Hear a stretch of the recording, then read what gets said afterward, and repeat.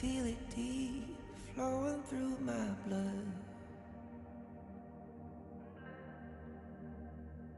Rising up to become someone, and taking it all on my own. What a sweet victory. And taking all of my control, awaken something deep in me. Like flames, feel it burning inside. Take a hold in pursuit of the prize. I've been told ain't no way to survive, keeping all of this fire that's locked up inside. When this is the time, enter the ring. All those mental chemicals doing their thing. I got flashes of battles inside of my dreams. I was made for this moment. At least now it seems like it's time to come face to face with your fear. Been battling reasons for all of the years, and I learned how to fight them with style and grace no one's ever encountered. You say it's amazing, I'ma come out swinging when they open the gate. Go ahead, call passion, I'm calling it rage. I'm taking what's mine like I already own it. Watch but don't blink, going here to the moment. The sky rain down, here's to the madness that's all around. Go on, tell them who you are, you are, you are. Go on, tell them who you are, you are, you are, you are. Here's to the moment, the sky rain down, here's to the madness that's all around. Go on, tell them who you are, you are, you are. Go on, tell them who you are, you are, you are, you are. My name is honor, my name is king, my name is champion, my name is strength. Tell them who you are. My name is Pentakill, you think it's strange? My name keep ringing inside of your brain. I hear it every night. It's till the moment the sky rain down. It's till the madness that's all around. So tell them who you are, you are, you are. Go and tell them who you are, you are, you are. Here's to the moment the sky rain down. Here's to the madness that's all around. Go on, tell them who you are, you are, you are. Go on, tell them who you are, you are, you are, you are. Here's to the moment the sky rain down. Here's to the madness that's all around. Go on, tell them who you are, you are, you are. Go on, tell them who you are, you are, you are. Go on, tell them who you are, you are, you are.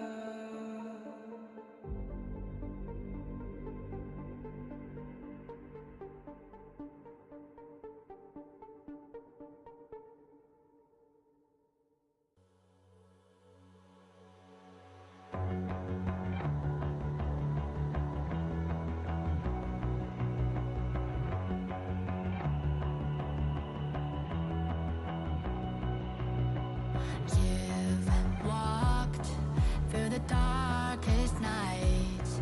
You've heard the crowd, felt the blinding light. You were standing there when your heart comes alive. It's a dream of a hat, and it never dies. Right here, right now, give it all, get it out. Never surrender. I fight and never fail. I am a contender. A challenge I can feel.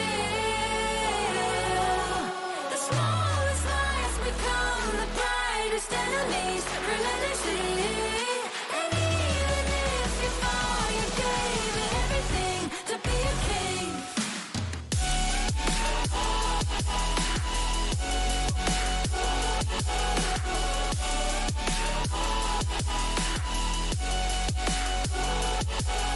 The smallest lies become the brightest enemies. Relentlessly.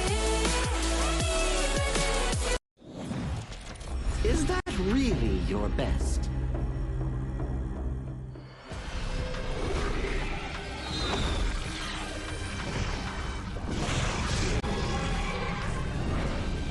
I reserve mercy for what's known as the masses. And as for my wrath, it is reserved for the wicked.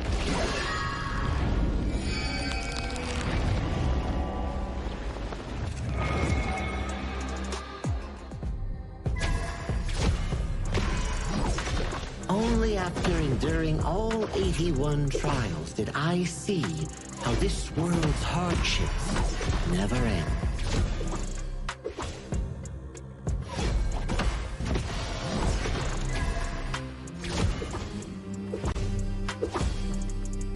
How does your head compare to the serpent sovereign?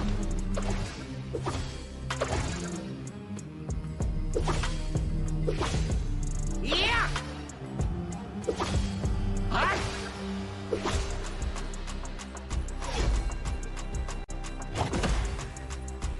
Divine form renewed!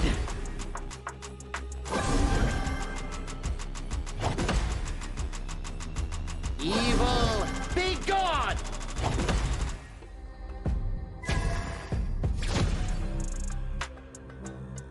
All forms fade!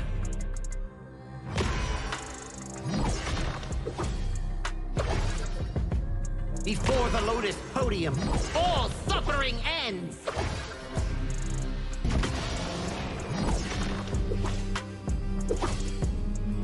Mercy and wrath unite! I return from the West to dive back into this chaotic world. Little ones of Mount Huaguo, do you still remember me? The great sage, heaven's equal? I'll be back in a flash. Don't let any demons sneak in while I'm gone.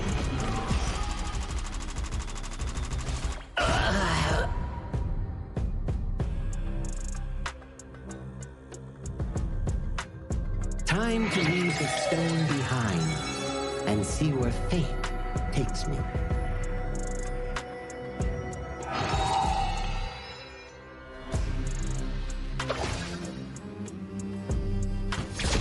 This land belongs to Mount Huaguo now.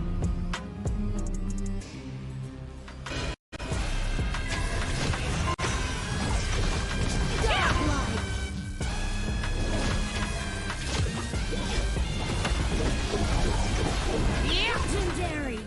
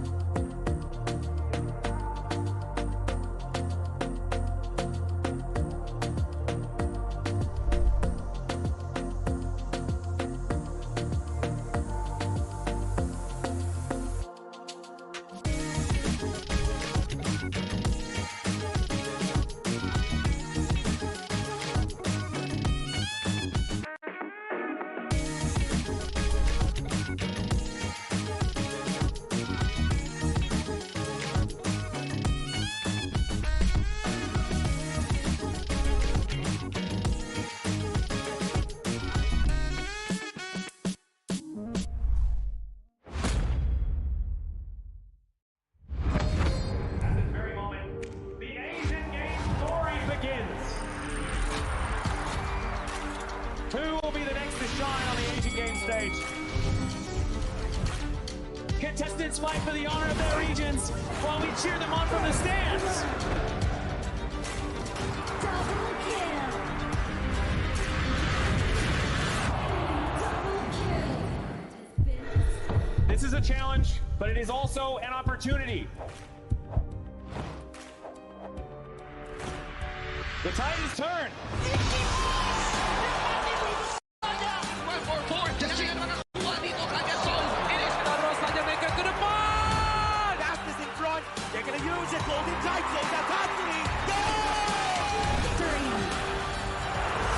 And we pulled it off together. We share the same voice, the same radiance. This moment of brilliance belongs to all of us. Together, we shine.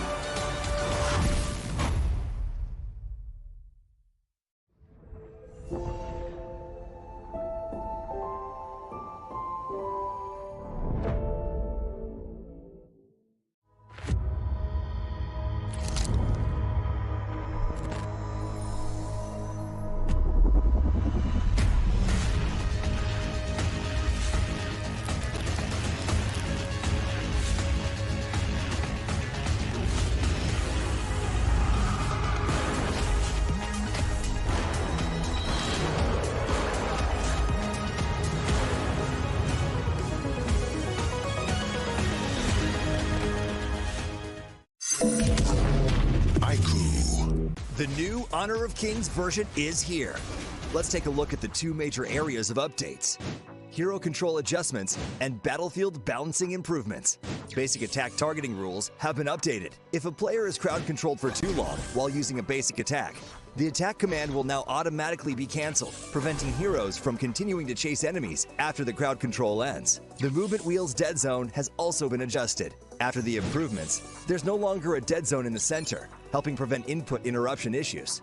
After improving basic attack and skill targeting logic, even if base attack target priority is set to lowest absolute health, you still prioritize nearby epic monsters, and targeting will feel more intuitive.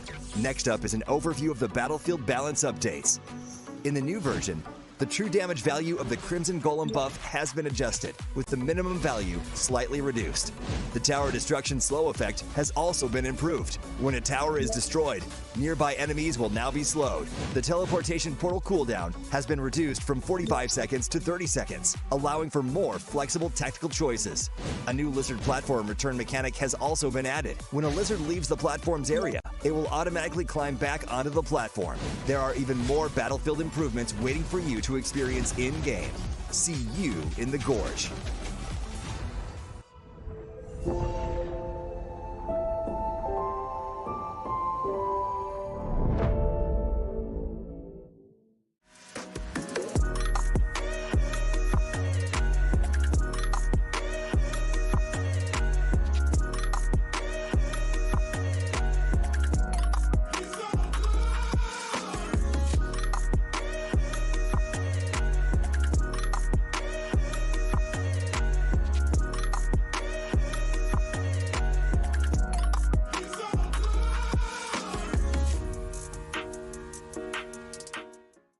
Azuria, the southern archipelago of Primera.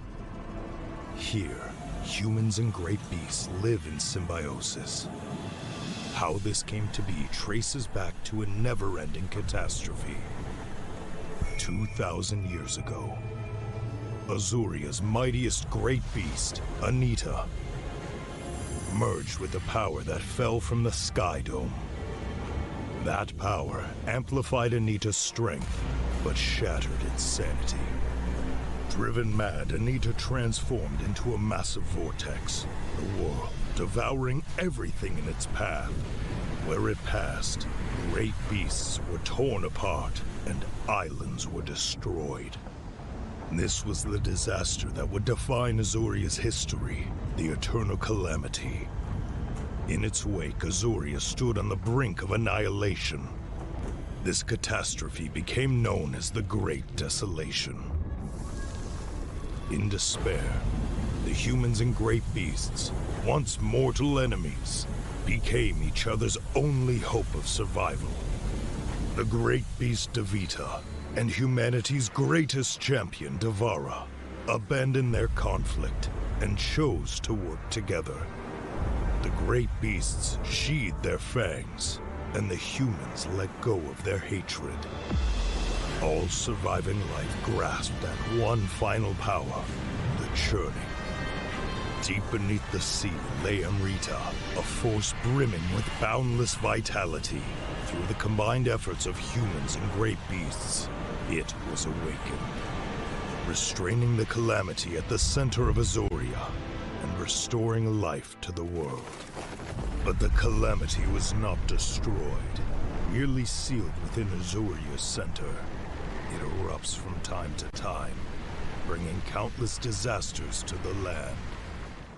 Devara collected his knowledge and power and passed them down through the generations, hoping that one day the calamity could be ended for good. And so, this has continued for 2,000 years. Chief Elder Tavara! The calamity has erupted again! It seems trouble has returned. The secret to life is to just take every punch and keep going.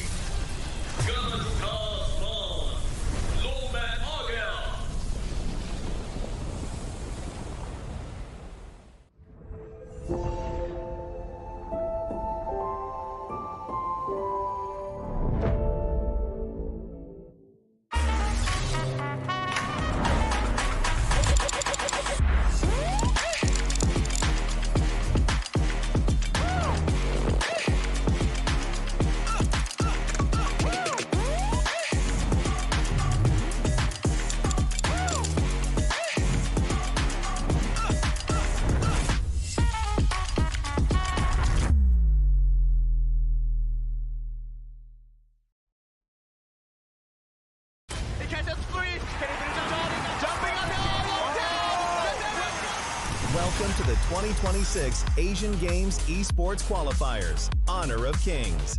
20 regions, one stage, and only the strongest 9 teams will earn the right to shine above the rest. Taking place in Malaysia, June 13th to 21st, 2026. Coming to Malaysia, this is the battleground where teams fight for the right to qualify for the Asian Games. 20 teams enter, but only 9 teams will move on.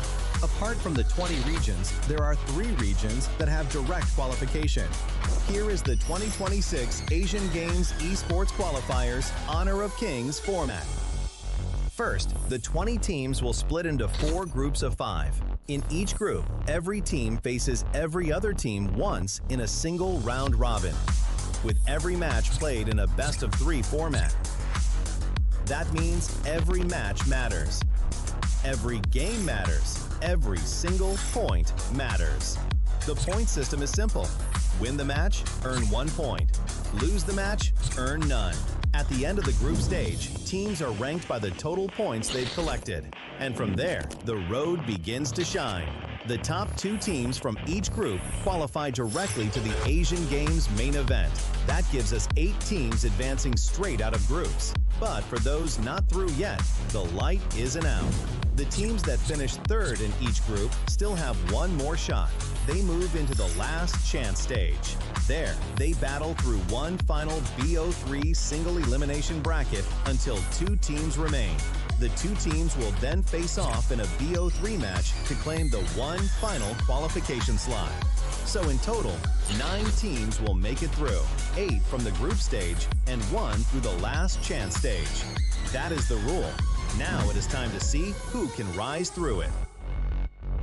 From across the world, regions gather here in Malaysia. 20 teams, and only 9 will qualify. The path is set. The stakes are clear. Together, we shine. Stay tuned, and we'll see you at the stage. Itu kan track kita. Relax, bro. Phone aku! Jom kemari. Mountain View! Angkatkan kegemaran!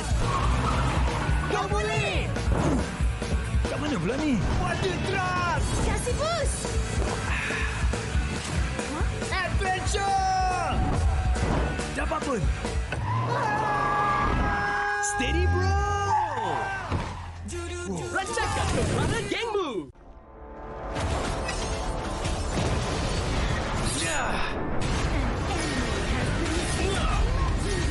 Double kill! Shall I compare thee to a summer's day? Slain. Don't engage! Slain. Don't crush us like insects! Slain an enemy! Defend our base! Our high ground tower is under attack! Amazing! Unbelievable! Triple kill! Ah, the fragrance of romance. Ally has been slain. Rampage! Double kill! Triple kill! Spectacular! Pentakill! Lady Fortune is on my side.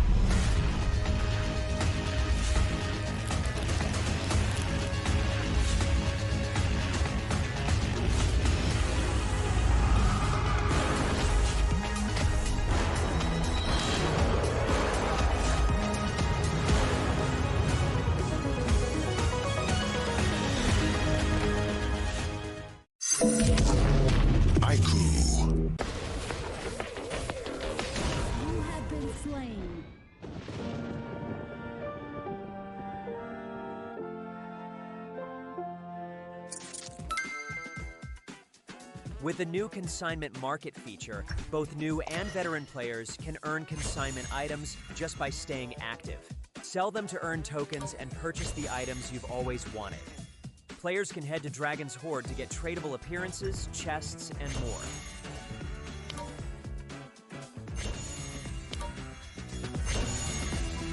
Players can list tradable items on the consignment market to earn curio tokens. During the initial launch period of this feature, all item listings will have their listing charge waived. Use your curio tokens to trade on the consignment market, or purchase skins that were available before June 17th directly from the shop.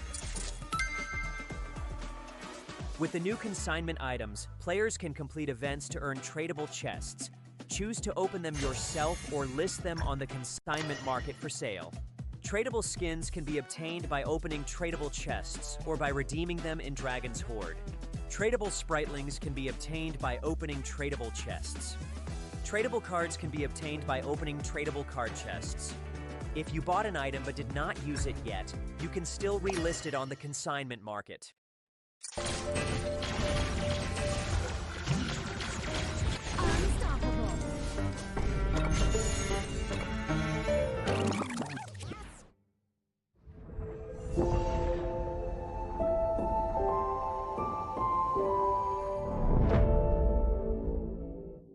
Itu bukan truk kita. Relax, bro. Phone aku! Jom kembara. Mountain View! Angkatkan pengemaraan! Kau boleh! Kat mana pula ni? Water Trust! Kasih boost! Adventure! Dapat pun! Steady, bro! Lancarkan kepala gengmu! Ultimate not ready yet.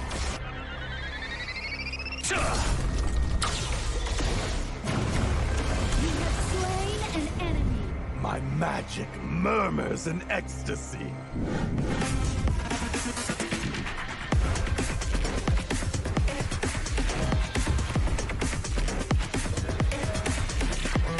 Amazing! There is no escape for you.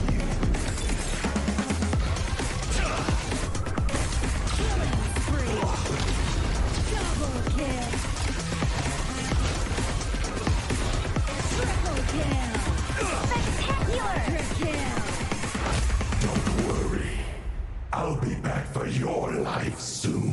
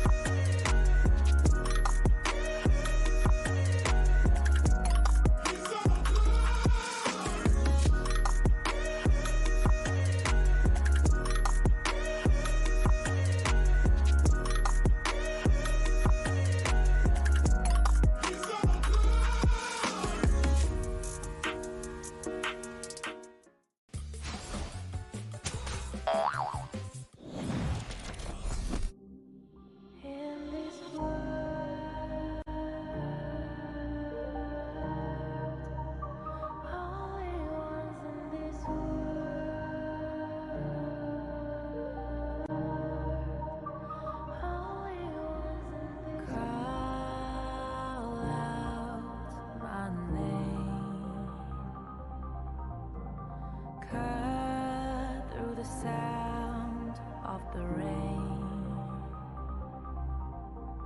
No matter how I feed the flame, you know I feel the darkness and the pain. All of the ways we tried to break free from the night, you know we made it out, we found the light. I fly so high, light up the skyline. Let's do it this time, like it's a whole new vibrant world.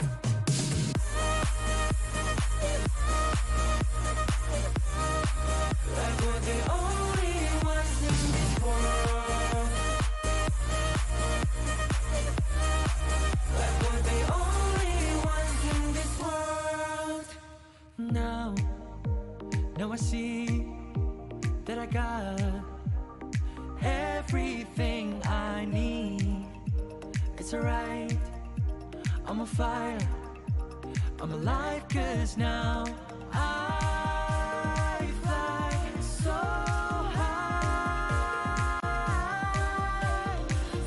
high, light up the skyline. Let's do it this time, like it's a whole new colorful world.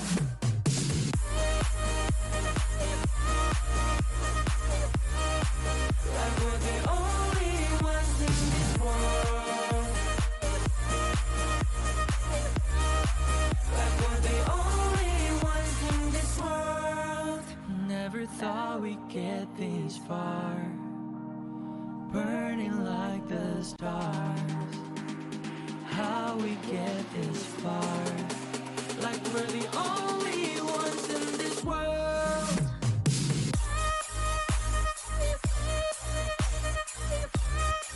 Like we're the only ones in this world. Like we're the only ones in this world.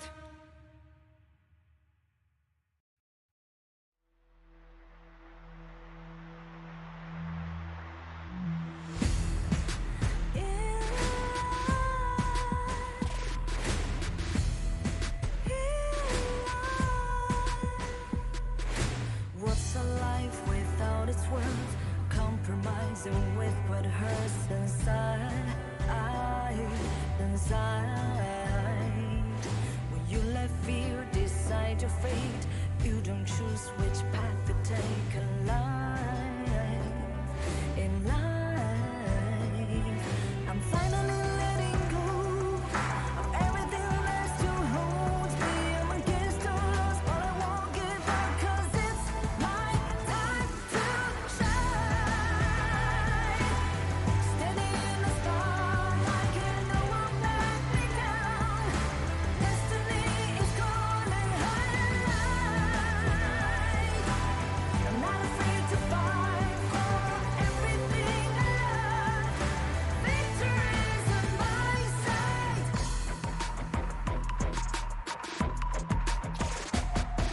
The more we lose, the more we gain. The more that nothing stays the same. In time, can't love ever, can't forget. What you see is what you get. Sometimes, gonna show the world tonight. The light that shines inside us. We're against the odds, but we won't give up, 'cause it's our time to shine.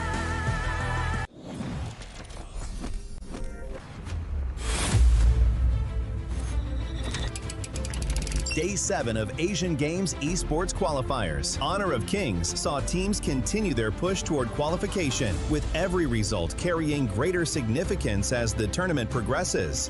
Uzbekistan opened the day with a confident performance against Mongolia. Uzbekistan controlled the pace of the series and secured a convincing 2-0 victory to begin the day's action. Having remained unbeaten throughout the tournament, Myanmar entered the series looking to extend their remarkable run, securing another clean 2-0 victory against Kyrgyzstan.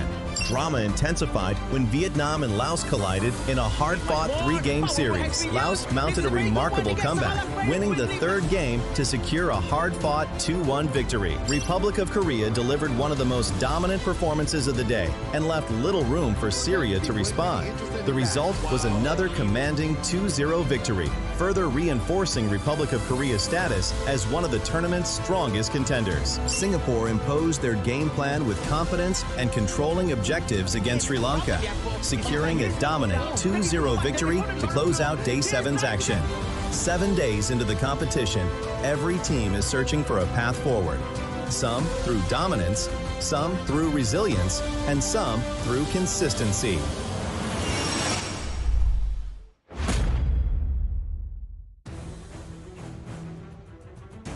Days ago, 20 teams have arrived, carrying the hopes of the region. And we've seen since then dominant performances, heartbreaking defeats, and every group battle shaped the road to the Asian Games. Welcome to the 2026 Asian Games Esports Qualifiers Honor of Kings. We've reached the final day of the group stage before the last chance. For some, this is about finishing what they've started. And for others, it's about holding on to the opportunity they have worked so hard to earn. And today, 2 matches rise above the rest. Republic of Korea, Hong Kong, China, Indonesia, the Philippines. All 4 have arrived at the same destination, undefeated and amongst the tournament's elites. But now, those perfect records will be put to an end. First, we're going to be seeing dominant performances between Hong Kong, China, and Republic of Korea. They collide in a battle between 2 teams that have turned excellence into expectations. Then comes a familiar foe between Indonesia and the Philippines, a rivalry that's been seen across the esports fans in Southeast Asia. And today, they will battle it out. For days, these regions have looked untouchable. And today, the tournament's undefeated giants will finally collide. This is no longer just about qualification. This is about pride and making a statement. Day 8 starts now, and the road to the Asian Games continues. Casters, lead the gorge.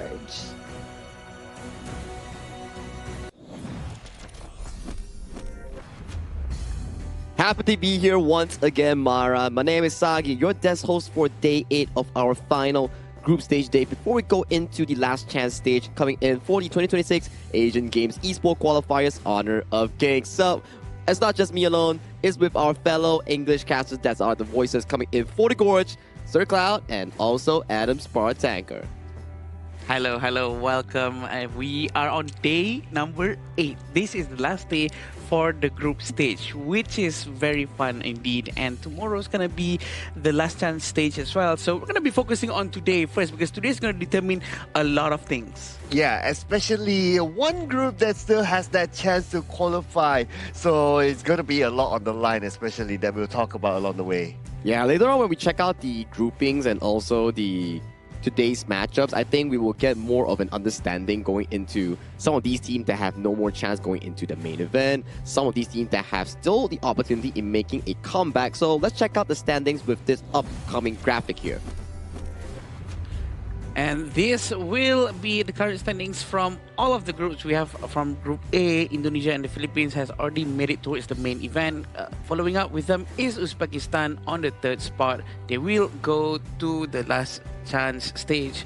And following up with them is Pakistan and Mongolia. For Group B, Yep, we have Myanmar up on top right now with a clean 4-0 win at this moment. And we have Nepal at second place. Third place is Kyrgyzstan. Fourth place, Jordan.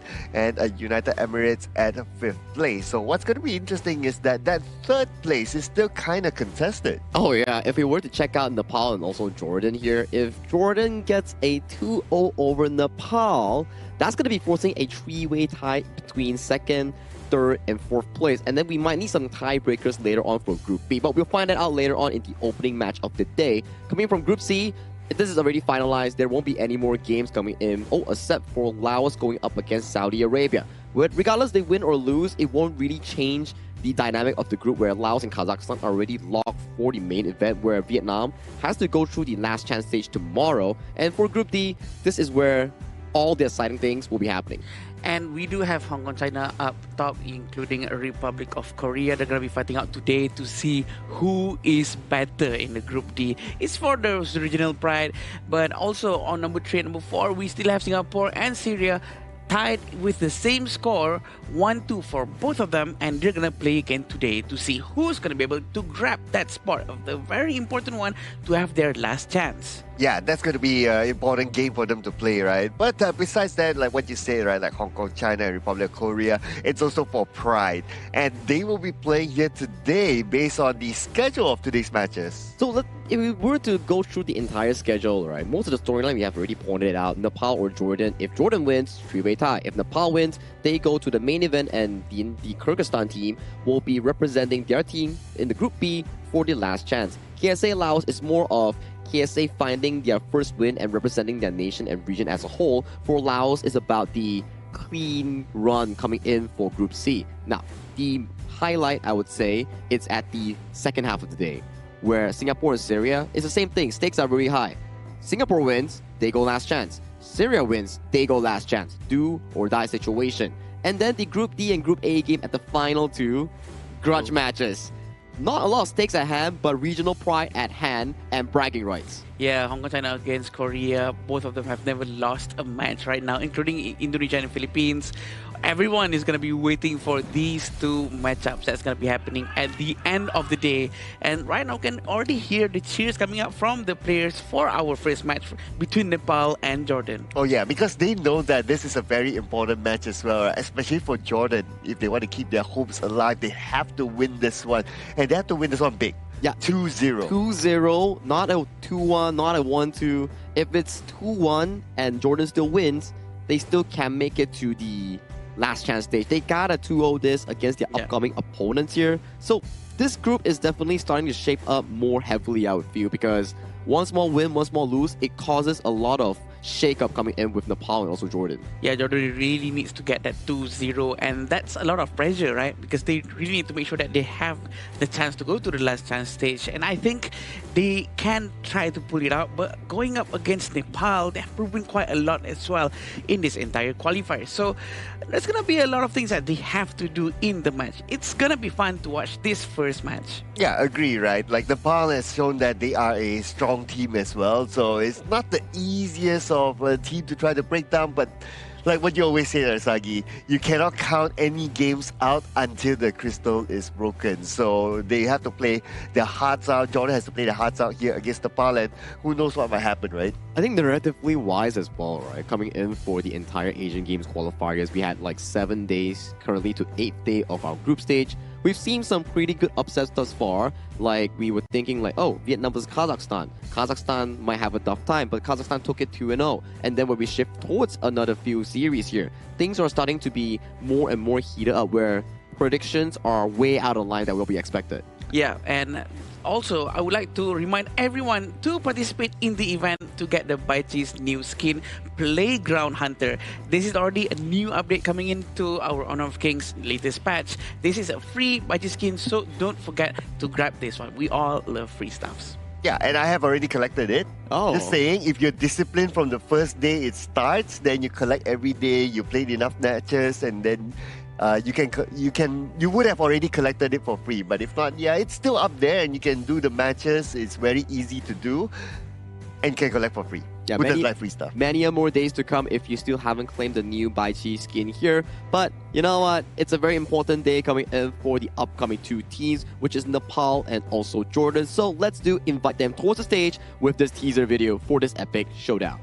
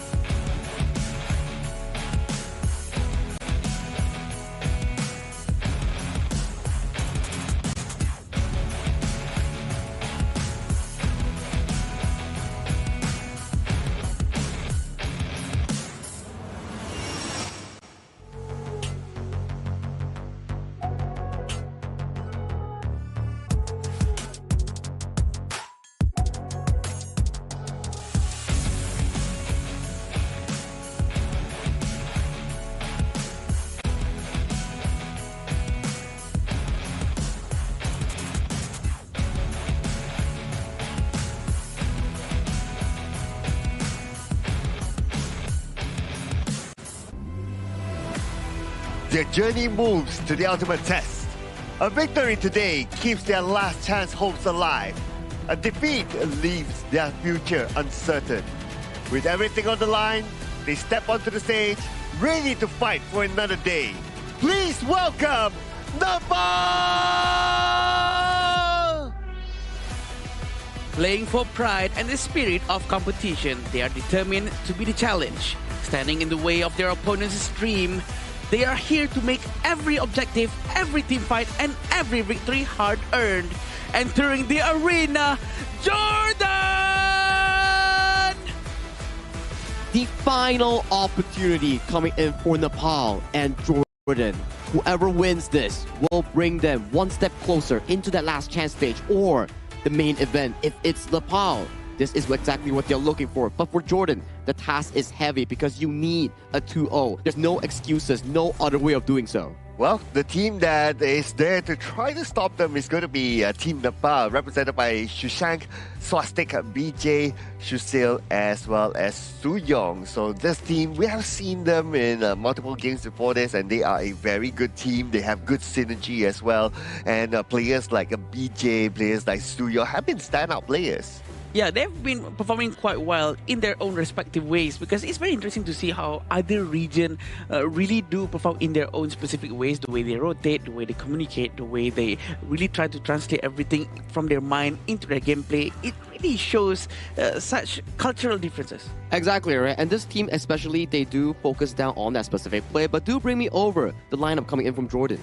Coming in from Jordan, we do have the lineup of Muhammad, Mahmoud, Yazan, Ahmad, and Salameh. A lot of pressure up on these guys, but back to you, Saki. Well, for this specific team, right, I would like to highlight a few things where for the side of Nepal, they're more of a mid-lane and roam-centric sort of team, whereby most of the plays are coming in from that mid-roam duo here. But for Jordan, the ball lies on towards the side of Ahmad, whether he can actually scale towards that late game here. So for me, these two teams, it's more on how they cultivate around those winning conditions. Yeah, both of them have very different winning conditions, very different play style on how they try to cultivate things. I think that's what makes it very interesting, right? How different things always have different ways of trying to achieve their victory, and there's no wrong or right.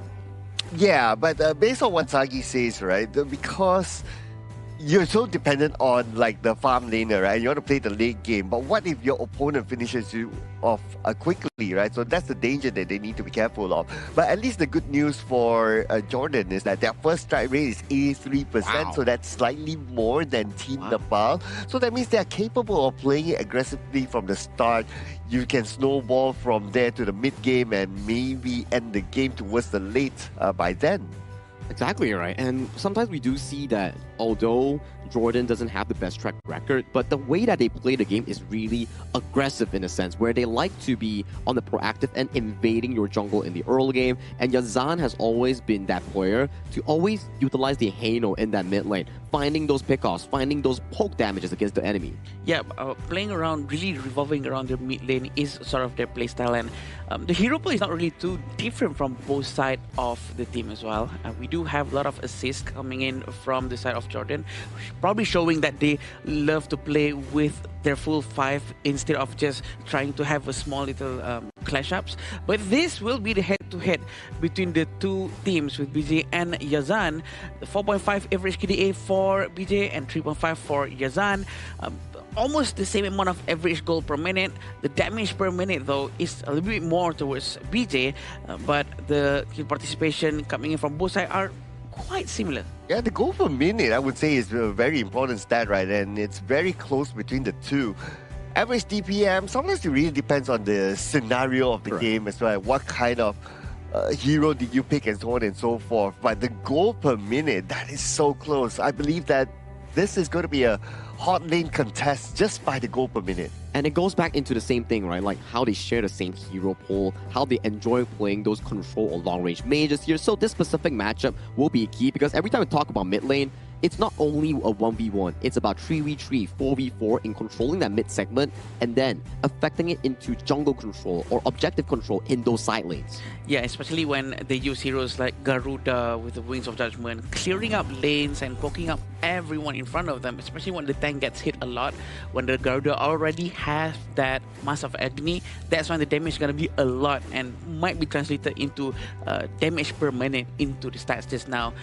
Versus maybe, you know, they're busy with the team fight too much that they don't really have the time to deal more damage per minute and so much and so forth. So whether they are going to deal more damage or not depends on what kind of setup are they going to put up as well, right? So looking at the current side setup, so Team Nepal, they chose to be on the blue side, so they want to set the tone onto this game. And we should also remember that they do play a very good Zhangfei gameplay as well, and that was shown during the opener day that time. So whether that changed over time after the past few days of the tournament and they don't want to make their draft kind of obvious, they want to put something different to the table here, that's something I want to see. I like that reminder, especially when we go into the Nepal's draft itself. Most of the time, Suyong is that person who will be on that tree engaged sort of roamer style, right? Either the Lapu, Lianpo, or Zhangfei here. Yes, he did have a few bad moments against some previous opponents here, but most of the times when they are winning, he is that man to set those plays up coming in from Team Nepal. And this will be the first game pick and bans coming in from Nepal and Jordan. And right through the get-go, Dolia, Garuda, some of the heroes that Jordan favor has been locked away. And to be honest, having Zhangfei really works, right? The way they really do time the ultimate very well and very cohesive movement coming in from his teammates as well to do a very good follow-up. You know what? If it works, why not continue with it? But a very interesting first pick coming in from Nepal, which is something that we rarely see. To have a DRNG to be picked as the first one is something fresh to me. Yeah, you don't always see that as the first. Like, if you say, oh, Chano first pick, okay, I kind of get it, right? But DRNG first pick, okay, I want to see what's going to be the subsequent pick right there. But because they picked the DRNG as the first pick, then Jordan will say, wow, all the power picks are open. Let's take it. I'll take Zhangfei, I'll take Arlie, because they can take two at the same time, right? Yeah, I was quite surprised, especially when I saw Jordan banning out the Guan Yu and also the Maestro. And I was like thinking, like, oh, Nepal, isn't this the perfect channel game for you? That's a lot of engage and like backline flank potential that's been removed from the pool. But they definitely have a different idea coming in for both teams, as we can see the subsequent picks being the Musashi and also the side of the Lianpo. So that's going to be heavy engage coming in from the side of Nepal. And Jordan, I like it, right? You have the Arlie, which is a strong mid-game carry, and you pair it up with like two tanky boys to actually be that front line in allowing the side of Ahmad to progress in those team fights. I'm going to say that Jordan is pretty brave to be taking Atta and Zhangfei right after the hero DRNG has been picked, because DRNG is a direct counter for Atta, actually, in my opinion, right? Because of the Spark Flash again, the Doomsday, so the HP is going to be melted quite quickly. But probably because also they are confident with their mid lane afterwards that's going to be picked after this, which is going to be helping them to try to get the DRNG as soon as possible. For now, we don't see any hero that could jump to the back line easily, except for maybe Atta to just keep on jumping, keep on rolling slowly towards the back and try to find DRNG. And I kind of feel that the Musashi is at least going up against the 3 picks is not going to have a good time. Imagine you try to go up with Arlie and then Arlie with a Parasol can just move away, and then you have Zhangfei, not that target that you want, Atta not the target that you want as well. So it might be a hard game for the Musashi. Not gonna be the easiest one, right? Especially the fact that sometimes when you play the Arlie into the Musashi matchup, if the Arlie times it well, you sort of follow the Arlie back to a Paracel, and if your team is unable to follow, you're isolated in between 4 or 5 people coming in from the enemy team. And Jordan here locks in the Fatih, one more of the Arlie counter removed from the pool, and Lady Zun here. It's a pretty good pick, right? Solid one, because when we talk about Lady Zun, yes, downside is that you can't really clear waves efficiently, but when it comes to peeling and allowing your team to play slowly in those team fights, you reduce the physical and magical defense on the Ata, the Zhang Fei. It becomes a strong control mage in making sure that team fight goes in your favor when the enemy charges into you. I like Lady Jan. Sometimes the second skill is so hidden because people don't really pay attention to the snowball just bouncing out of people. It gets really annoying and gets really painful, triggering random freezes on top of you. So having this Byron coming in from Nepal is going to be quite helpful for them as well to give a lot more sustainability for Nepal. We have Lady Jan, and it's going to be very interesting to see how it goes hand in hand with the Musashi and the Lempo. I actually like the lineup by Jordan overall, right? I can see all the combos happening here. You have the Atam with the Ghost Ship, you have the Umbrella Armors, and then you have like the Heino just throwing the spears by just poking. And if you want to go on, if Musashi chooses to charge the Heino, it's like he'll Fate Rewind and go back, right? So I can see very effective team fights here by Jordan. And Yazan's Heino has been one of the key highlights coming in for the side of Jordan's lineup. He had fantastic performance before this coming in towards today's series here, so I'm excited to see what Jordan's draft is having a preparation for, because that's a very solid one. Not a lot of heroes can actually handle this Heino if you're looking towards the Nepal draft. Yes, thank you so much, Sagi. As we go into this first match between Nepal and Jordan, love to see on how it's going to be going. 3 people starting off from the side of Jordan. The jungle decides to go to the minion first without clearing anything too much, and he will go directly towards his blue buff, and hopefully he's going to be able to have that assist coming in from his teammate to do some gold sharing. You know what? I'm actually looking at Yaza with the teleport. Yeah. What do you think he has in mind? Does he want to play that, okay, I'll be the secondary split push later? Sometimes Heino really does have this capability to clear lanes quickly.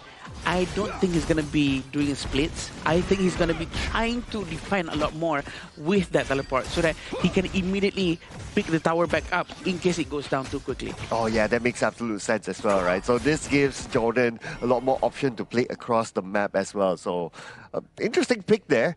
I really like what Jordan is setting up themselves for, but at the end of the day, it's all about execution, right? And whether they're able to execute it during team fights and whatever scenario that happens inside the map. Now, for Team Nepal, their team fights are not too bad, but what I think is more important for them when team fights happen is for Suyong to be able to hit his skills. Oh, look at this. A very good knockout coming in from the side of Jordan, but they're not going to try to commit too much. They're quite worried there might be some backups coming in from the other side of the lanes, but 400 gold in front for Jordan. It's very interesting on how Jordan actually sends Ahmad, who's playing Arlie, towards the mid lane. They really want to give that freedom for him to actually try to steal as much as jungle as possible, while putting Yazan on the side lane to go up against DRNG. And here comes the mid battle. I'm pretty sure that Jordan wants the boars at the side, but the boars were taken away by Team Nepal, so now everybody resets back into the middle. Both sides pretty much respectful of each other. Even if you look at the gold difference, it's not far. Yeah, it's not far at all. 300 gold, and not much of jungle evasion has been done as well. It's very difficult to try to invade towards Atta. Atta is a very tanky hero. It's a very great early game hero, and I hope that Jordan try to close things out early on, because it's going to be quite difficult for them throughout the mid to late game, unless if Fateh, their winning condition, get his items and try to really beat down everyone in the backline during the war. Yeah, it's interesting that you brought out the Fateh, right? Because we've been talking about like how the other heroes can combo with each other. But the Fateh, yes, it is a winning condition hero. Can also split push if needed, can clear waves really, really fast. And I'm just thinking of like, okay, what if Fateh goes one lane, clears really fast, Yazan goes another lane and clears really fast with the Heino? Oh, Team Nepal, they're going to have a hard time just winning back those lanes. True. And somehow Nepal suddenly have a little bit of a goal lead, but they're more or less the same right now. 40 seconds before Tyrant starts to spawn. And Yazan is still way down in the bottom lane, really pressuring Sushil. Very difficult position to actually move out towards the front, having Yazan with the Scepters marking up on top. It's going to be very difficult for him to try to put any pressure, but let's see who gets the jungle. I just wonder who's going to make the big move first, right? I guess that will be... We'll find that out in about 18 more seconds when the Tyrant is up. Both sides can contest for it based on their goal difference at this moment. And here we come. Just moving in from the side, they check the brush, they see Suyok. Suyok now in an awkward position, but he should be able to dash away to safety, not going to be an issue for him. Yeah, it seems like a very nice move coming in from Mahmoud. He knows that someone's there and, you know, he can actually manage with the damage that's coming out from Nepal for now. And the Tyrant is going to be ready for them to take. It seems like Janfe, Salame, also have his Unbridled Outburst that can be used anytime to try to zone them away, especially the Musashi. Okay, I'm looking at the Unbridled Outburst right now. It will be used on the two players of Team Nepal just to buy enough time for Team Jordan to lock in the Tyrant. A very good amount of zone control coming in from the roam of Jordan. Very nice timing as well. And we know that Mahmoud is trying to get the buff before he starts to rotate towards the bottom. Seems like Yazan needs a hand to try to defend this bottom tower. Yep, and they're going to give him more than a hand. They're going to give him a leg, a body, eyes, mouth, ears, and everything else. And they were trying to shoo away the players of Team Nepal. So far, so good. Mahmoud goes all the way to the back, trying to steal one, and they managed to do so, limiting the resources of Team Nepal to far. Excellent awareness coming in from Nepal. They are aware that Jordan's coming from the side, so they decided to pull back to safety as early as possible, which avoided them to have any unnecessary eliminations coming in from the side of Nepal. The rotation coming in with the teleportation is quite effective for Sushank, going to the mid lane, leaving Muhammad to continue farming in the top. Yeah, and are they going to go and just help him push at the top? Not yet, because Muhammad, he's just very happy doing his own thing. While in the middle, Salame receives damage, but he might be taken out here with the duel to the death, and that's going to be his first strike towards Nepal. Oh, it's very difficult for him to try to make any move without his Unbridled Outburst, right? That's the problem with Janfe. When he's offline, he's very offline. The Unbridled Outburst is not there, but very aggressive coming in from the early. Ahmad is trying to save the tower as much as he can, but it seems like they managed to do so with just a slither of life coming into the tower. And you know what? They can try to defend it one more time, probably. They need to switch with Yazan, I think, towards the mid lane. Yeah, but Yazan is now occupied at the bottom, as both players from Team Nepal pushing Yazan to behind. In the middle, it still stands, so that's still okay. But for how long, though? I'm keeping my eye at the bottom. Right now, Suyok has to back up to safety. He managed to pull 4 players towards him. Both the Tremor Smash and Unbridled Outburst is available to be used. We're still waiting for Mahmoud to be rotating towards the bottom lane as soon as possible. The minions are marching in. Someone needs to go back to the mid lane to defend that tower. The mid lane tower is one of the most important things to have standing and alive for them to continue having that continuous vision, continuous passive vision for the side of Jordan. Absolutely right. Because that will somewhat block the entrance into the jungle side. So keeping that alive, especially if it's, even though it's only 1 tick left, is very, very important. And that's where Jordan put a lot of emphasis to it. Look at this, they're sending like 4 players down into the middle just to make sure that that middle tower still stands. Yeah, this is very important, right? Because it blocks the flanking maneuver capability coming in from Nepal. But look at this. Seems like Tremor Smash might be going to be forced out very soon, but also the Unbridled Outburst is still available. A lot of damage coming in from Lady Jan with Bijay still keeping his destructive deluge. And a lot of HP has been deducted from Jordan. Yeah, you would kind of expect that, oh, maybe a fight's going to happen there, but it looks like the fight's going to happen at the top. And here comes Suyo just at the right time to get Yazan. Yazan was not able to get away in time. He does not have the Fate Rewind at that moment. He just actually tried to save himself, but Ahmad actually moved back with the Parasol. I think they really need to try to play closer around Heino. Heino really excels if he has a tank in front of him, so that he can really consistently throw the scepters over and over again to make sure that he can make good use of his empty space. I thought Swastik would go for the tower. He just needed one more hit, but hey, let that tower go. Oh, and the minions did their own job to take down the tower, so that's okay. You still get the tower at the end of the day, and that's the mid tower down, the important tower that we've been talking about. And also, we're waiting for the Fatih to actually become online, get his itemizations done, so that we can see a lot more moves with the Secretary Blessing with Muhammad as the pilot of the hero. We want to see if it's going to be effective or not, but the flash has been wasted out of nowhere. I was expecting that to be used in a different situation, but it seems like Secretary Blessing hasn't been used just yet. Thermal Smash is still available, but the Janfei has already used Unbridled Outburst. Oh, okay. Thermal Smash can be deployed, but he's just waiting for his teammates. His teammates are not there yet, and now without the Unbridled Outburst, they can't go in anytime soon. And the Unbridled Outburst has expired. Yeah, has expired. He became small. He cannot tank too much damage now. But look at the area control from Suyog, making sure no one can flank from the side. And he's trying to really punish Halo. And he manages to go back. Yazan just right on time. Oh, that was so close there. Yazan almost fell. But Jordan did take advantage of the middle situation. They take down the tower. Now the rest of the party are coming in. They know that they don't need Unbridled Outburst. And they will get Ahmad. Ahmad behind will be taken out by Sushin. What an engage by Swastik with the duel to the death, opening up everything, and they're not done yet. Muhammad now is going to be their next target. Muhammad can't go anywhere, and Sushang will finish him off. A very beautiful Thermal Smash coming in from Suyog. The timing, hitting everyone at the same time, knowing that Zhang Fei doesn't have any Unbridled Outburst, gives them a huge advantage in that fight. 3,000 gold in front for Nepal, and I'm pretty sure they're feeling quite comfortable now. The cohesion from the team, this is the moment. The Thermal Smash coming in from Suyog. He's waiting for the right moment. He goes in, 3 people knock out with that dash, and then the smashing to the ground really sealed the deal. Yeah, that's why Unbridled Outburst is such an important, expensive skill. Right? You really need to know when to use it. And when not to use it. And when not to use it, exactly, right? The moment the opponent sees that, oh, you don't have Unbridled Outburst, okay, let's all in, boys. They cannot counter-engage onto us. And that's exactly what they did. And from then on, they follow up to get the Tyrant unchallenged because, well, everybody was still on a cooldown at the time. And the prerequisite requirement for Liampo to become enhanced is for him to just receive any source of damage. That's why he meters goes full. But for Zhang Fei, as soon as his ultimate is activated, for a couple of seconds is when he's going to maintain as in this enlarged beast mode. So he really needs to be careful with the usage of his ultimate and the timing to go in as long as his team is ready. Oh, speaking of the timing to go in, looks like they try to go in onto the backline, but they're not able to get the target. Here comes the Thermal Smash, but they will not commit because the tower is still active. Yeah, tower is still there. It seems like the distance being kept by Sushin is quite efficient.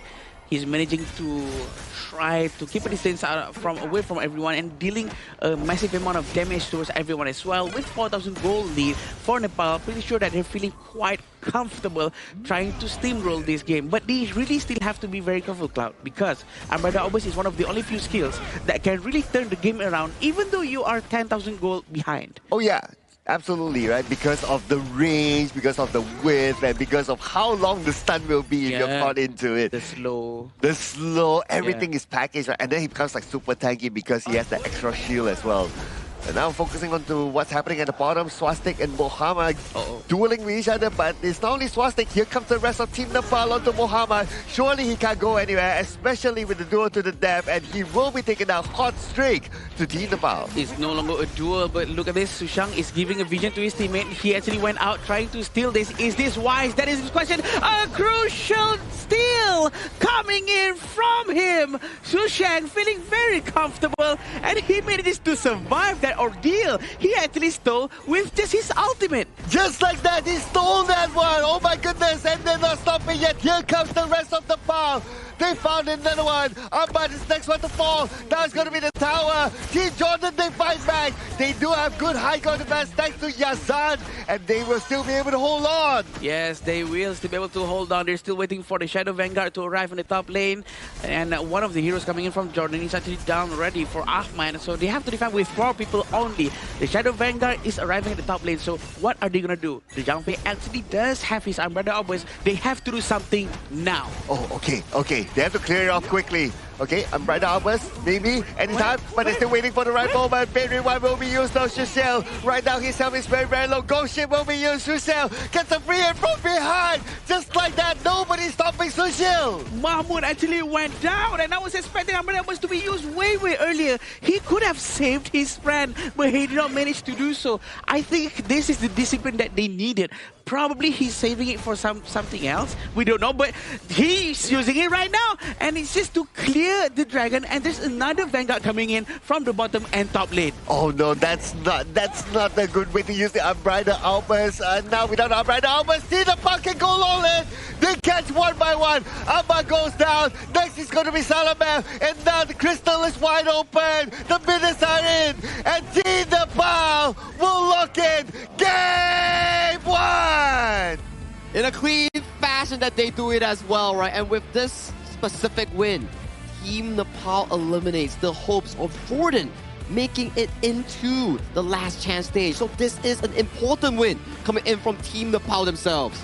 Then they actually have the steal, by the way, from the Tyrant, right? So they actually managed to get that one. I think it's very important for him to actually try to achieve something out of that, to find another objective afterwards. But I was a bit questioning what happened with the jumping now, because he did not manage to use it on time, but he's feeling very confident up on the stage.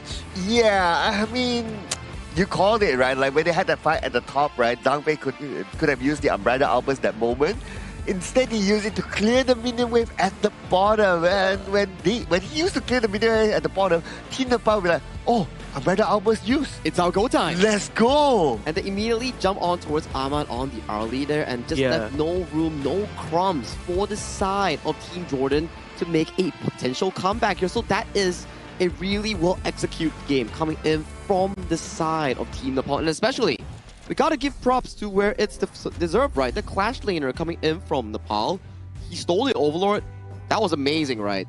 Under a 4v1 situation, yes, Mahmoud could have smited it, but you know, there's still the opportunity coming in from the Clash lane to actually steal away the objective. And he also found a 3-man Storm Strike flash towards that little team fight at that blue buff. Yeah, definitely a great move coming in from him without any smite whatsoever. And if I'm not mistaken, at the time, I think they already had Primal Bond. Correct me if I'm wrong, because his teammates already got the other objective. So it's what a great move. The margin for the damage for him to find the perfect timing is very small. Very small. Yeah, because of the Primal Bond especially, right? Yes. And also you're Byron. Like, Byron is not the most heavy damage sort of hero as well. It's not a burst. It's not a burst type of hero. So for you to get that one, it's like, wow, you really need to calculate to the end. It's a bit of a coincidence. It's a bit of a reward towards those who actually try. And for Sushang, he found it. He really found it. And those were the steals that you will never be able to imagine, because what if Jordan got it and they got to delay the game for another 4 to 5 minutes? That potentially would have given Ahmad or Yazan more items in towards that late game, because their composition is so item reliant, so item heavy. Look at the heroes that they drafted, Arlie, Heino, and the Fatih. All of them need so many items. Yeah, that's true actually, except for Atta maybe, but Atta alone cannot really just carry the entire team throughout the early part of the match. But I actually was hoping for Atta to be much more aggressive coming in from Mahmoud in the beginning of the game, to actually try to find more space and play around with Zhang Fei, but I don't think that happened too often. I think the Zhang Fei on when to use the Umbrella Albers, it wasn't only about the last moment, right? There was also a moment in the middle as well that they want to engage for the Tyrant fight, and then he used the Umbrella Albers, and then the opposing side was still like scattered everywhere. It's like, oh, okay, then we wait for your Umbrella Albers to expire, and then we start to fight again, sort of situation. Which Team Nepal played it really well, right? It's like, okay, they bait out the Umbrella Albers like you mentioned, and then they kited it around. When it's down, they're like, okay, it takes a while for it to stack up again with the madness stacks that you guys mentioned. So they took advantage of it and punished the other members coming in for the side of Jordan. Because if you were to look towards the side, once the Umbrella Outburst is down from the Zhang Fei, there's not a lot of crowd control circulating around Jordan's team composition. Yeah, and I do agree with you, the fact that maybe Jordan should slow down on the hero picks with the late game composition, and I think it's gonna be very good if they could take an earlier heroes for the game 1. But this is gonna be the statistics coming in from Nepal and also Jordan. BJ with the very high damage coming from the Lily Jen. Again, I would love to say Lily Jen second skill combo with the first skill is always has been one of the biggest problems for anyone out there, because the skill set from Lily Jen, you can't really see the ball bouncing around. So it's like a hidden damage, because the damage is huge. Single target, bouncing from your friends to minion to the tower and to the first skill of the Regen as well. Yeah, I agree, because that's a very annoying skill, right? Especially when, well, my main hero is like, late pin savior, and then you go in, and then you're always together with your teammate, and then that ball bounces out, and then it's like, oh my goodness, it's a counter to the leaping savior if you kind of think about it to a certain extent. So yeah, it is very, very annoying. So you have that to a certain extent counter the Zhang Fei. Yeah, and the rest is history from there. It was pretty difficult as well coming in for the side of Mahmoud to really pilot out that Atta, considering the fact that every time he goes in, there's Destructive Delirious just laying down on his head, and then the stun card coming in for the DRNG, just making it really annoying for a frontline to actually dive in towards specific positions that he wants to be getting those team fights in. And you can see towards this growth graph, yes, it's not the most demanding and commanding one, but it was piece by piece, and they played it really well up until the very end. Yeah, piece by piece and full of peace, because there was not much of a team fight from the beginning until they hit into the 5 minutes mark, which everything all hell goes loose, right? Because they really focus on the team fight non-stop, and we were all just very focused and very crucial about all the team fights that they're trying to take, comparing how Zhang Fei uses his ultimate versus the Lian Po. I think now we can see maybe some of the downsides of Zhang Fei. Yeah, I guess we can look at it from the highlights perspective as well, right? And when it was used, especially the Unbridled Albert. So this is the moment that the Unbridled Albert was still on cooldown, and the enemy knows that. When they know that, they just go all in, duel to the death, start it off. At the same time, the terrain wasn't helping them because of that wall. They cannot escape, they have to group up together, and Team Jordan just followed up. And Sushang was so crucial in that play, right? He just got that 3-man knockup with the knockup coming in with the Storm Strike here. And this was okay, because Muhammad was like stalling so much time for his team in the cross lane, giving them a 1v4 situation at the top side. But Sushang came in with the steal, which is unexpected coming in for the side of Team Jordan. Unexpected, for sure. I think Sushang actually going forward towards objective and using his ultimate and manages to survive, I might add. He survived 4 people surrounding him, and that's just something to really talk about. And of course, in this area, this is where Zhang Fei didn't use his ultimate at the top lane, and everything starts to fall from that point onwards. Oh, Shusang. Okay, yeah, definitely the MVP. Yeah, I mean, he came up with the steal, right? Yeah, with the steal, MVP, and being a Byron, he's more of a tanky sort of hero. So damage taken 31.2% is definitely up there. But yeah, I'm definitely okay with his steal. Okay with the steal. Yeah. 3-man knockup just now in that little quadrant of that team fight that really pushed his team towards that victory. So this guy, I gotta say, KDA-wise, it's pretty flat, but when it comes down to the key moments, he stood up not once, but twice. Yeah, and to be honest, with the damage taken 31%, this is something that people don't really talk so often. That's a lot amount of damage, and that really soaks up a lot of skills coming in from the other side of the team, making sure that his team doesn't have to go through what his shield from his ultimate has to go through. Oh man. Okay, would it have been different if he didn't go for the steal? Would have been. I would say that if be longer, Jordan would have got the Overlord, maybe they could have delayed the game for about 2 or 3 more minutes, because the minion wave is just going to be more in control coming in from Jordan, which Yazan and also the Arlie coming in for the side of Ahmad could have had more time to scale into those big items. Makes sense. Yeah, because like what you also pointed out, right? Like their heroes are very item dependent, right? So they just need to drag more time there. The more time they can drag, scaling into the late game will do wonders for them. But considering that we didn't go too far into the late game, right? Maybe in the next round, something for Team Jordan to consider is that draft something that can still win the early to mid game more.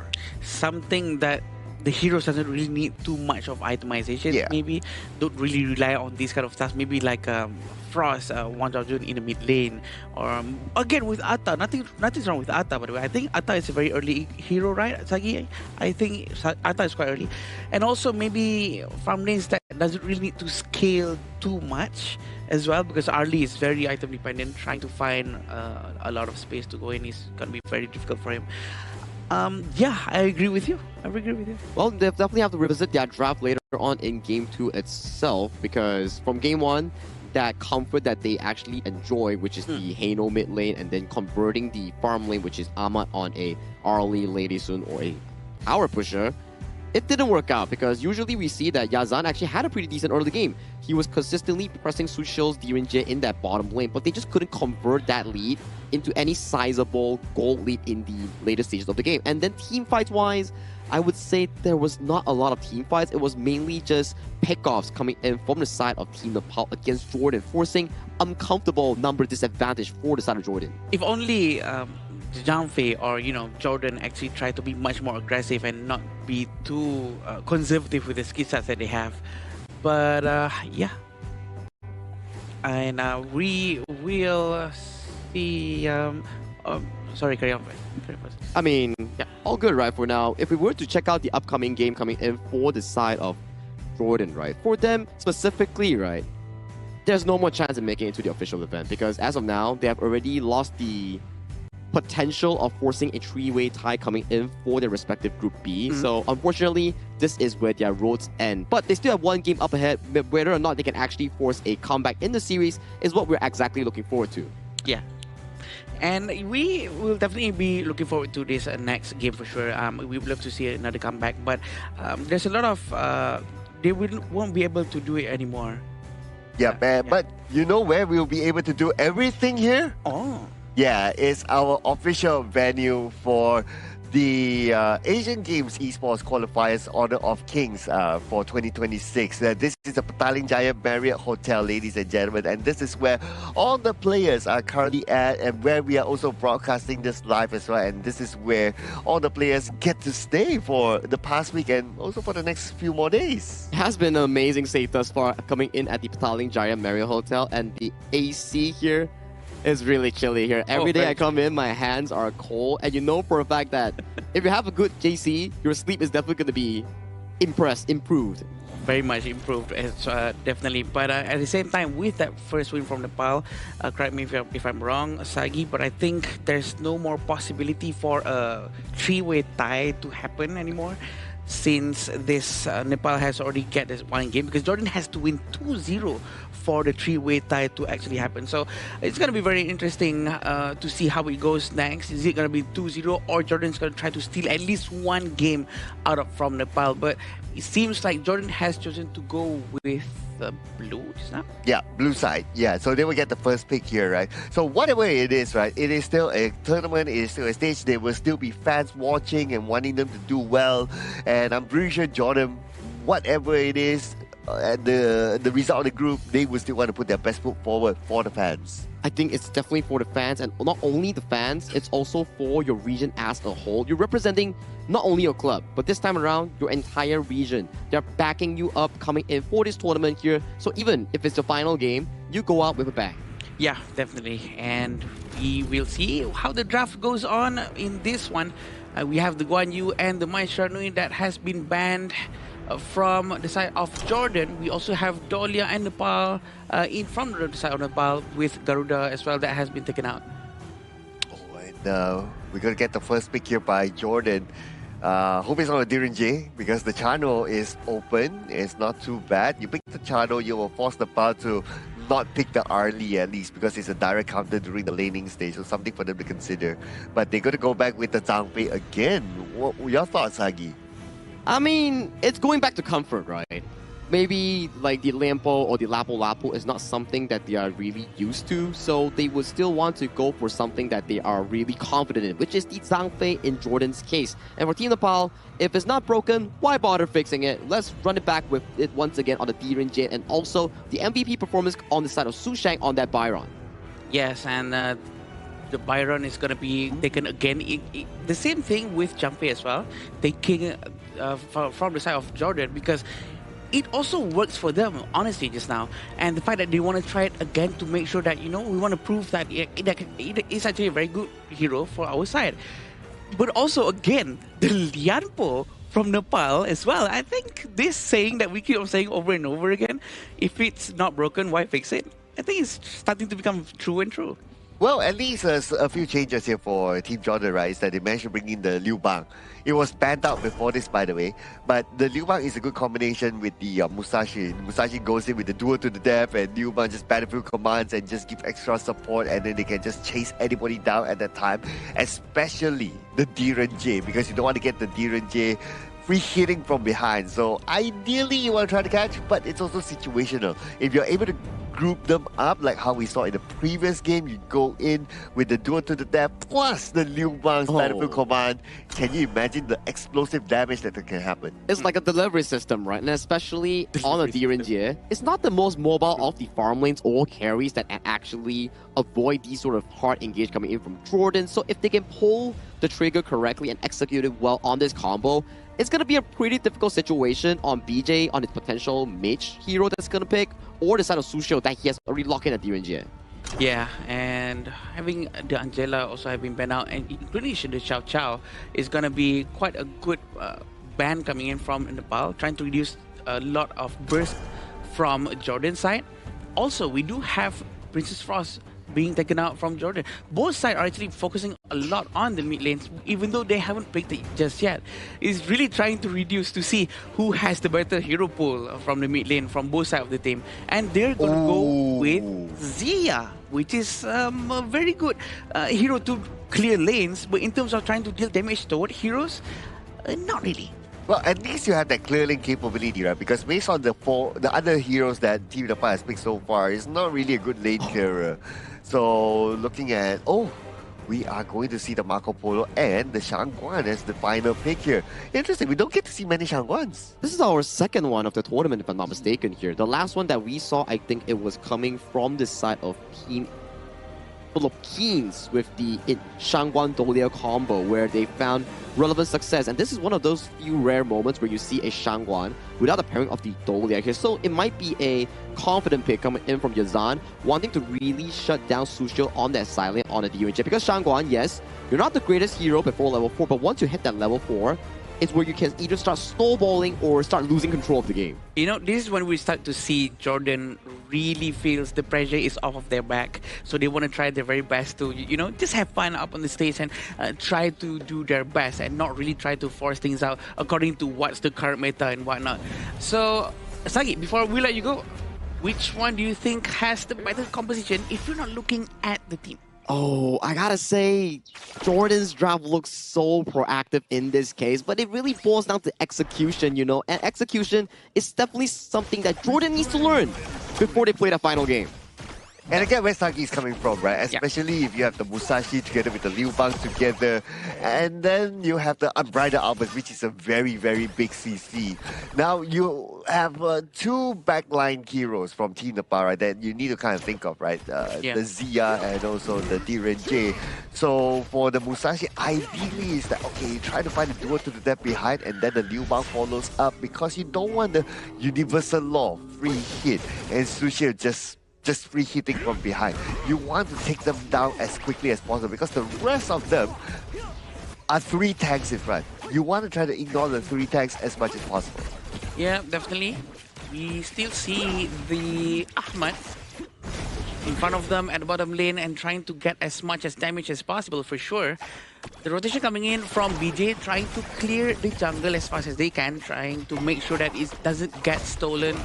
I think it's a very good move coming in from them and not really risking any unnecessary moves, I might add, coming in from both sides of the team. And usually we can see Jordan and Nepal, both of them don't want to start any unnecessary fights until we get to the point of minute 4. The 4-minute mark, it is when the Tyrant comes out.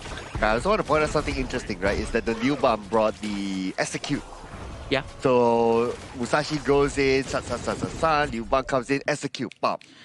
Yeah, the Battlefield Command and Duel to the Death is going to be a very good combo, very scary as well. So we can expect something like that to really happen later on, especially when Muhammad has his itemization to deal a lot of damage. Usually, Liu Bang would do breakthrough rope or were trying to get a lot of HP and then convert that into much more defense for physical and magical defense. Oh, I probably want to add one more, right? Because Ahmad, he brought the stun for the Marco Polo.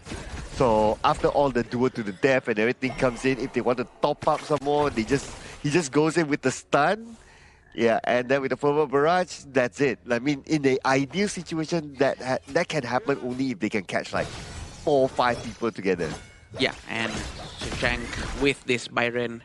We love this hero being played by Shashank. We know that he's very comfortable with his hero and he knows on how to really maximize the utility coming in from the shield that he has, the crowd control, the swinging first skill, trying to regenerate with the recovery that he has. I think even though it looks like a very straightforward hero, very easy to use, but actually it is not, because the range of the skills, the area of effect is not as big as other heroes. Yeah, that's right. So it really depends on how the opposing side also position themselves, right? So there's a lot of this very timing sort of scenarios that when do you actually use your skills? Now, timing-wise, 30 more seconds, we're going to see the Tyrant up, and this is where we can expect like all the big skills being used. It almost feels like this round is like round number 1. Early game, both sides don't want to pull the trigger yet. Yeah. Definitely, we have this Liampo getting idea up front. Suyok trying to be closer to the wall. Look at this sector traversing very early on, coming from the Nepal side, and they really try to use all the skills that they have as soon as they can. Yazan actually managed to fly up high in the sky, trying to avoid any damage coming in from the sector traversing. In a way, using it like Yuhuan's ultimate. Suyok used a lot though. Used the flash even, but they found Mahmoud. Mahmoud didn't know what hit him. They were waiting in the brush. Surprise, surprise. A very quick reaction coming in from Suyok. Very dangerous roamer from Nepal. The first kill, the splendid revolver of Marco Polo. Ahmad trying to find his target. A very good universal law, trying to zone them towards the front. 4 versus 2, are they going to dive in? Suyok doesn't have his ultimate. Tremor Smash is not there, but Umbrella Obus has been used, trying to save the tower as soon as they can. There's no rotation coming in from Jordan, trying to save them in the bottom lane. This is the last minion. They managed to clear it off without any casualty. Okay, Tremor Smash, Umbrella Outburst with the objective of clearing out the minion wave. To me, it's a bit... to me, it's better... I think he has to. You think he has to? Yeah, I think he has to, because there's only 2 of them, Cloud. If he doesn't do that, I'm not sure how they can pull it off. Well, but they managed to pull off a Tremor Smash here, and now Salaman could be in trouble, but lucky enough for him, he is tanky enough to walk away to safety, and his teammate Ahmad survived as well. Yeah, I like how actually Ahmad used all of his skills trying to run away, but look at this final stroke, trying to find the target, but he did not manage to get Sushil. Sushil managed to run away just in the nick of time. The damage coming in from Yazan is not enough just yet, but it really seems like he's quite comfortable using Shangguan. It's very difficult to really control the analog, trying to find the direction of the dashes, making sure that he has 5 stacks so that he can fly longer and put out a lot of outputs of damage with the projectiles, but it seems like he's not having too much of a problem. Oh, that was so lucky of Sushil. Earlier on, he almost went down. He was down to his almost about 10% of health left, and he managed to survive that. But anyway, right now, it looks like Team Jordan, they are waiting in the brushes for the right moment. Even Suyong's on the other side, he's just planting himself there as a kind of like a scout, but Swastik showed himself. Yeah. Okay, lucky enough, he saw that one, so he will not be baited by Yazan or anyone else. Looking at the fog of vision just now, they don't know that Suyok was there. Suyok is still hiding in the right place, but Ahmad dashing just in the right spot, trying to avoid any problems if there's anyone in there. But it seems like the Fatih is coming from the back. Circuit Tree Blessing has not been used yet. Where's the help coming in from the team? Yep, duel to the death all by himself, and his team is one there to follow up. Unfortunately, now they're trying to fight back, but it's a little bit too late. And Team Nepal took out 4 from Team Jordan. A very good fight coming in from Nepal. They actually managed to force this one out because the bait that was done by Swastik was just so ready. He pulled them towards him, and everyone was like, what is he doing right in front of us? And there you go. Here comes the follow-up from the entire team. And Marco Polo actually almost managed to get a lot of strikes, but he was stopped immediately. And Muhammad was not ready to follow up with the Battlefield command. And now he is alone in the middle. Okay, Battlefield Command just back to Yazan. A short distance, but he's still safe because of that. We have to remember the cooldown of Battlefield Command is very long, Cloud. It's very long. It's not short. So he has to be very careful with this one, not to just simply use it. But we can also watch on how they're trying to pressure in the Azure Golem area. It's going to be giving a hard time for Mahmoud to do anything. So no Battlefield Command for quite a while. That means the duel to the death goes in. Team Nepal would expect that, okay, Liuba is not going to follow up as quickly as they would have liked. So now it's more of a defensive stance for Team Jordan until the Battlefield Command is up. But for how long? Because Team Nepal, they're pushing. Yeah, and they're trying to find a space, trying to go in. But look at Fatih, he's gonna dive right in. He knows Final Stroke has been used. But the favorite barrage!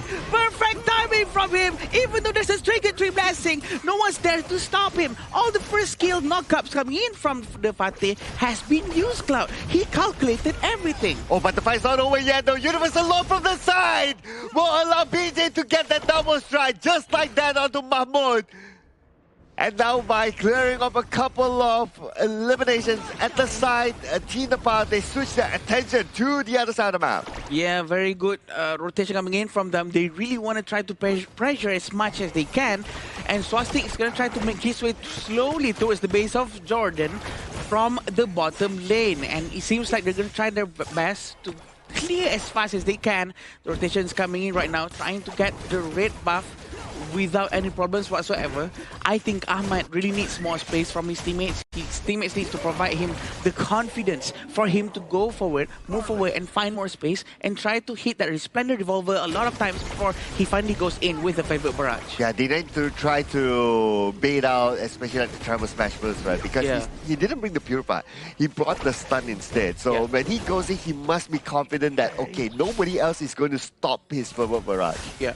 Also, Suyog with the Umbrella Arbors this time, it seems like with the Tremors match this time, it seems like he's very consistent with it, such as the last match as well. And Salameh with the Umbrella Arbors, he's still not being aggressive. He's still being very defensive, very conservative with the skill set that he has. There's only 1 minute right here. They have to clear it out as soon as they can. There's one more wave coming in as well. And at the same time, Mohammed is doing what Liu Bang does best at the side. But Swastik took down the tower, and that's going to be one down. Now they put their focus onto the middle, but the minions are not there yet, so they will pull the handbrake. Yeah, true. Venomous Staff has been bought by BJ. And still having this Muhammad down in the bottom lane doing a split push, which is going to be very effective because he does have the Battlefield Command trying to run away.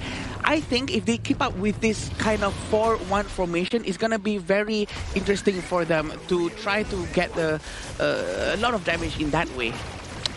And now, objective gameplay here by Team Nepal. They should be able to secure the Overlord unchallenged. We'll see Team Jordan able to come close. And plus their objective right now is that they want to try to do the split push thingy. That's why they keep Muhammad at the bottom lane there. Just pressure that lane, force Team Nepal to come back. Yeah, this will cause Nepal to have to send at least 1 or 2 resources or their heroes towards the bottom lane, trying to make sure that it's not going to go down for free.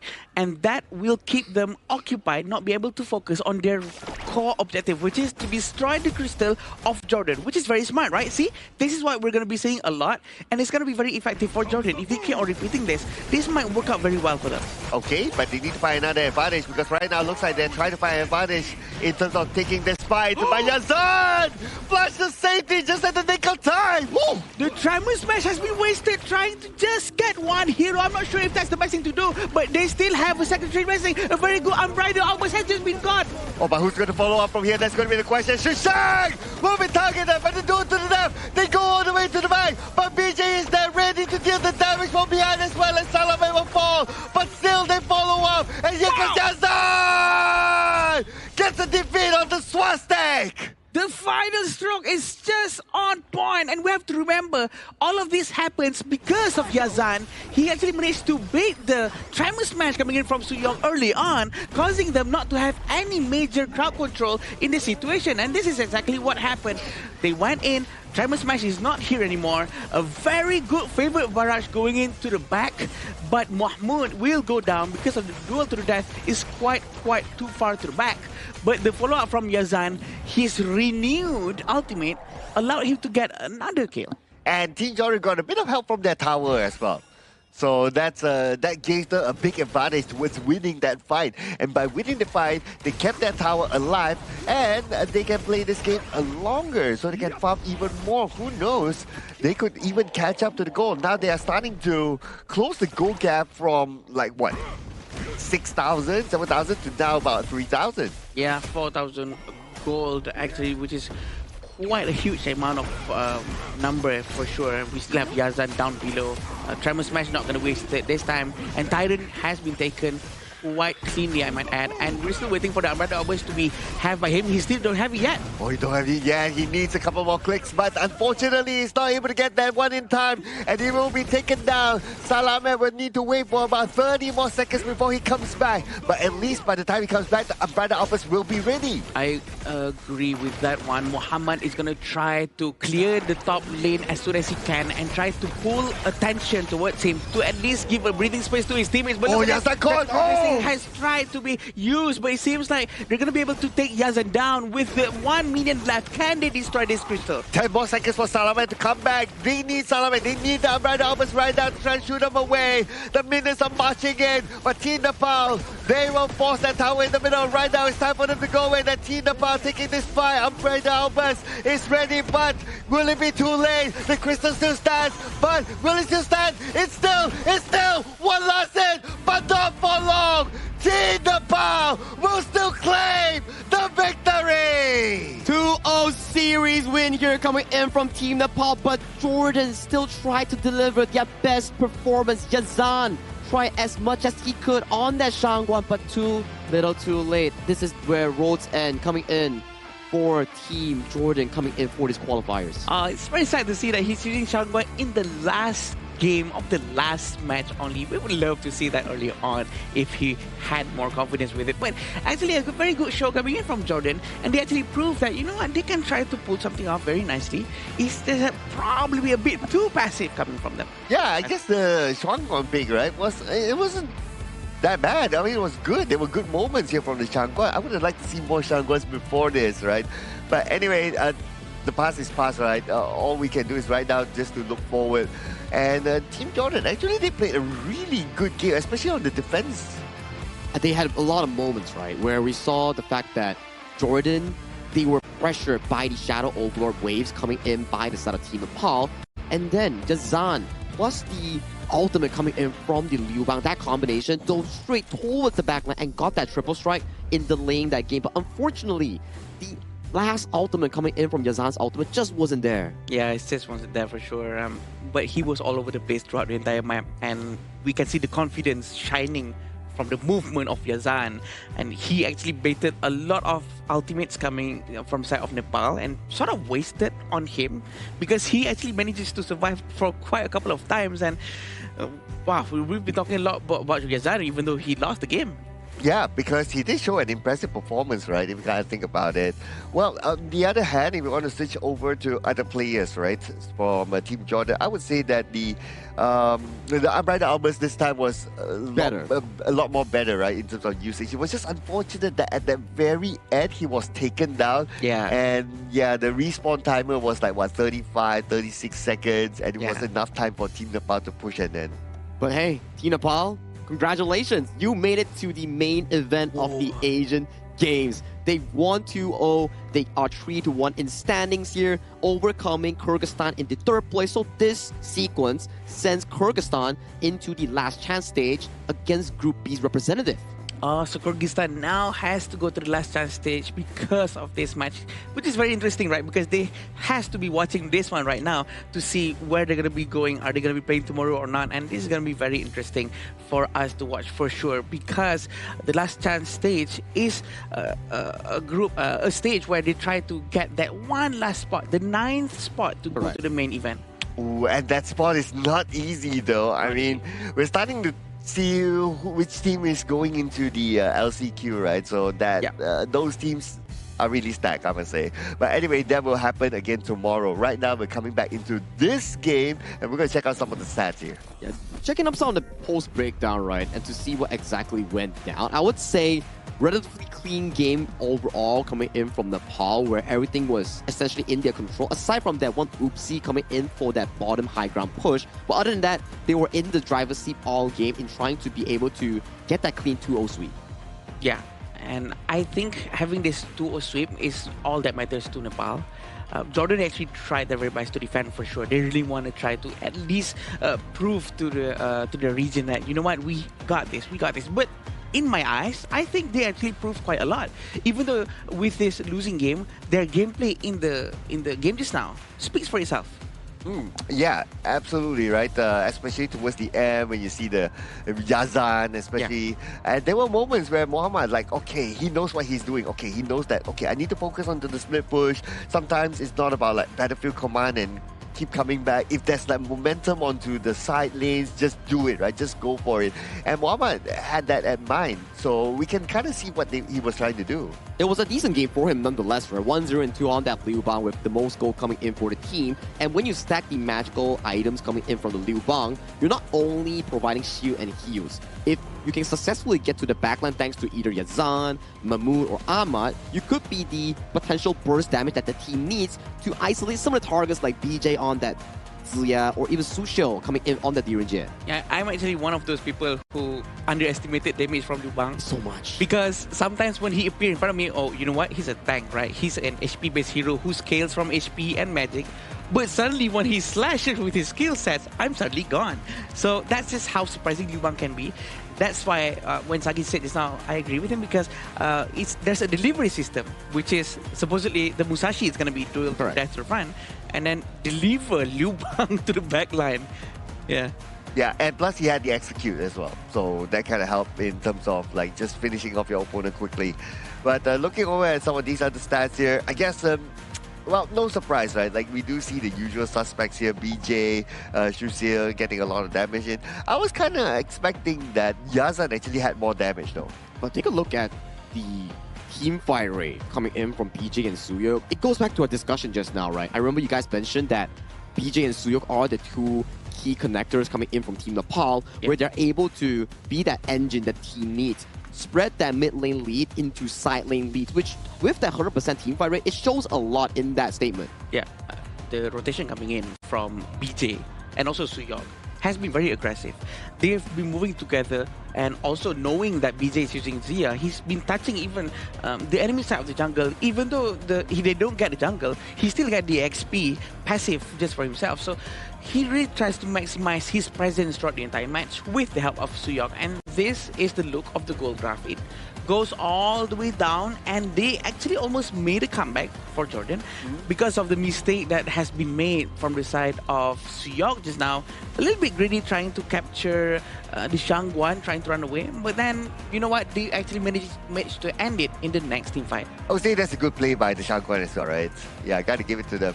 And also part of the rise of the Team Jordan was when Team Nepal, they wanted to push at the bottom. Bottom lane, yeah. Yeah, and then Team Jordan was like all in. But that's what I like to see, right? You know, sometimes when we see those kind of plays, right, it's like one person go in, the rest don't go in. This one, at least, Team Jordan show everybody commit. It's like nobody hesitate. One shot call, everybody goes in. No hesitation. I think that's in a sense where we want more people to play like that, whereby teams, maybe not all the calls are correct, but if you follow one call, it's you're doing it as a team rather than an individual play. Yes, and this will make Nepal to officially qualify to the main event. And seemingly together with Myanmar, having this replay for us to watch, this is exactly what happened in the last game just now. The onslaught coming in from Nepal has been relentless. They have been really steamrolling throughout the entire early part of the match. Although we do see some resistance coming in from the side of Jordan, they do understand their job task. They try to execute it as best as they can, but of course, in terms of macro, it's quite clear that Nepal has been rotating a lot more better. Oh yeah, agree with that. If Muhammad or if Jordan had that higher macro player, then Muhammad would have been like able to push even further. But this is the highlight fight here and the highlight defense here by Team Jordan, right? Like how they really got all the way to the back line. But Team Nepal, they're like, okay, that can only happen once. The second time around, the moment they got Salame, they know that the window is right open for them because you don't have a big CC like the Umbrella Albers to stop everybody at the same time. And that was a critical mistake coming in for Sami Gazan. He wanted to recreate that success that he found just now in that bottom side, but he went a little bit too far deep and he got punished for it, and his rival, his opponent in that same lane has been rewarded the MVP, BJ, on that Ziya. With 35.3% damage. It's a lot, and he's proven to us all on how effective his Ziya can be. 519 KDA is very unnatural for Ziya. Usually Ziya doesn't really get too much of strikes for any Ziya users, but the total goal is 20.2%, and the damage taken is just 10.1, telling us all that his positioning control is just so good. But if the strikes are given, I'm sure he will take it, right? Yeah. He'll be like, okay, yeah, I take 5 of it, sure, why not, right? But besides that as well, of course, as a Ziya, you're throwing skills from behind with your universal law and all that, and that's where his damage output is very high, 35.3%. And let's not forget as well, the universal law is a good wave clearance. That really helped them to push quicker. It controlled the game really well, right? As we talk about mid lane being an essential lane for you to push, because once you push mid lane, you can control the side lanes and the jungle, which in this game itself, we saw how aggressive Team Nepal was in being able to convert that mid lane success into jungle invasions, into side lane number advantage in getting those side lane towers here. So really well played coming in from the side of Team Nepal as they secured this 2-0 win. Once again, congratulating them, qualifying to the main event of the Asian Games Honor of Kings. Congratulations, they definitely deserve it. The way they played, the way they progressed from the first day of this qualifier at Asian Games until the final day, they have grown so much. Also goes the same to the rest of the teams here in Asian Games. Oh yeah, I mean, getting the experience of not only playing on this stage, but also other amazing teams as well, right? Surely will give you that edge, like, okay, now I have all this knowledge. Oh, on top of that as well, because these players, they interact here in this amazing venue, right? So they will surely trade like knowledge with each other, like tips and tricks here and there. And then I heard that, oh, they get to scrim with each other, like from different room to different room, that sort of thing. Oh. Yeah, I heard them setting up, they did do that as well amongst them. Maybe not in the same group, but like there's like different group. Yeah, so that you sort of keep the whatever you want to keep within your group, right? But the whole point is that you get to scrim with all these amazing teams here together. I mean, it's also due to the fact that when you come over from a different side, right, where you're all together in a same place like the Marriott Pattaya Hotel, thank you so much to our official sponsor, so that they get to train together, culturally exchange what they know about different metas. But hey, let's drop it over to an interview with the winners of Team Nepal with Mara on the stage, because we want to know how they feel after clutching an important victory for this upcoming series. So, Mara, please take it away. Team Nepal finishes in top 2 and earns their ticket to the Asian Games. Congratulations. Thank you. Thank you very much. Throughout the tournament, in the beginning, we saw that you guys were focusing a little bit more on your individual strengths and skills. And a lot of players actually admitted that. But coming into today, and as the days went by, you looked a lot more disciplined, much cleaner. What happened behind the scenes with the team throughout this journey that made you improve, especially for today? I mean, scrims, lot of scrims. We played like lot of games as well.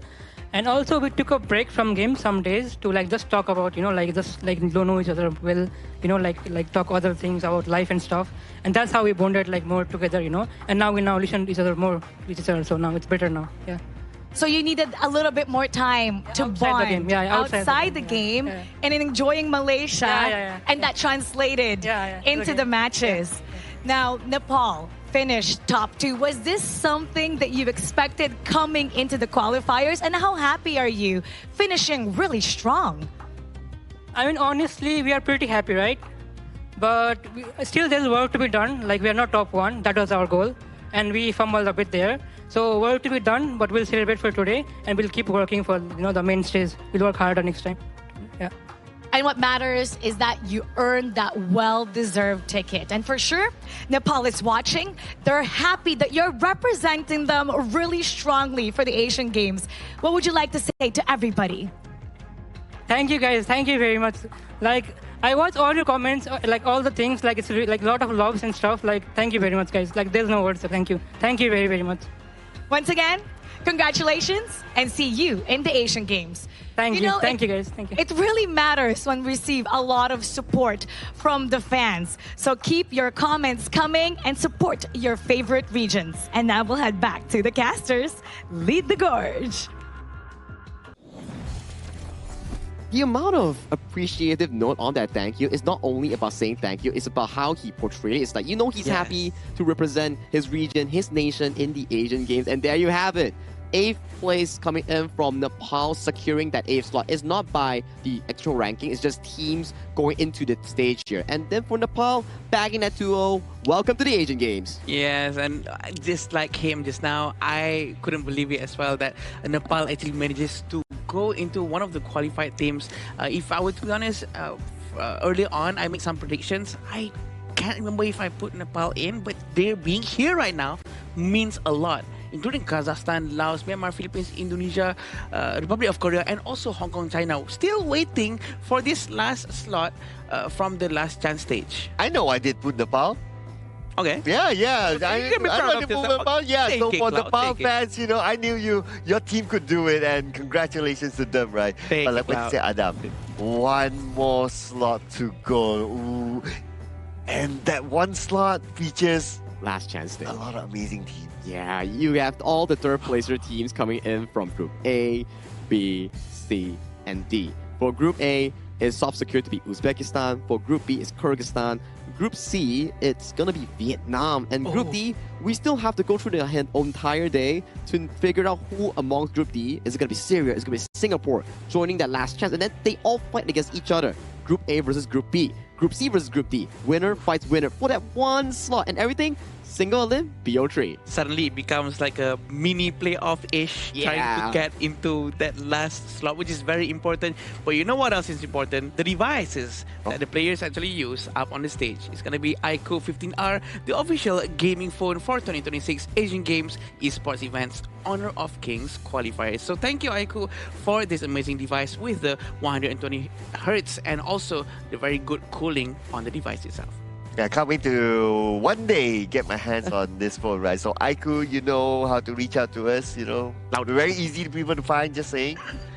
I mean, just find Sir Cloud on like TikTok or like his social media, and then you can slip him one. And then I've seen his like tech reviews, it's pretty good. Hit him up if you ever want someone to do some product review here. But enough about that.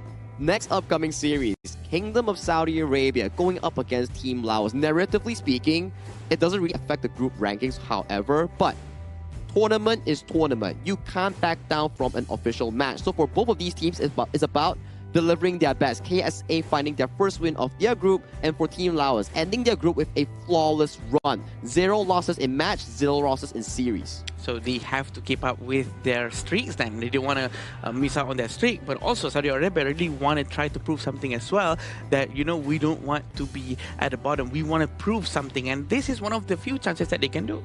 And I know that there will be a lot of fans wanting to watch this particular player from Laos. They have been very viral. Yeah, Salahat, we know you're viral right now. Like a lot of fans are like, I want to see more of him, I want to see more of him. Yes, you get to see more of him after this. Well, if you want to see Salahat, one of the star players coming in from Laos, you want to head for a short break before we bring you more action of Honor of Kings and also Salahat with his fancy dances here. So see you after the break.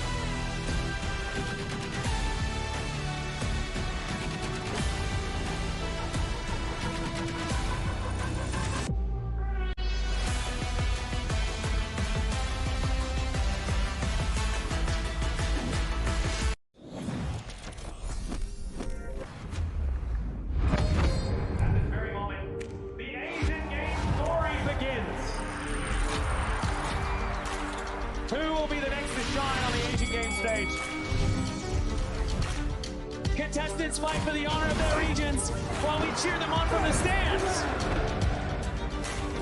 Double kill.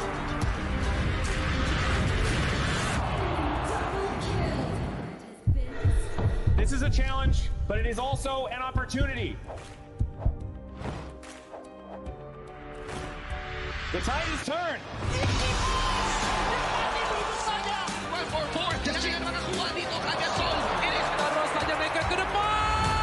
Aspas in front. They're going to use it. Golden Tide slows down constantly. Go! Victory. And we pulled it off together. We share the same voice, the same radiance. This moment of brilliance belongs to all of us. Together, we shine.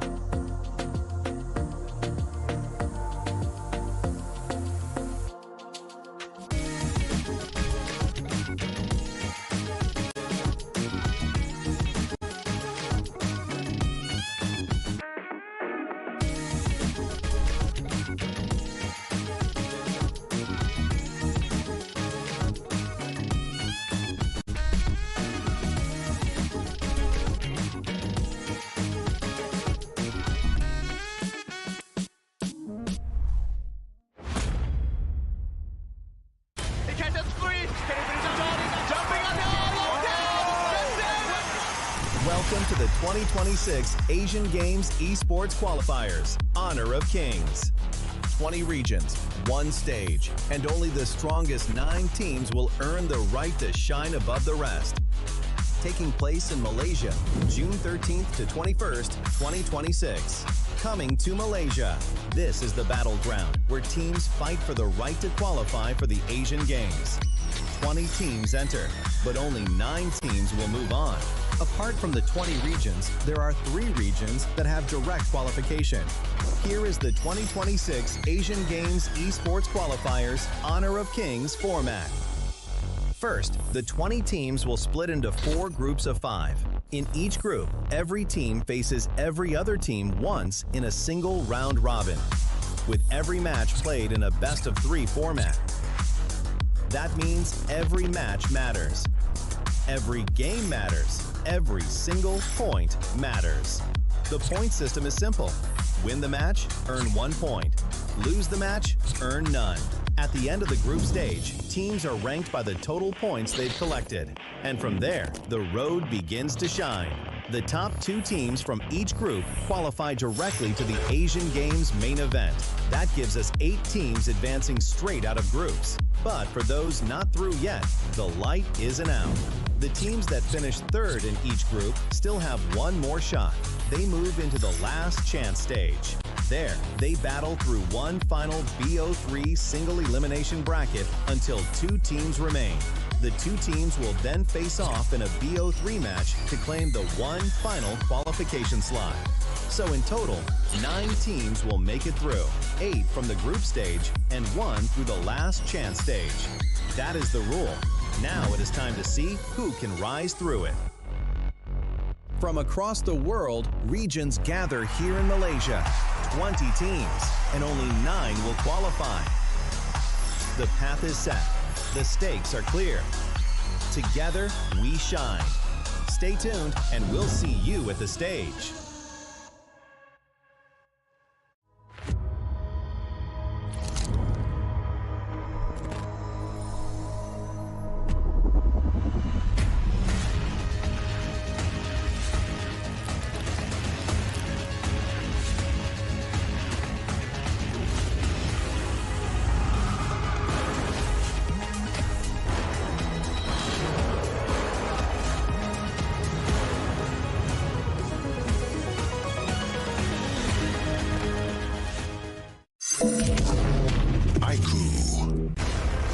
but not ready yet.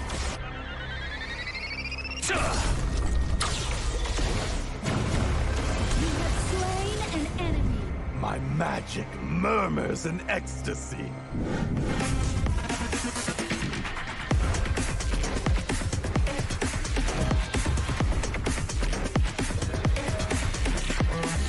Amazing! There is no escape for you. Killing spree. Double kill. Triple kill. Spectacular kill. Don't worry. I'll be back for your life soon.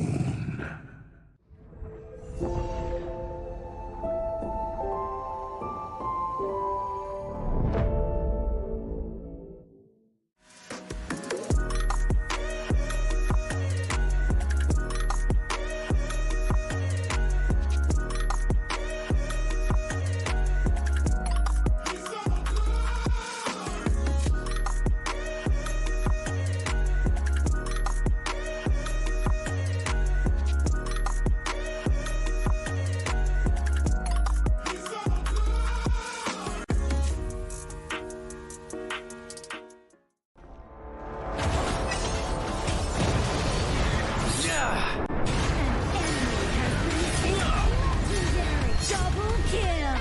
Shall I compare thee to a summer's day? Slain. Don't engage. Slain. Don't crush us like insects. Slain an enemy. Defend our base. Our playground tower is under attack. Amazing. Unbelievable. Triple kill. Ah, the fragrance of romance. Ally has been slain. Rampage. Double kill. Triple kill. Spectacular. Pentakill. Lady Fortune is on my side.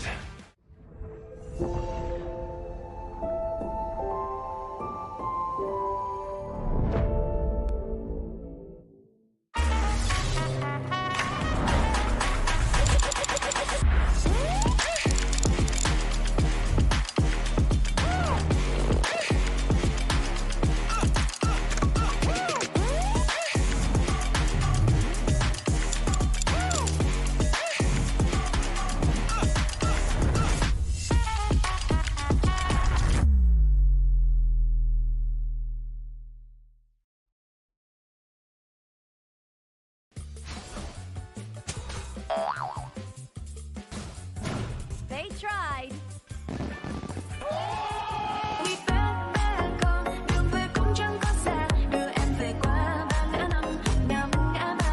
The new Spritling skill, Dig It, is a passive skill, which will automatically trigger at fixed times each match, up to a maximum of 10 times. The skill grants guaranteed standard rewards like gold, XP, shield, health recovery, and more. There's also a small chance to uncover mysterious grand prize effects during the match. Dig It may also produce tradable high-value treasures. Detailed information about acquired treasures will be shown after the match ends. Each treasure has its own rarity and storage size, and obtained treasures will be automatically stored in your warehouse. If you want more high-quality treasures, make good use of the Treasure Fusion feature. You can also copy and share your code so friends can help speed things up.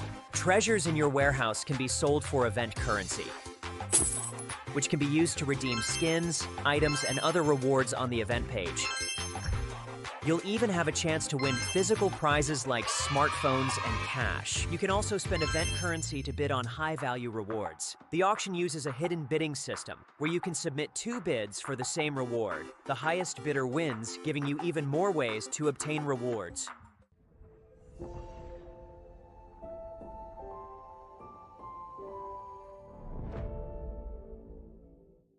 Itu kan track kita. Relax, bro. Phone aku! Jom ke mana? Mountain View!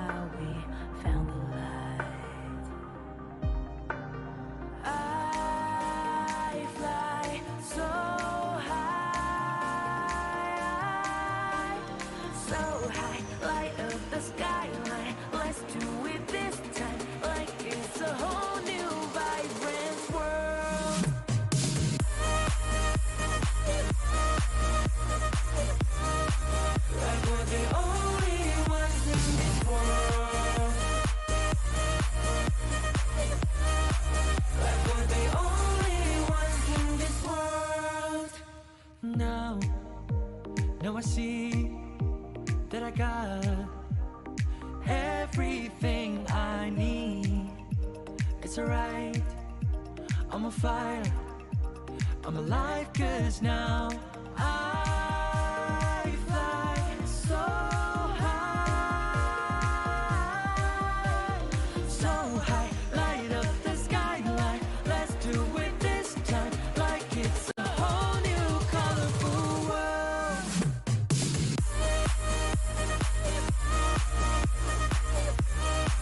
Like we're the only ones in this world. Like we're the only ones in this world. Never thought we'd get this far, burning like the stars. How we get this far? Like we're the only ones in this world.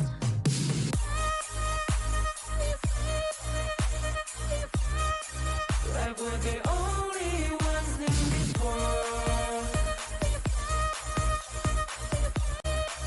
Like we're the only ones in this world.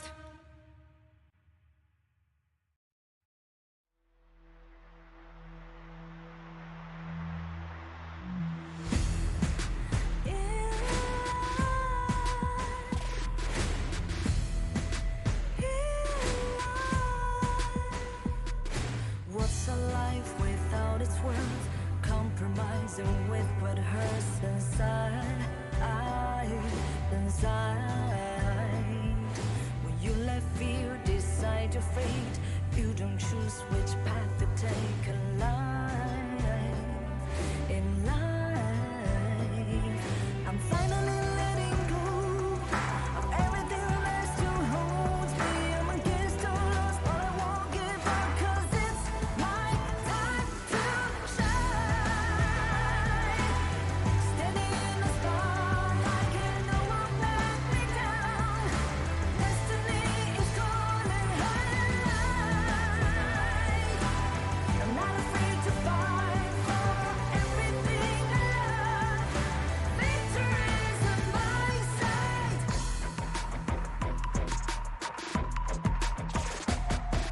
The more we lose, the more we gain. The more that nothing stays the same.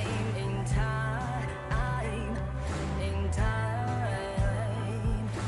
Can't love ever, can't forget. What you see is what you get. Sometimes, sometimes. Gonna show the world tonight. The light that shines inside us. We're against all odds, but we won't give up, 'cause it's our time to shine.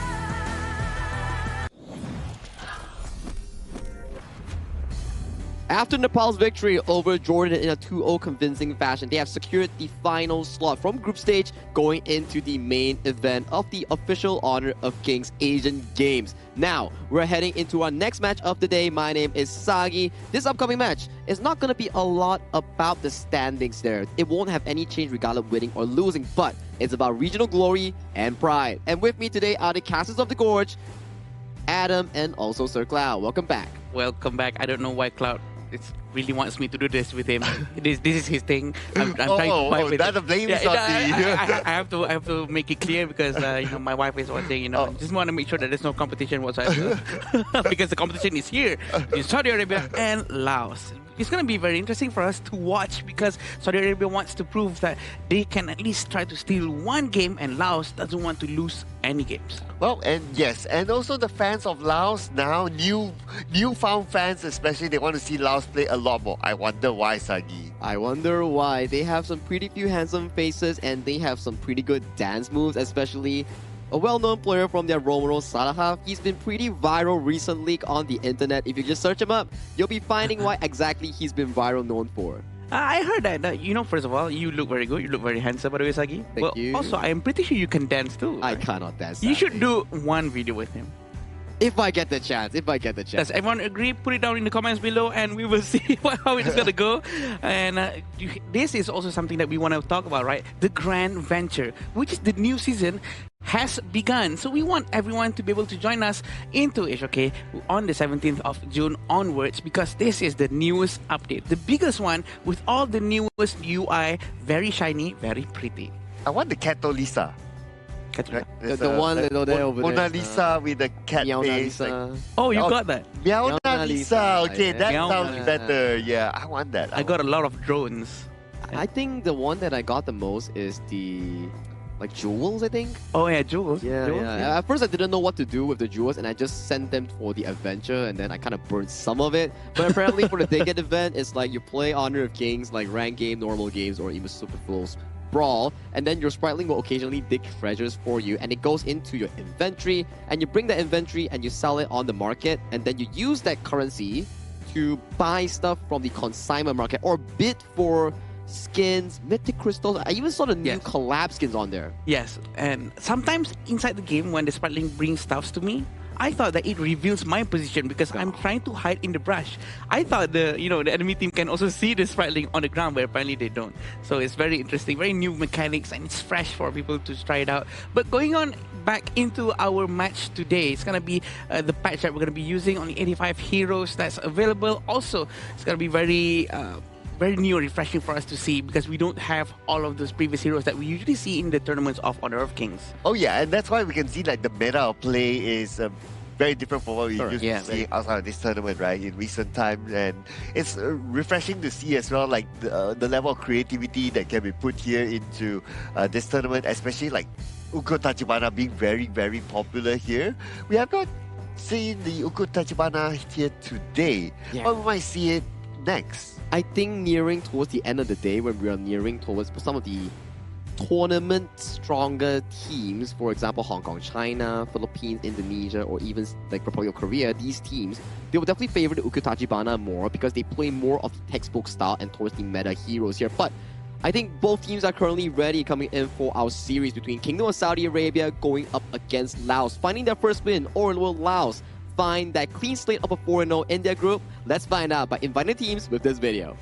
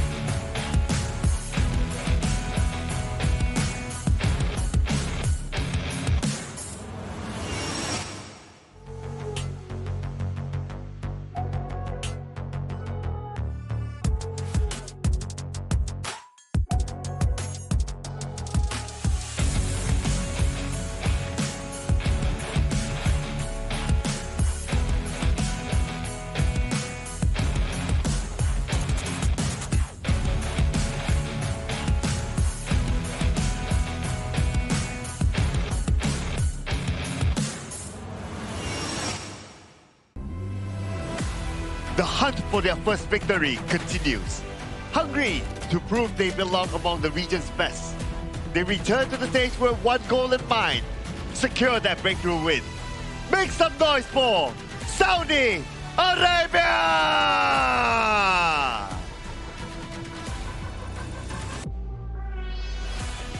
They have shown exactly why they are one of the strongest in the group. Another victory today will put them firmly in control and strengthen their claim as the team to beat. Ready to continue their dominance, here comes Laos! Will Laos be able to end their group spree here with a clean 4-0 win? 0 losses thus far. Or will Kingdom of Saudi Arabia find their first win in this group and exit with a glorious entrance? So I need to know, in this series here, gentlemen, what are your expectations? Ooh, I mean, I would expect this game to be like really interesting, right? Because Saudi Arabia, they have nothing to lose right now. That means they can play it relaxed. And Saudi Arabia, they're represented by Fares, Anas, Yosef, Moab, as well as Mohammed.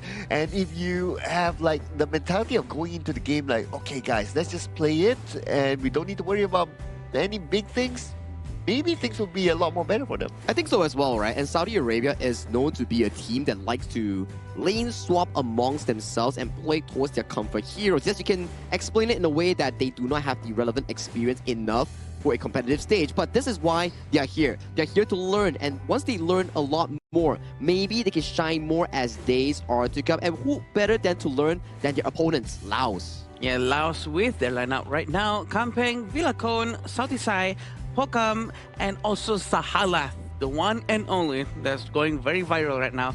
They have proven a lot to the entire world. The way they play, the cohesion from all of their teammates, rotations are very quick, and also very beautiful goal sharing technique that has been shown by them, very consistent and almost very close to the gameplay of the top tier teams. And also good dance move by Salah. Yeah, I'm sure you would like to point that out. Oh yeah, sure. Yeah, definitely. That's a definite highlight there on top of his amazing hairstyle as well. So this team is definitely a very strong one, and that's one of the reasons why they are up there too. Now we're going to compare the head-to-head between the two teams, right? And looks like Hero Pool, Kingdom of Saudi Arabia has a little bit more. More experimentation, right, coming in for the side of Kingdom of Saudi Arabia. But I do want to point out one thing for sure. I think Laos as a team, throughout the entire competition of our Asian Games qualifiers here at the Honor of Kings, I think this team, Laos, has the longest game duration out of any other team. I agree. They have been one of the few teams that were able to really defend for so long if they were losing, and also really maintain that composure, the mental stamina in their mind, which is very hard to do, by the way. And they actually managed to win 6 out of their 7 games, and not many teams get to say, we played 7 games. Oh yeah, that's true, that's true. And they play in style as well at the same time. I mean, the stats heavily favors towards Team Lao, if you ask me, right? Like first strike rate, 57%. Kingdom of Saudi Arabia, unfortunately not able to get anything. But the KDA, look at this, right? Especially on the case. For Kingdom of Saudi Arabia, only 6. But for Lao, it's 80. It's a bit of a learning curve that Kingdom of Saudi Arabia has to go through here, hence the expectation and the predictions coming in for the community is favored towards Laos here. But hey, for Kingdom of Saudi Arabia, it's about the learning, it's about the pacing, how they can evolve as a team looking further. Because you look at their faces here, they're all smiles on their face. They're just here to represent their nations, be proud of this position, and have fun. At the most important part, you play any games, esports, competitive, you need to know how to have fun. As they should, because they deserve to be up on the stage. They are one of the best from their locally selected regions.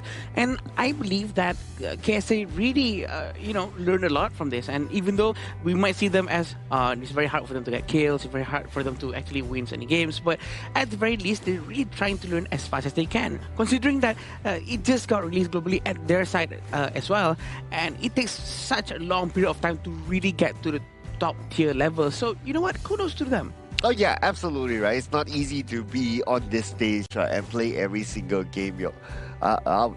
So looking at the side selection, right? So Lao, they took the red side. So they themselves want to start off later, allowing Kingdom of Saudi Arabia to get that first pick. Without further ado, ladies and gentlemen, let's check out what's going to be the ban and pick here. And looks like the the Mai Shiranui is going to be out.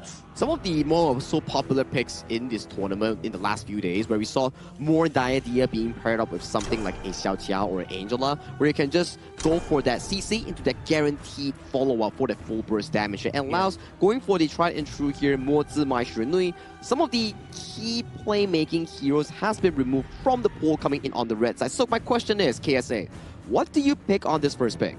Yeah, preferably people go with like something like Chano, but knowing KSA's gameplay sometimes quite aggressive. You know what's wrong with Fatih? Fatih is very good hero with the Circuit Tree Blessing. It scales very well as soon as he gets all of his itemizations for sure. But I was actually hoping to see something much more towards what people usually pick. But again, go with what you're comfortable with.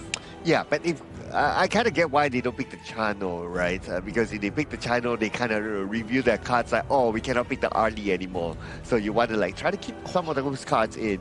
But this combination, we have seen this before, this exact combination here in this tournament, right? The Liang and Gan and Mo.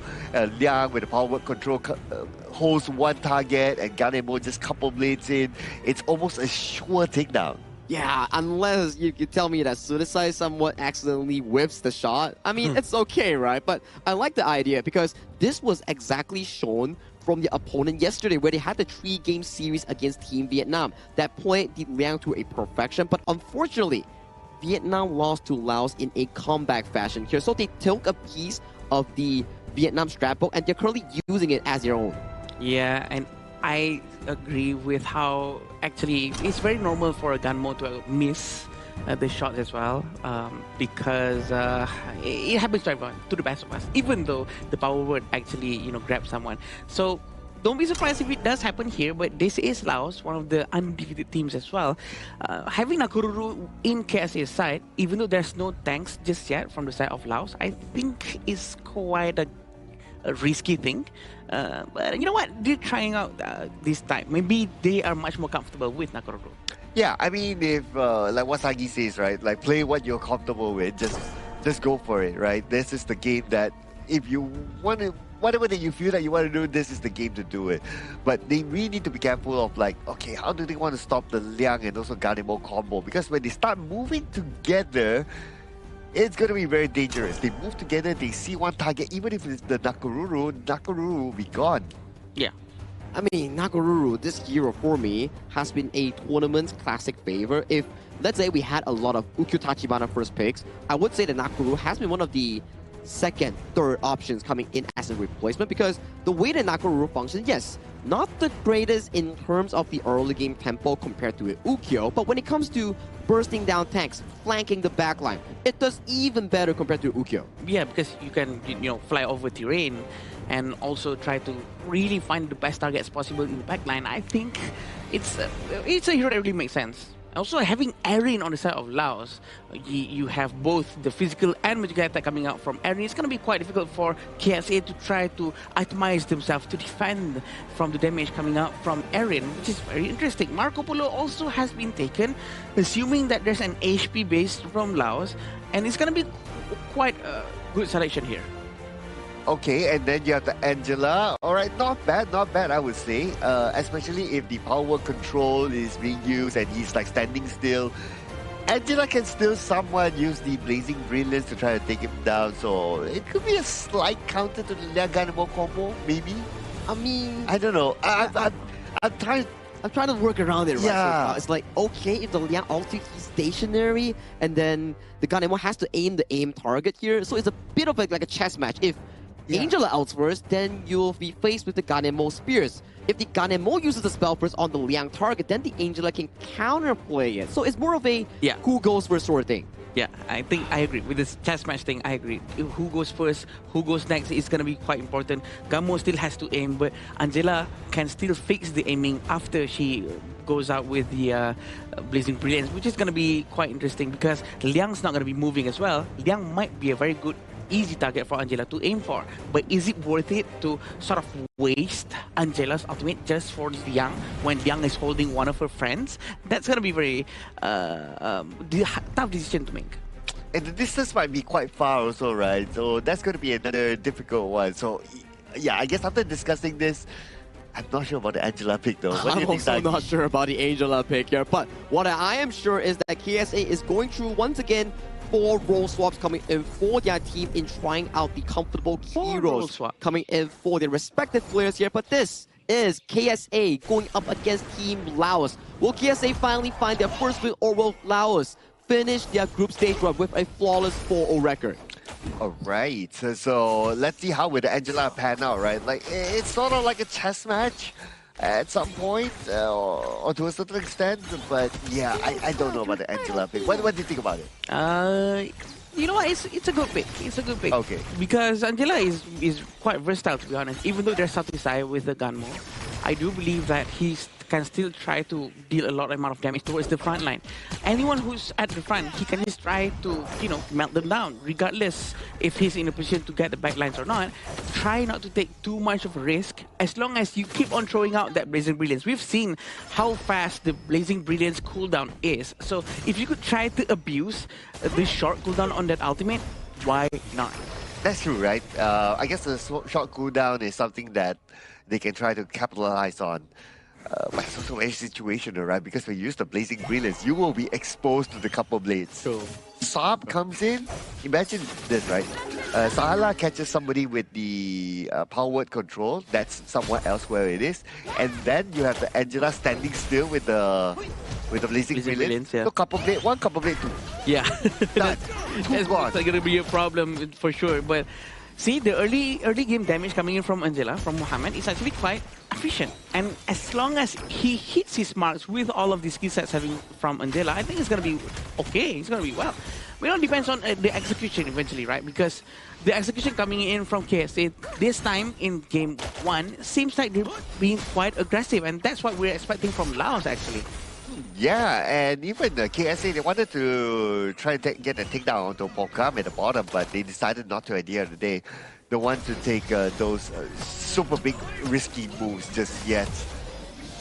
But when it comes to goal difference, even though Lao, they're not that aggressive like what you say, right? They're ahead by 1,000 gold. Again, their goal sharing technique, the way they rotate, trying to, get as much goal as possible, not missing every single last hit. All of these things really plays a huge factor into the economy of any teams. And we can see on how Sahala is always ready with the Liang, trying to rotate together with Sautisai, opening up the map, giving pressure towards the blue side of the map.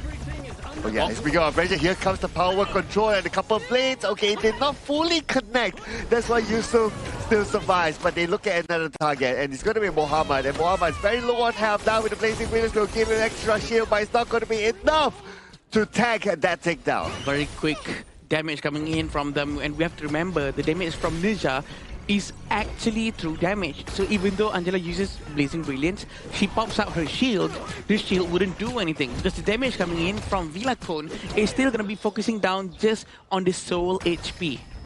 Yeah, and that's why you can take down the Angela very, very quick underneath the tower, right? So that's a really good point. I like that you pointed that out. So now that they have learned that, right? Yeah. And they'll be like, oh, okay, so if you have a Charlotte, yeah, you cannot like hope for the shield from the Blazing Brilliance to save you. Yeah, you cannot, especially Charlotte. She can just dive right in, try to crowd control Angela. And also, Angela is CC immune as long as she has the shield. If your shield goes down, she's no longer CC immune. The damage coming into Anas with the Pokam's ultimate Laurel Bloom is just so much. Yeah, Vitacom was just on his way, but now they managed to catch another one. This time the couple blades will be enough for them to get another takedown, this time on the Yosef. And behind looks like Muab is caught and he will be stunned, and he uses his flash to save himself. Lucky enough for him, he still has that flash. That's just the first time we're seeing this combo right now. That's just within the 4 minutes mark. The freshly forged words. We can mix up the words now, which is very interesting. And it's gonna be so disgusting for us to watch that so many times because Liang's gonna be holding someone and he's gonna go down immediately. And on top of that, he's gonna be giving a lot of stacks towards Gunmo's passive, which is the more assists and kills you have, the more damage you get. A maximum amount of 300 magical attacks. You know what? The more I think about this combo, I feel it's better than the Liang Princess Frost combo. Yeah. Because the Kanebo can scale. And he will scale even further with the fact that they just got another takedown at the top. They just did, with the Satisai dealing a lot of damage again just now. He already has 4 stacks. 202 is his KDA right now. I'm pretty sure he's feeling a lot more comfortable. The 5 of them is all over the Azure Golem side of KSA. Well, right now, Team Lao, they managed to control the top jungle area, and for KSA, they'll be like, okay, we cannot fight head-on, let's try to split push at the bottom, so they sent out at least 2 of them there. But they also need to defend the top, and speaking about the defense focus, receiving damage from the defense, and Kampeng will get Anas at the bottom at the same time. Faris, one last hit, and Sahala will get him. He actually moved forward. He was trying to catch the Aaron. Poham actually managed to run away. He was expecting Aaron to continue hiding inside the brush. I was expecting him to run back, but I'll be worried with the couple of blades that's going to be thrown away by Satisai. Aiming towards Muhammad. Right on point. I mean, he's already 5 stacks by now, the gun and bow. So it's going to hurt a lot at this point. A lot. That's why you see like one couple blade, that's it, gone. Now looking for another opportunity to do just that. And speaking about that opportunity, they go towards the back line. But now they're going to put focus onto Moaf instead. He is out of position and he will be taken down. 4 of them is still pressuring the high ground tower in the top lane. 6 minutes and 30 seconds at the bottom lane. The Charlotte still trying to get some damage into Anas. Anas is going to go down, including the high ground tower in the top lane. And they're going to try to focus into the crystal. It seems like there's only one person left. Farid with the Secretary Blessing. Now Kururu cannot go back. Secretary Blessing has been used towards the heroes and not the minion. But the minion goes down. No minion. And they're trying to focus down on the crystal. The crystal is still alive. Okay, there's still a little bit more time bond here. No minion is there, but Kamping gets a takedown at the bottom while all that is happening. But still, nothing will stop Team Laos from gaining this victory. Not just a victory alone, 7 minutes on the dot. They make it look easy in this game 1.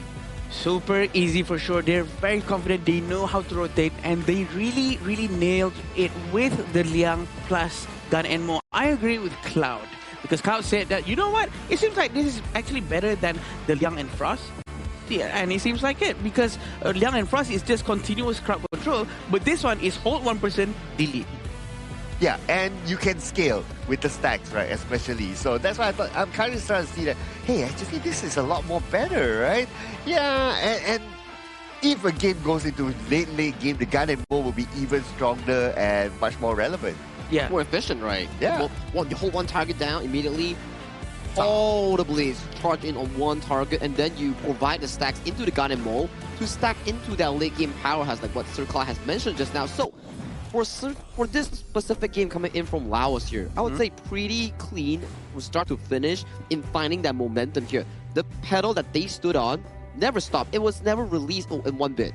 I think that that's the best thing that they can do, because they do have the advantage from the beginning, and they keep on rotating towards the side of KSA inside the jungle, not letting them breathe at all and trying to steal every available resources, and they managed to really utilize that snowball capability up to the maximum. Oh yeah, absolutely, right? They snowball from the laning phase. The moment the Liang got the level 4, they started to go around, trying to find targets, right? And we start to see like, yeah, there was only one that managed to escape. The others did not. And when the one that started not able to escape gets taken down, then the scaling goes from there. Yeah, it just wasn't the best scenario coming in from KSA. They had the idea, but when it comes down to execution, that was the difficult part coming in for the KSA lineup. We saw signs of okayness coming in from their gameplay, where they were trying for aggressive play in the early game. They chunked out the Laos jungle really hard and tried to convert that into side lane plays, but the following parts just was pretty difficult coming in for the side of the KSA squad. Yeah, it's very hard for them to carry on that momentum into the mid lane, into the late game for sure. And actually, we saw some good amount of damage coming in from Muhammad playing the Angela early on. The skills all connects, but the follow-up coming from the entire team is just not enough. Again, with Faris just now, we all saw how he used the Secretary Blessing, trying to use it properly, trying to get the most amount of damage towards the heroes. But he was all alone most of the time, and the rotation, aggression, the force coming in from Laos, rotating together, 4 of them, by the way, driving into the tower. What can anyone at that point do? Yeah, and speaking about timing, right? Like even Bellacone towards the late game when he got his items, especially the Blazing Cape, he's like, okay, I'm now ready to die. Let's go. Let's go. Fly all the way behind. Whoever wants to try to stay away from the Liang, then the Nizam will catch. It's a bit of like, okay, Bellacone, he's on backline duty. And then you see that for the side of Sudasai and side of Huff, they're like, okay, we're on frontline duty. So the entire formation coming in from KSA is like, what do? Do we just heal the nerds up, but then our other front lines gets taken down? Or do we just handle the front line, but then it's too hard to actually react because the first person that gets held down by Sahalab's Liang will get immediately blown apart coming in from the arsenal of Laos. And of course, they've been doing this from the early game, right? So Satisai actually managed to collect slowly the assist, the strikes, which gets them a lot of stacks. And you know what? 7 of them equals to 7 times 15. It's gonna be 105, which is a lot. It's almost like half an item, half a full item. I think that's a very good thing for him to actually have it. So it's an idea. They executed it so well, and the theory actually works. Yeah, what we can see from a last draft actually panned out as it is, right? It's nothing like, oh, okay, they use it creatively and all that. The draft as it was reviewed one by one, it was kind of obvious if you ask me. It was just that, unfortunately for Kingdom of Saudi Arabia, they didn't manage to find a counter towards this draft. It was difficult, right? And we saw this specific draft, especially the emphasis over to the Erin, Charlotte, and also the Liang. It came a lot from the inspiration of what Team Vietnam showed us yesterday in their same series against Laos. They were just going at it with the Charlotte and Erin every single game. Yeah, and it works. Seems like it works very well. Of course, in terms of how they try to contribute in terms of damage from KSA as well, it's sort of quite equal, except that maybe Faris really excels at the damage that he does, but also at the cost of his life just now. But this is the gold draft that really leaned towards Laos slowly but surely at the end, steeps down all the way down to 8,800, which is a huge amount of difference and a very short period of time, 6:57 of in-game time. Yeah, just 3 seconds shy from the 7-minute mark, right? It was a very clean, smooth game for Lau.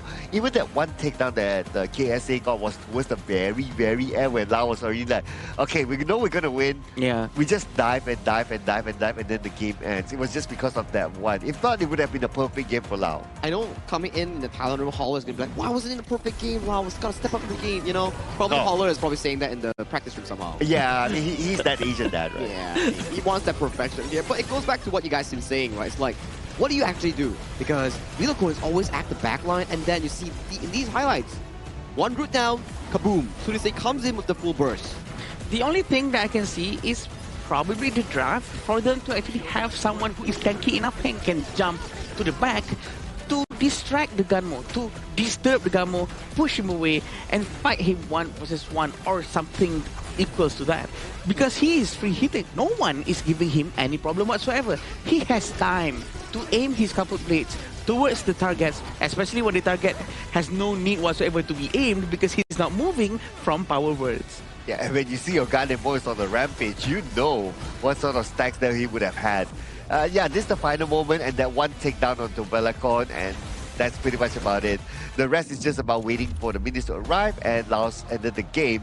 But our MVP, wow. Sunise with the Gunmo here, 31% damage output here. He was the main core of that draft coming in, utilizing Salah Hub's ultimate and making sure that he was able to find all those markers here in the early all the way to the end game. I would like to point out the damage taken from Gunmo, 9.4, which is so small, which means that no one was able to touch him, which means his positioning was so good, and his teammates are very well aware that they need to keep Gunmo alive, making sure that Gunmo can really carry us for the entirety of the match. I was kind of hoping for Salah to get the MVP. Well, just because, and also he contributed to the whole power word control thing, and that's where Sunise can actually scale from there, right? But yeah, more of the just because actually. Maybe we will see more of Sahalaf later on, maybe in the interview if they do win this upcoming game. Yeah, well, I don't want to undermine him, but all he does is, you know, just flash and just press ultimate. The one that does the hard work is from the back, you know, shooting the blades forward. Okay, I have a question here. Okay. Which one is harder? Flash ulting on Liang, or Liang ulting someone already and then you land a spell on that fixed target? It's the second one. Really? Us landing a spell on that specific target. It's because, first of all, me as Gunmo, I wouldn't know when Liang is gonna do it, right? Or where is the position is gonna be. So I have to calculate and measure myself, my distance. Because Gunmo, you can't change the distance, it's fixed. So I think the second one should be harder. So correct me if I'm wrong, but how about you? I don't know. My opinion is that the first one is harder. Maybe because I'm older. So you want me to press too many buttons consecutively at the right timing? It's just a flash and out. It's just a flash out. Wait till you reach my age. Okay. You will understand what I mean. Ask Holler. Okay, how about you, Sagi? What do you think? You have to choose one. They both are easy. Oh, it's not fair. You have to choose one, You man. cannot talk about this with him. He's different.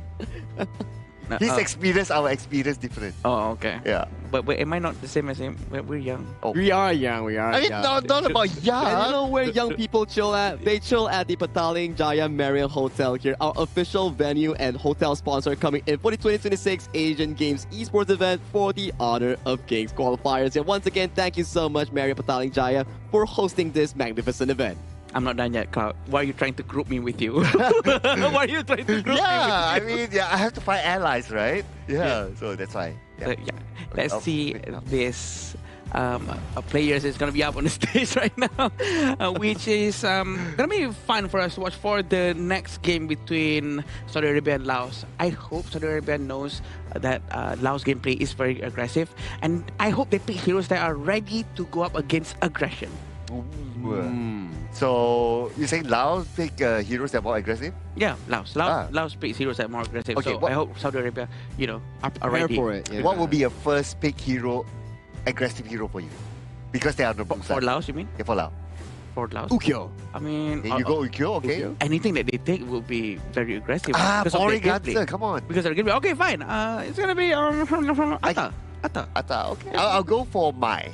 The moment you pick Mai, it's like, okay, you're going to play aggressive, auto. You're going to be like Dharma. What if, because this game, it doesn't really affect the standings anymore. What if Laos comes up with a different sort of exquisite pick? Like we've seen the Quays, we've seen the Hansens, the Yaria Rome, Levi's, Wukong, Xuanche. I want something special coming from Laos. Jungle Hoyi.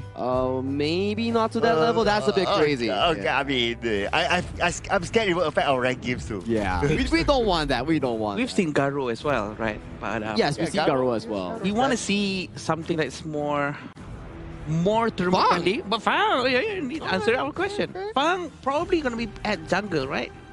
Flexible. You can go to the farm lane, you can go towards the jungle. We've seen Pakistan's Anwar. He loves the Fang jungle. And also Justine coming in from Team Philippines. He's also played that before. On the split pushing meta that they went with. And they're going to go with also Yu Huan for the side of Saudi Arabia. We want to see on how they're going to try to finish this one with an Ukyo. Now they're going to go with Ukyo. I know what's happening. What are we looking at here? I know what's going to happen. This is boy. Philippines, but now Lao. The influence, right? Like, okay, if game one was Team Laos copying the strategy book coming in from Team Vietnam, this game coming in from Team Laos is copying another strat book from the side of Philippines going up against Mongolia in Group A. You want to guess what's the next hero, Adam? From Lao? Hansin or Lee Sin, maybe? Maybe a Fuzi, you know? Maybe a Fuzi. Yeah. Like, I would prefer Hansin or Lee Sin, but... But okay, it's bad. Yeah. Yeah, they know what's going on. They start to see like, we know what you want to do. But this is very important, right? Because Liu Shan is the only hero that can disrupt towers. So Saudi Arabia needs to be ready with that. They need to be ready with a more tower-friendly skill sets. Probably with Heino. That's true. But Heino's bad. Heino's bad. Oh, very smart. Even the bans are the same as the exact day where Philippines went against Mongolia here. So coming into the second phase here, if you want more tower pushing capability, I do think that jungle-wise, they have already locked in the pick known as the Fang. What else can they do for Farm and Clash? I think it's going to be interesting for Farm and Clash. They have to choose something that really can clear quickly. But I think Zia has to be picked from Saudi Arabia, right? Because it's open right now. I mean, Yuan can go to Rome. They need to get the Zia to stop the Milady from doing anything. Because Zia can really benefit from each of the small little robots, the robot minions coming in from Milady. Yeah, I would agree as well, like the Zia, right? If he doesn't pick the Zia, then he still will have the second chance to pick it. Because I don't think Laos will go for the Zia. But what if the Fang goes as a farm? I think they'll go to the jungle and then pick something like a Luba number 7 maybe that breaks towers really, really efficiently. We saw that in the Philippines versus Mongolia series, right? And maybe in the final pick in the Clash lane, something that can push towers fast too. I'm trying to go with my entire list here as we get a bit of a TikTok dance move coming in from Sahalov, you know, he's vibing in it, you know, he's trying to make it make sense. And Lee Sin, Oh yeah, we're yes, getting yes, it, you know, we're getting the tower pushing strategy coming in from Team Laos. Okay, I want to ask you something, Sagi. Why Luban? Is it because of the passive from Luban? The Gatling gun, you know, you can hit it like away from the tower, you can still poke it when there's no minions. That's the general idea coming in from the side of Team Laos. And then Lee Sin, for me, you gotta wait until level 4 before you can actually get online here. So that's the finalized draft coming in from Team Laos. For KSA, stock standard stuff coming in from them. They want to be able to fend off this aggression on those tower pushes. Oh boy, we want to see on how Duns and Ukyo is going to be, because we don't know who's going to go to the jungle, who's going to go to the clash just yet. We've seen some clash Ukyos, but who's going to play what? Ukyo is going to go to jungle and Duns going to go to clash. Will they be able to stop the onslaught coming in from Laos? It's going to be hard, right? Like, what sort of wave clear do you have from KSA? Yeah. The best wave clear, you can argue, Ukyo. That is like the best, but if you use his skills to wave clear, he needs to fight. So I don't know about this, man. Like, okay, what's the other best wave clear? Unless maybe if Yu Huan goes with items that explodes when he uses skills, something like a scepter, but of course he has to go with the venomous stuff first. But a scepter would be helpful, I guess. And I agree with you. Actually, they're gonna have a bit of a problem trying to clear waves, except for Anas. If Anas has, you know, his animation, but he's a farm lane, right?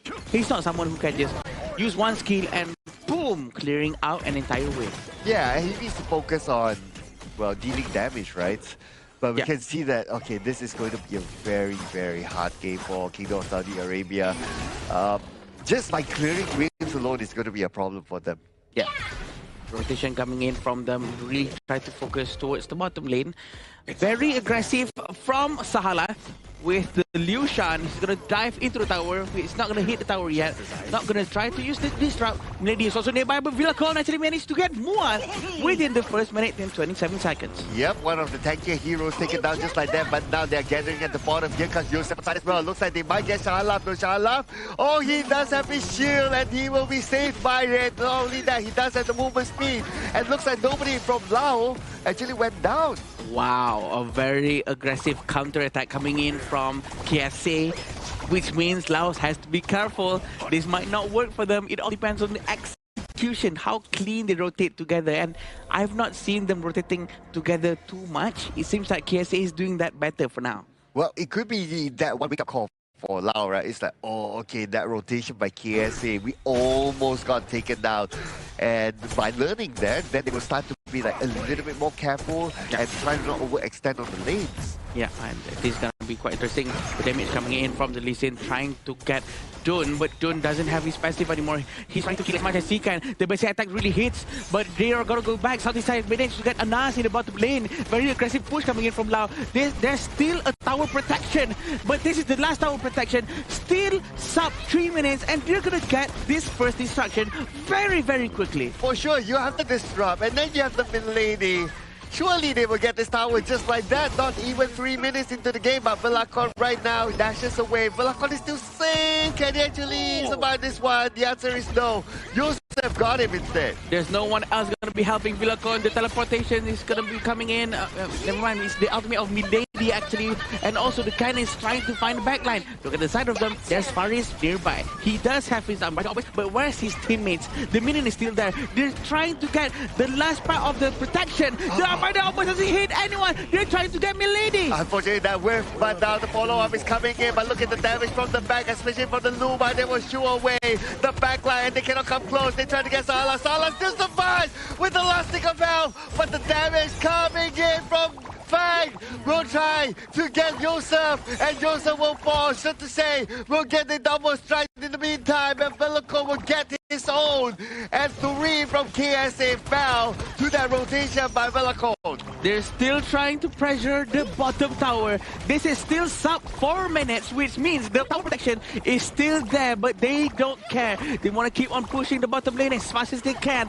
The blue buff is going to be the contention at this point. KSA is going to try to go in and try to get the blue buff as fast as they can, but they're all over the place. They're trying to run back, try to run to safety, and KSA seems like they don't want to get take this race to try to get the Tyrant. And while all that was happening, Lee Sin was having a good time at the top. This is the type of play that Lee Sin loves. It's like, okay, you guys are busy on the other side. I will just push at the top. And if they want to go and chase Lee Sin, sure, the under 4 can push at the bottom. Yeah, Kampeng is all smiles, right? He just want to try to have a lot of fun up there, trying to destroy towers per tower. But they can see that there's 5 heroes here, and Kampeng can actually push over there. But Kampeng might want to fly here. He does have teleport at the top, but look at this dive coming in from the side of KSA. Oh, and Boam now very low, and Balakom will take it down. There goes the tank. Muhammad will fall as well. And now they're looking for Faris. Faris trying to get away to safety. He does have the tower together with him. He is safe inside of his base for now. There's no minions, but they're trying to force it with the robots coming in from Milady. The ultimate goes in, trying to enhance the damage from the robots, but this is a bit of a force from Liu Shan. They really want to disrupt it as much as possible and try to maintain their position right in front of the tower. And there's almost nothing that Anas can do. They're trying to force it out with the Ukyo very nearby, and also having Kampeng in the vicinity, slashing down. It's gonna go down very quickly, and Yusuf is also nearby. He's not using his unending sword just yet. They're trying to get the ultimate, the tower from here, the bottom lane. The high ground tower might go down very, very soon. Okay, and the Milady is still there though, with the help of the Milady and the disruption.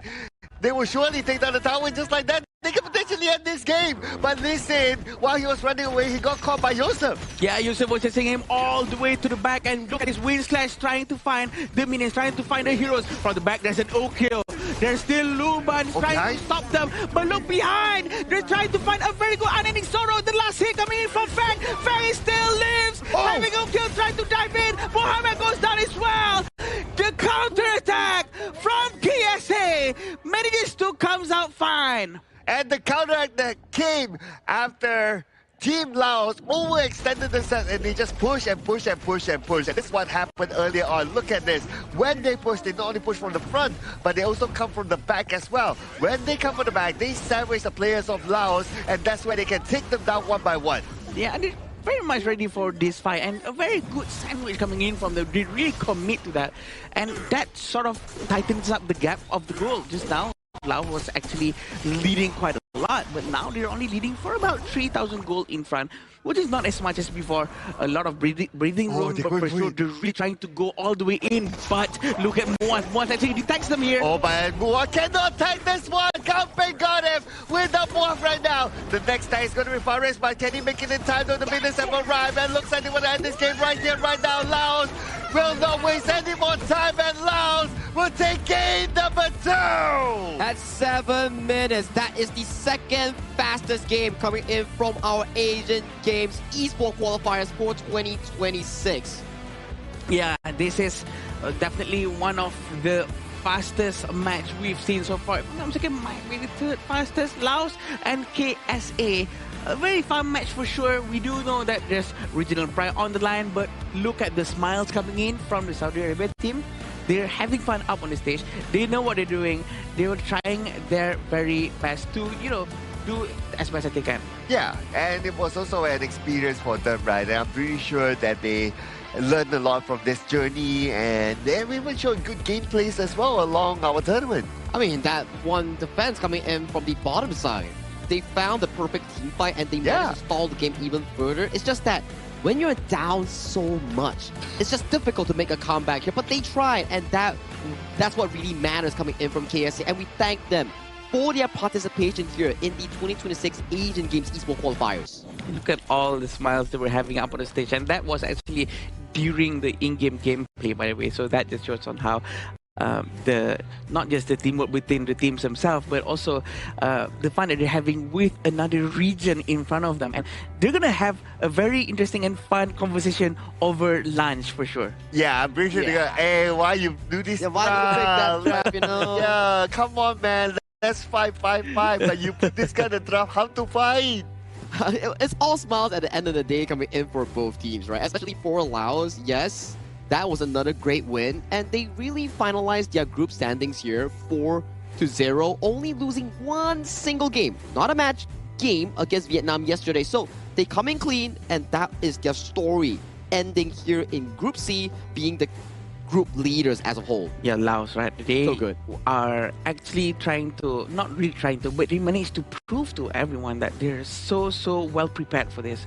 And also against Vietnam, actually getting that win, I mean, everyone was shocked. I was having talks with my friends from other region, professional casters and whatnot. They were all shocked as well with what is going on. But that's not meaning that Vietnam is going down. It's actually that other regions are really trying their best as well, trying to learn these new things. And maybe these fresh sets of mind that, you know, helps us open up with new metas, new playstyle, and new way of playing the game. Or maybe they feel that let's challenge ourselves by proving we can go through the LCK. Well, don't know. It's a bit of a give and take, right? If you can always qualify through the main event, sure, greatest part of the story here, because maybe in their training, they kind of got shook, you know, losing to Kazakhstan and then losing to Laos. But the interview is ready with Mara on the stage and a representative coming in from Laos. Oh, item build. Sorry, interview gotta be a bit later on. No problem. That's I know. on me, you know. I'm kind of hasty because we all want to see Salaf on the stage doing the little dance. Yeah, no problem. But yeah, Sagi was actually right. This is the second fastest game out of all, because the first one was being held by Philippines. But you know what? This is not a race of who is fastest, but it's just for funsies. And this is the itemization coming in from both sides of the team. There's not much of difference, not much of a out of the norm, because we have Doomsday and Sparkforge from the Lee Sin as well, and the fact that they all grouped up and go down together. The fact that Kampeng actually went to the portal and flew to the bottom lane was just fun to watch. That was. Yeah, I thought that he would like, okay, you are the one that stays at the side, you know, you push the other lane, the opposite side, but no, he decided that, hey guys, you're having so much fun? Let me join. Yeah. Don't leave me out. And because there's slash, he gets a couple of takedowns. I was thinking like, oh, Kampeng, maybe he would go for a teleport maybe. When you teleport on a minion, it gives it invulnerability. Yeah. And they can push even further on like specific towers here. Yeah. And this exact composition was the one that was drafted aside from the Lee Sin Clash lane. And it had pretty much of a good success, right? Because it still challenged Team Laos in trying to out-teamfight KSA in those few moments. Yeah, and also Saudi Arabia sort of knows how to counter this as well, because everyone have watched the game between Philippines and the other team, right? So they try their best to counter-rotate, and they do know that, you know what, Laos is overextending here. They're not going back, even though with half HP or very low HP. And they managed to get some of the strikes, which is very meaningful for their economical situation. Even though they did not manage to do any comeback, they're not going down without a fight. Yeah, they still deploy like what, cut from behind, you know, them.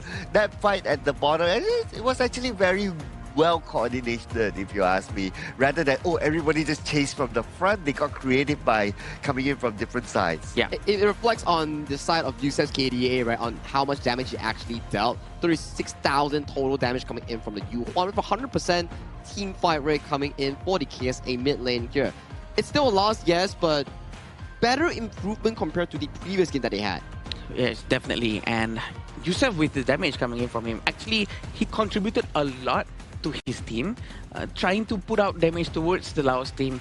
And also, we saw the force of that unending sorrow, which is rarely happens, by the way, to deal damage to the enemy team rather than trying to heal his own team, which also contributed to a lot of this damage. And also having Poham with the Luban, he was so ready to go to the front. And in fact, most of the time, I actually saw him being in front of Liu Shan, in front of Sahala. Sahala was actually trying to distract them, going front and back. But you know what, Poham, he was so confident, he just stood up front and just keep on shooting. Yeah, because you know he has protection, right? Like Sahala can kind of protect him, and then the Milady's minions somewhat protect as well. So playing a Luba, you need to be confident, right?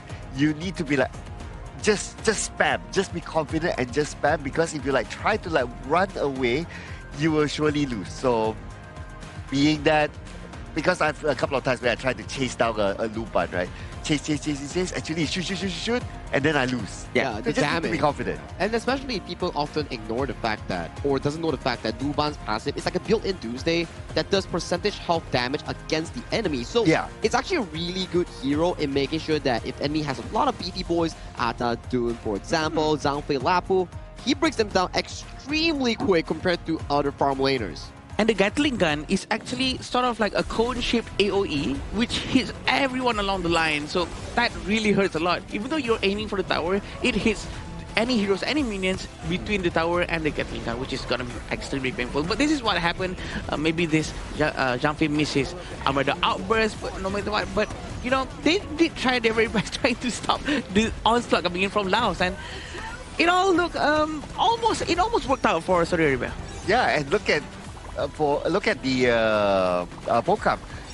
All he just does at the bottom is just to be confident. Just keep hitting and let the passive do its own work, and that's how he survived that. A good kiting overall, right? Good positioning as a farm lane coming in on such a immobile hero, because things like the Hoi, like the Luban, has a lot of damage, but if you get caught by one single spell, it's over for you in the team fights. As you can see towards these moments here, look at Foham, the backline was in shambles, Vilacone, Sudasai being chunked down heavily here, and then Foham is still guns blazing, finding the trade-offs here. Yes, KSA still won this fight, but the remainder of the play cannot be salvaged here, as you can see in the final few moments here. 5 men strong with the mech minions, with the blue side minions. They just pushed in the game. 7 minutes, 2 seconds is the end of game number 2. This will be your MVP for the game. It's gonna be Vilacone, who was playing Fang as a jungle. 316 with 21.1% damage and 12.6 damage taken, which is a very amazing stats showing here, and that I believe is supposed to be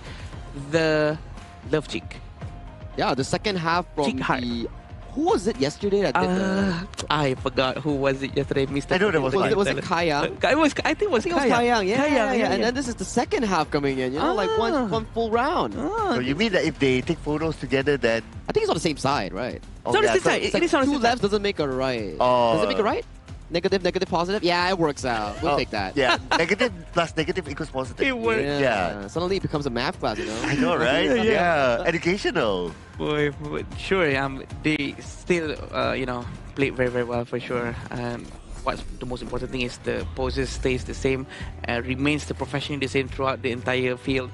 But it's very interesting for us to watch these kind of matches. And after this, it's gonna be even more crazy, but we're not gonna go there yet, because we're gonna be seeing a couple of interviews between the players and Mara, and we want to see on what they have to say, because the match is now, it's just, aside by being a professional with regional pride and whatnot, they're having fun. Fun. Absolutely right. And I wonder if we will see Salah though. I think maybe Sudasai and I think it's Sudasai. Sudasai, it's been a while since we last seen Sudasai on the interview stage. The internet loves Sahala, but they also love all the remaining members coming in from Team Laos. So this time, for sure, let's throw it over to Mara on the stage for the interview with Team Laos. Let's go. Team Laos finishing strong at #1. Congratulations. Thank you. We saw different strategies in game 1 and game number 2. What we noticed, game number 2 was slightly different. Instead of focusing on strikes, Team Laos focused more on the objectives, map control, towers. What made this shift in the strategy? What happened?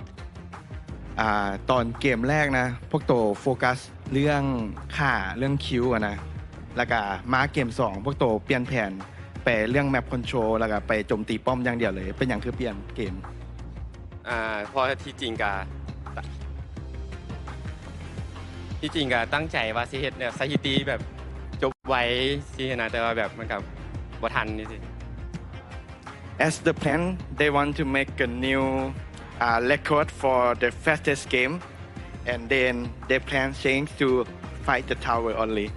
Yes. Oh, that's why. Okay.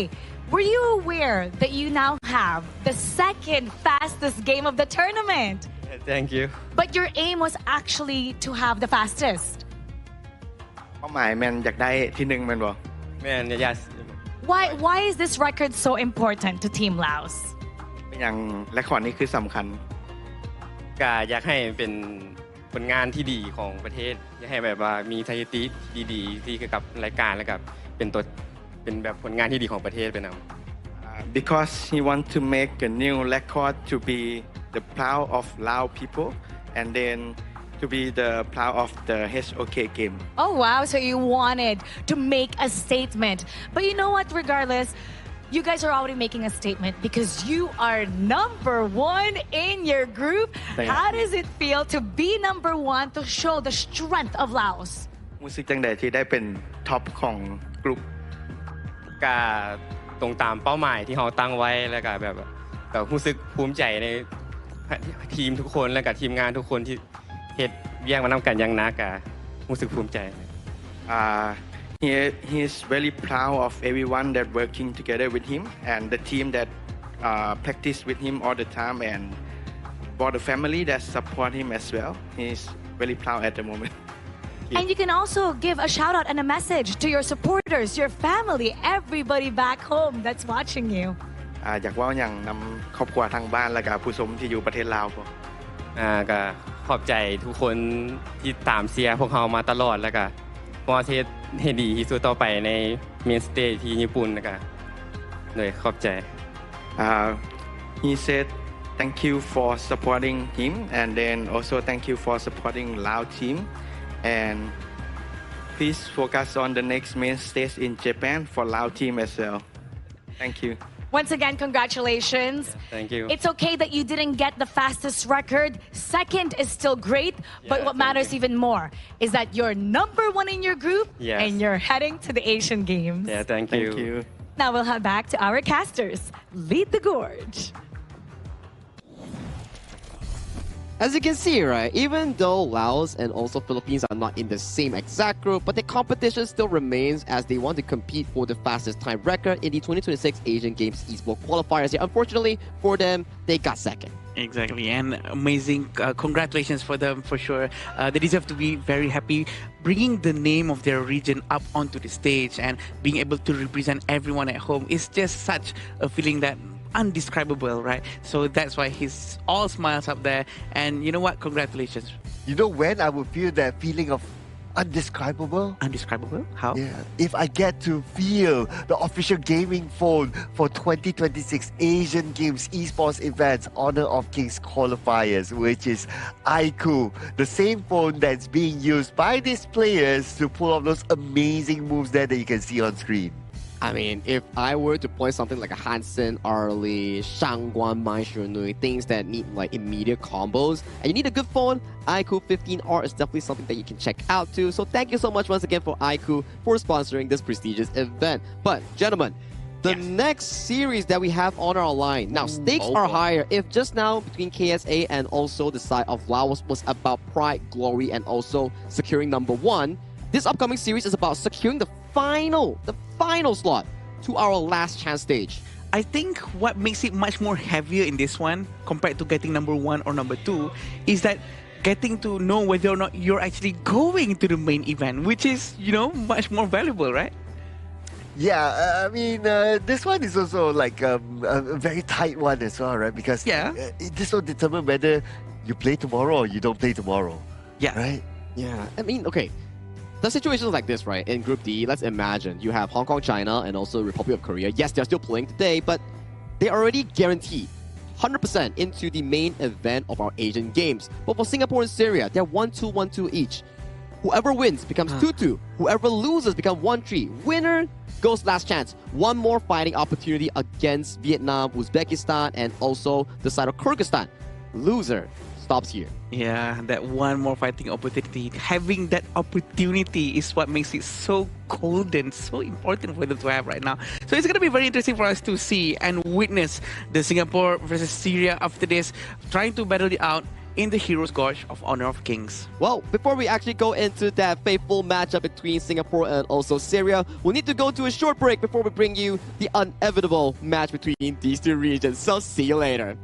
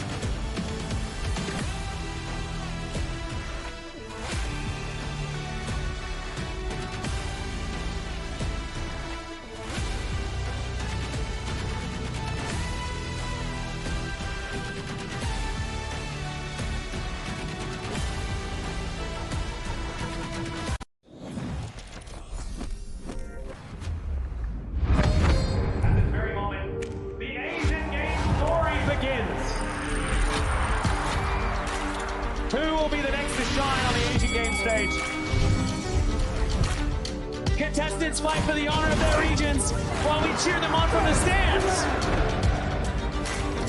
Double kill.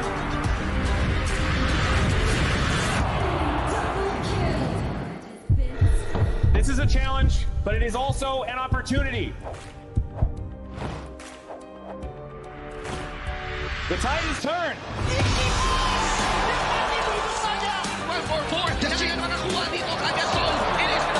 Mereka ke depan. Aspas in front. They're going to use it. Golden tight zones. That's happening.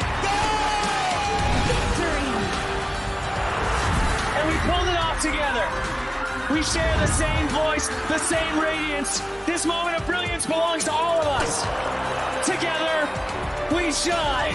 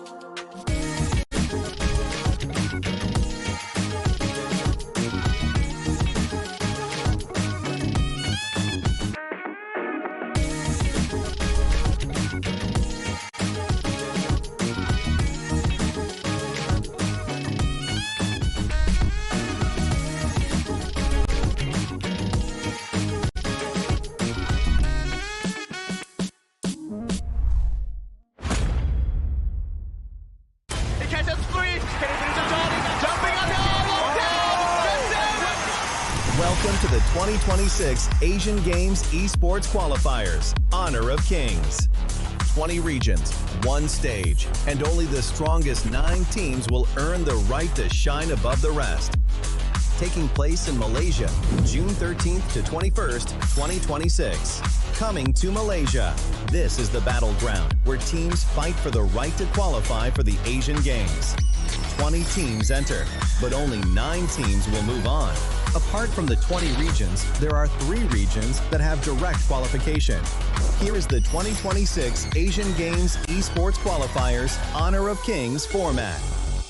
First, the 20 teams will split into 4 groups of 5. In each group, every team faces every other team once in a single round robin, with every match played in a best-of-3 format. That means every match matters. Every game matters. Every single point matters. The point system is simple. Win the match, earn 1 point. Lose the match, earn none. At the end of the group stage, teams are ranked by the total points they've collected. And from there, the road begins to shine. The top 2 teams from each group qualify directly to the Asian Games main event.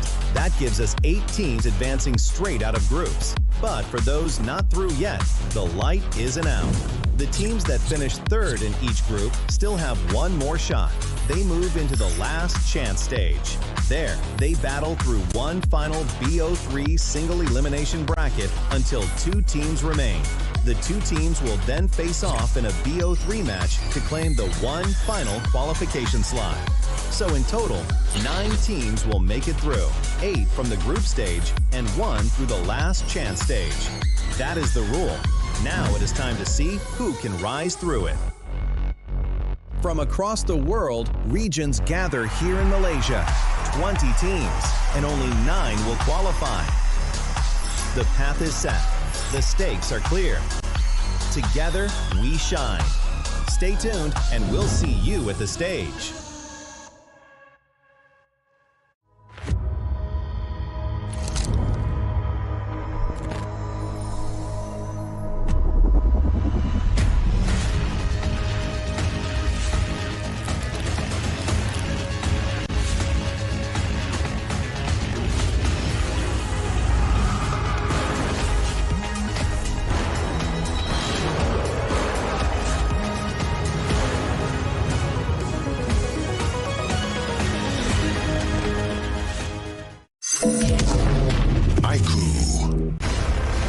but not ready yet.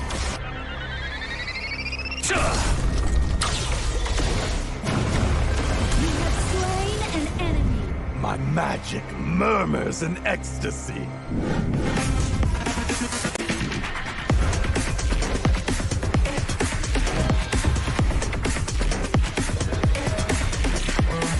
Amazing! There is no escape for you. Killing spree. Double kill. Triple kill. Spectacular kill. Don't worry. I'll be back for your life soon.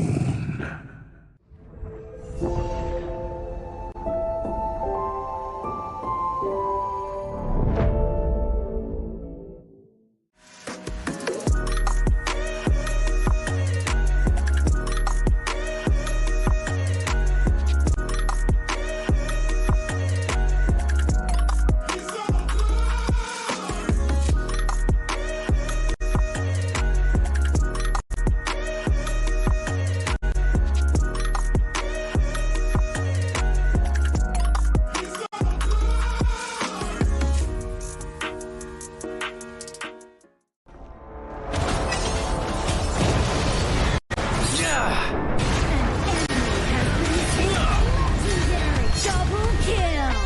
Shall I compare thee to a summer's day? Slain. Don't engage. Slain. Don't crush us like insects. Slain an enemy. Defend our base. Our playground tower is under attack. Amazing. Unbelievable. Triple kill. Ah, the fragrance of romance. Ally has been slain. Rampage. Double kill. Triple kill. Spectacular. Pentakill. Lady Fortune is on my side.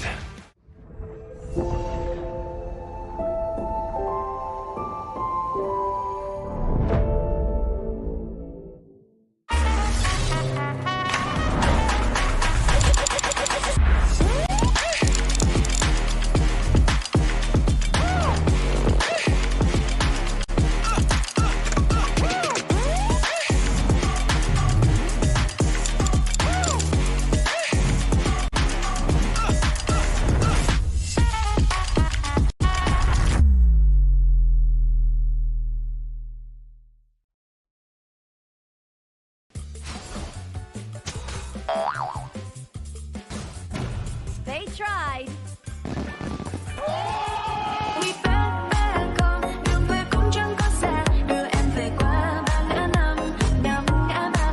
The new Spritling skill, Dig It, is a passive skill, which will automatically trigger at fixed times each match, up to a maximum of 10 times. The skill grants guaranteed standard rewards like gold, XP, shield, health recovery, and more. There's also a small chance to uncover mysterious grand prize effects during the match. Dig It may also produce tradable high-value treasures. Detailed information about acquired treasures will be shown after the match ends. Each treasure has its own rarity and storage size, and obtained treasures will be automatically stored in your warehouse. If you want more high-quality treasures, make good use of the Treasure Fusion feature. You can also copy and share your code so friends can help speed things up.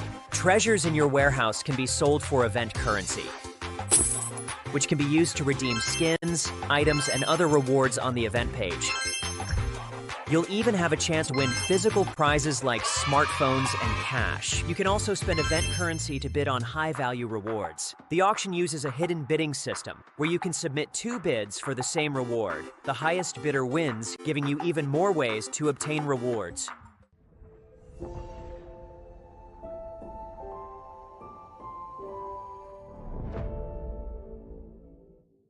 Itu kan track kita. Relax bro. Phone aku! Jom kembara. Mountain Dew!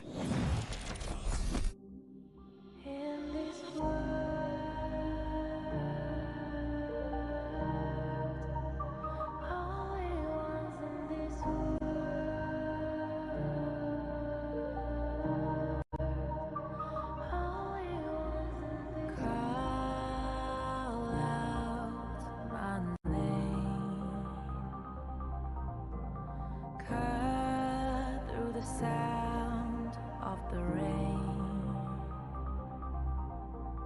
No matter how I feed the flame, you know I feel the darkness and the pain. All of the ways we tried to break free from the night, you know we made it out, we found the light. I fly so high, light up the skyline. Let's do it this time, like it's a whole new vibrant world.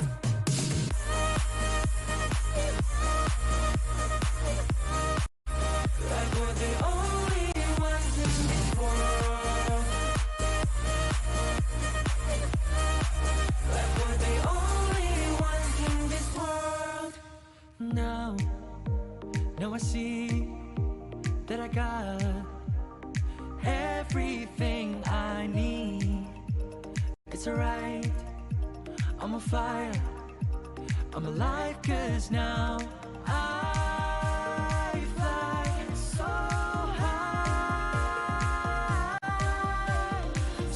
high, light up the skyline. Let's do it this time, like it's a whole new colorful world.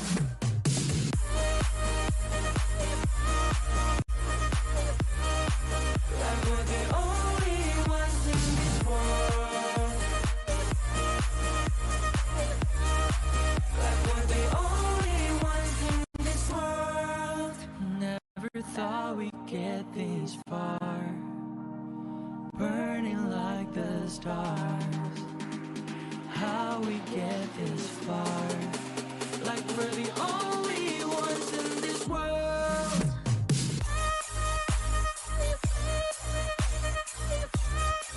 Like we're the only ones in this world. Like we're the only ones in this world.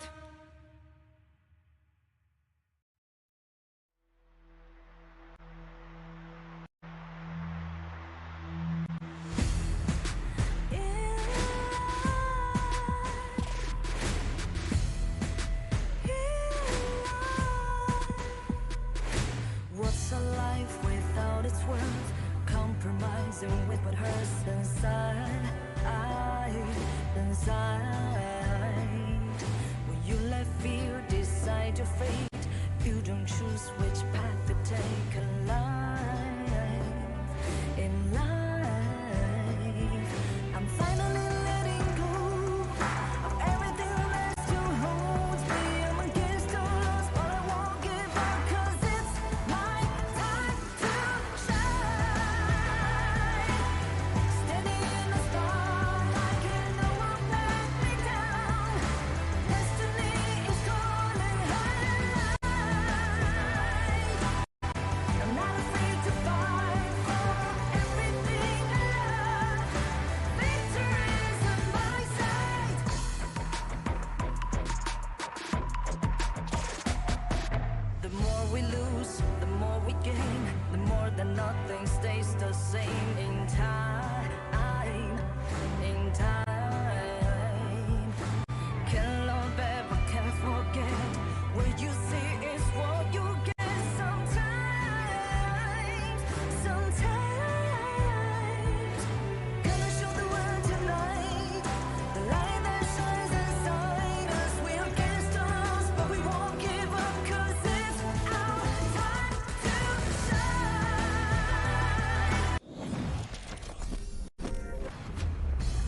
Welcome back to the day number 8 of the 2026 Asian Games Esports Qualifiers for Honor of Kings. We had 2 back-to-back amazing series thus far. My name is Sagi, and it's not over yet because today there's more matches coming up, but we do have a substitution on towards the caster desk. Please welcome Holler and also Sir Cloud. Yeah, Spartanker actually tagged me in, so I'm here just for this day. No, I'm here for the rest of the day, but I'm happy to be here with Cloud. Of course, Sagi here.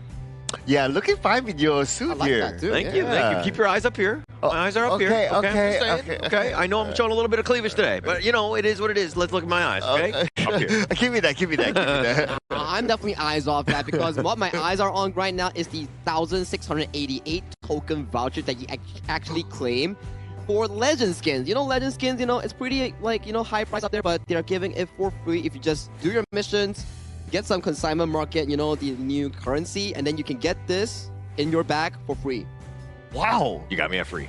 Yeah, definitely. I hear nothing but free, right? Yeah, me too. Just Yeah. logging in, right? Playing those games, getting as many tokens as possible, doing it all for free, essentially. So I will sign up for that. Imagine if you move that free word in front, right? You get our attention first. It's the call to action, right? You know, it's like I say free first, like, oh, free?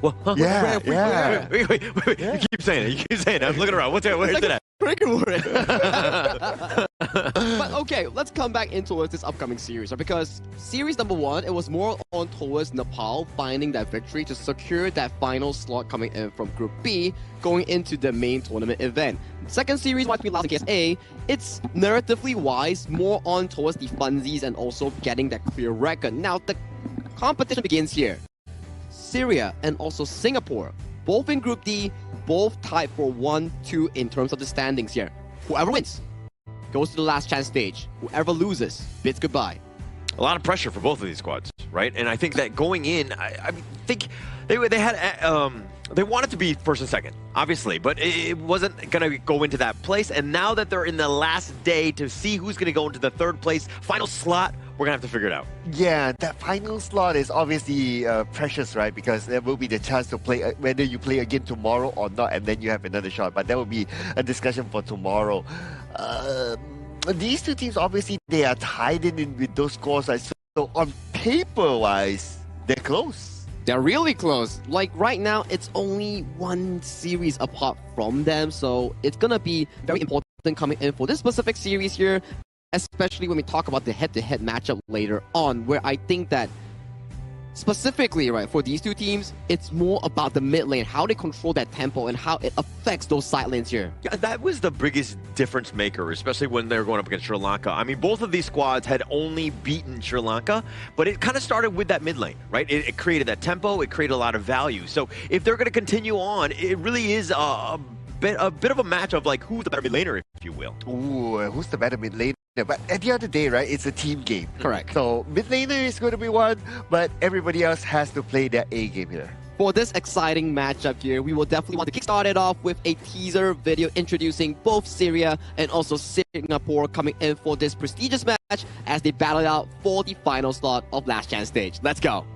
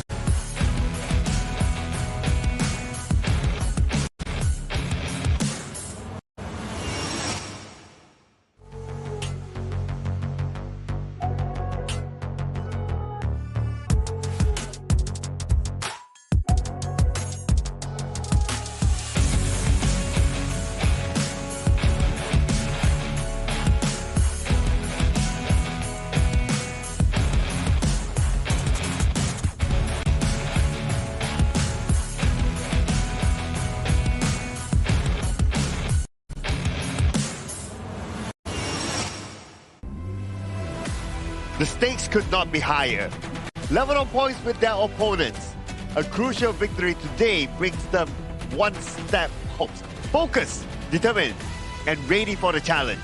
Please welcome Singapore!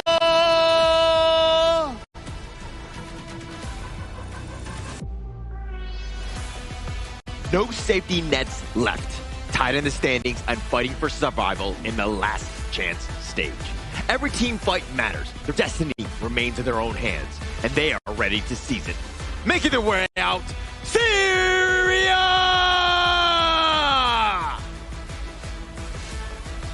One shot, one opportunity between these two teams, and only one of them can make it out alive coming in from Group D. This is the final slot towards the last chance stage, and let's get right towards it. Yeah, one shot, one opportunity. I love it how you're quoting Eminem as we get into the third series to set this one up.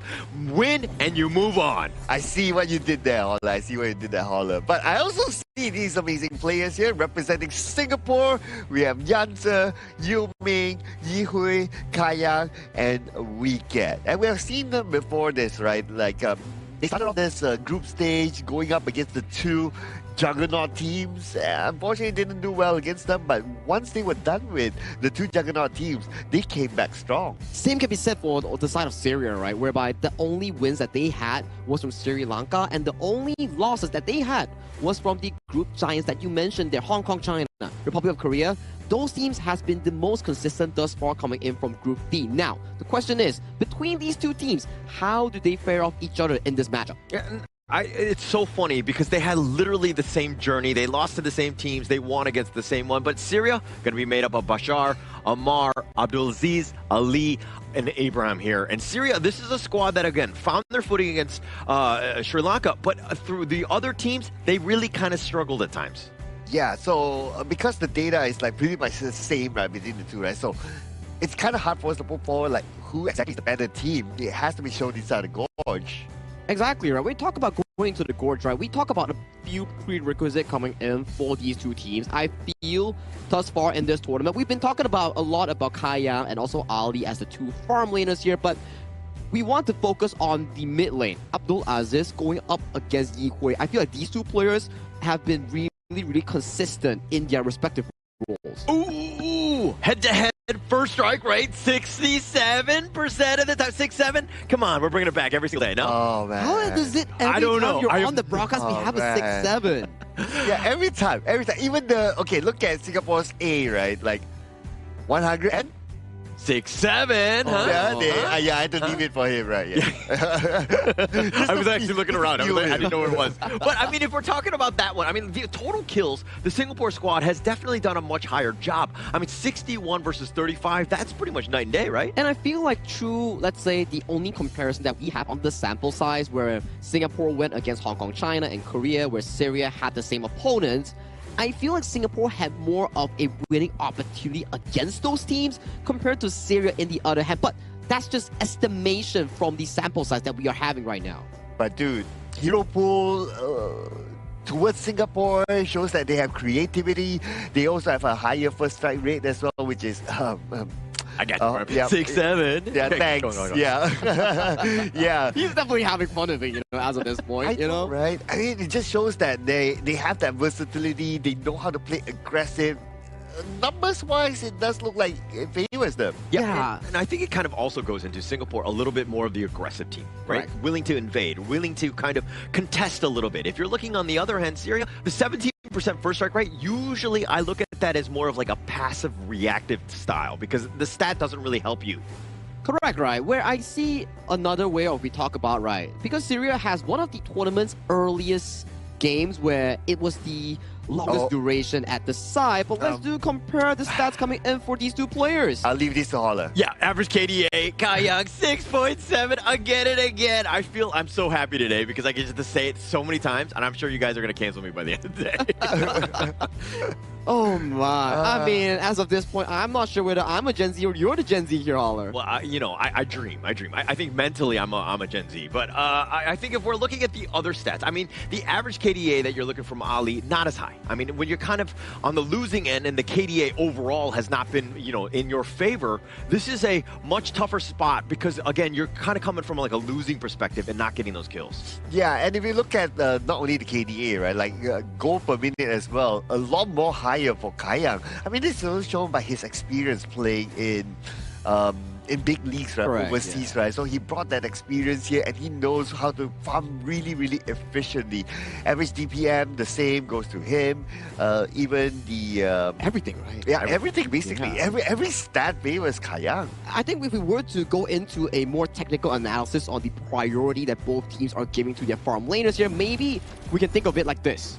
Ali doesn't get that much priority as he's on the weak side. Weak side doesn't mean you're weaker. It means that you're playing as the pressure-absorbing lane, that you're giving more room for the Syria members to find plays across the gorge. Aside for that, Singapore, maybe they're putting more resource into the pockets of Kayang, banking him to carry in that mid to late game. But that is definitely the winning strategy, right, from Singapore, right? Kayang is the guy. He needs to be, left alone, let him farm as much as possible, because again, he will get you over the hump.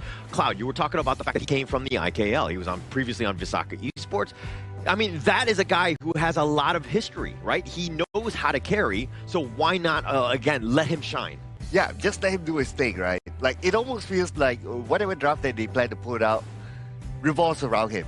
It's like, okay, dude, what do you want to play, right? Okay, I want to play this. Okay, let's play around or draft around that and allow your playstyle to just flow, and everybody just follows from there. Basically putting him as that leader within the game. And with that as well in mind, they're coming in towards the draft with Singapore on towards the red side and Syria going into the blue side here. So draft matters a lot. I want to see what kind of priority that both teams will be having coming into Game 1 of this important series upcoming between Syria and Singapore. I mean, they're not going to win the game or the series based on this first one. But from what we've seen thus far, where generally the series do not go to that third game because they have so much in terms of momentum, and being able to overcome that is very few and far in between. But if we're looking at this one, we have to look at Game 1 as being that most important draft because, again, you want to get that lead going into Game 2. And you have the Guan Yu for the side of Team Singapore. So Guan Yu, obviously, a very fast hero. You need to be able to track him down, especially when he goes missing from the clash lane, right? So Syria, when they pick their hero at the clash lane, he has to be somebody who is able to follow him. Something like a Dharma, something like a Fuzi perhaps, that's fast enough to be able to detect where the Guan Yu is. It's especially important, right? At the very least, you need those heroes to follow up for those subsequent plays. But take a look at the follow-up you mentioned here. Singapore banning 4 roamers straight on, removing any potential pickups here coming in for the side of Singapore's side in, let's say, okay, we have the Eren, we have the Garuda. We don't want to engage on towards our faces here, so let's remove Lapu, Zhang Fei, Lianpo, even the Diadea. All these setups gone, and they take away the moats as well. Yeah, taking that away, which is actually going to set things up, right? I mean, you have the Garuda and the Eren, and again, with the moats and the Guan Yu for like team fight, control, repositioning, everything that you want, and then just let Kayang kind of just style on this Eren here. Oh man, I mean, you ban out, basically there are 5 roam heroes now, not able to use that. Like, Team Singapore, they're really testing the hero pool for Team Syria. I'm sure their head must be scratching right now, like, oh, what else do we have? We're digging deep right now. And the Dharma is expected. The Zhuangzi, yes, we did kind of talk about the Zhuangzi. It has been missing for quite a while. We've seen it yesterday, right, during the Vietnam series, and it had a pretty good success because it stopped a lot of the invasion coming in from the side of Team Laos. But coming towards this game, it's pretty good coming from Syria. You would think that, okay, Zhuangzi, it's a hero, you don't really get a lot of opportunity to shine, but you don't need to because there's so much setup coming in from the side of the clash lane and mid lane of the duo engaged from Syria. And for Singapore, pretty stock standard, front to back composition, play it slow, but with the Zhuangzi's appearance, it sort of mitigates the side of Yanzi on that Guan Yu flank. Yeah, and actually, look at how much research both of these squads have gone in. I mean, they, in terms of ban, draft, everything, they just want to get quickly into this game, the ever pivotal game number 1. But before you take off, Sagi, who do you give the edge to in terms of just draft alone? I feel Syria's draft is really consistent and they have attack and defense rounded out in one single composition here. It's coming down to execution, whether Syria can pull this off. This is a series at hand where stakes are too high to be even speculating about. Third series of the day, game number 1 as we get into the game. Thank you so much, Sagi, for that analysis. As we go into this, I mean, if you're looking at the Syria squad, this is a pretty balanced lineup. You're going to have a lot of tempo from Abdulaziz on that Mai, and then you have Ibrahim. When those team fights mid to late game are happening, you're going to shrug off most of this, but Ali has to flash away, gets the safety. Okay, this is still the very early stage for Ali. He has yet to receive backup from his teammates. Now, I was about to point out also that for Team Syria, they need to be careful of the Cannon Blast, but if you have the Ibrahim around, every CC will be negated. Yeah, Ibrahim. It will be him, right? Because he's the guy where a lot of the guys are going to be looking into in terms of those team fights. Because the butterfly effect, they have a lot of control on the Singapore side. And he, again, if he's able to just kind of shake everything off for the rest of the squad, you know that the rest of them can clean up because they have a lot of damage. I see what I did with the wordplay there. Hey. Okay, but about winning conditions, right? So you have Ibrahim that can be very defensive for the team, but when will be the right time for Syria to be offensive? Well, I think that they want to go early, right? Set the tone. Let Abdulaziz wave clear. Let him continue to hit those outside lanes. Like this stuff in the free in the top lane, I feel like they should have already been there. Okay, but they're still putting a little bit more focus at the bottom. I guess they want to try to scale Ali, which is understandable, right? Because when it comes to the late game, who is the best damage dealer for Team Syria? It's only their farm laner. Yeah. Pretty much no one else. Yeah, nobody else. It's like a 4 protect 1. But again, with tempo, Abdulaziz, these are the moments. This type of gank attack. Look at how far Singapore are up. This is a potential huge win for Syria if they're able to find him. Okay, but here comes the engagement, beautifully done, but who's there to follow up? Unfortunately, Ali was not ready yet, so that could have been a little bit too early. Yeah, they were not on the same page. I mean, Abdulaziz goes in, Ali's on top, but mind you, Ali wasn't even level 4, so he didn't even have that stun. So it seems like a little off in terms of the perfect timing and to get that execute in terms of that, you know, that kill there. Yeah, if he had level 4 and he was in the right position, then maybe they would have gotten something. At least one is still okay, right? Because getting the Moser might not be the easiest of tasks because of that small shield after his dash. But it's okay. I mean, it's a learning, and hopefully they observe that and they can do better in the next engagement. But you want to be threatening as Abdulaziz, right? Whenever you're off the map, you want Singapore playing scared, where they're like, any brush, he might be there. Oh, but look at the damage here. But Ibrahim, no issue for him to absorb that damage as long as it's him and he can still heal. He does have the heal spell as well, so that kind of damage is still alright for him. Yeah, it looks like he's thinking about recalling. I don't think that that's the right decision. I think that, yeah, you're a little bit low. You still have that heal, and I think that maybe you stick in because you want to stay in lane, especially because the 4-minute mark is about that. Right, okay, here comes Abdulaziz. He sees his target and he will engage, but Kayang will not be able to survive for that long. I thought for a moment that he was able to escape, but looks like not. Yeah, it was just the one last projectile, and that was enough to hit the killing blow onto Kayang.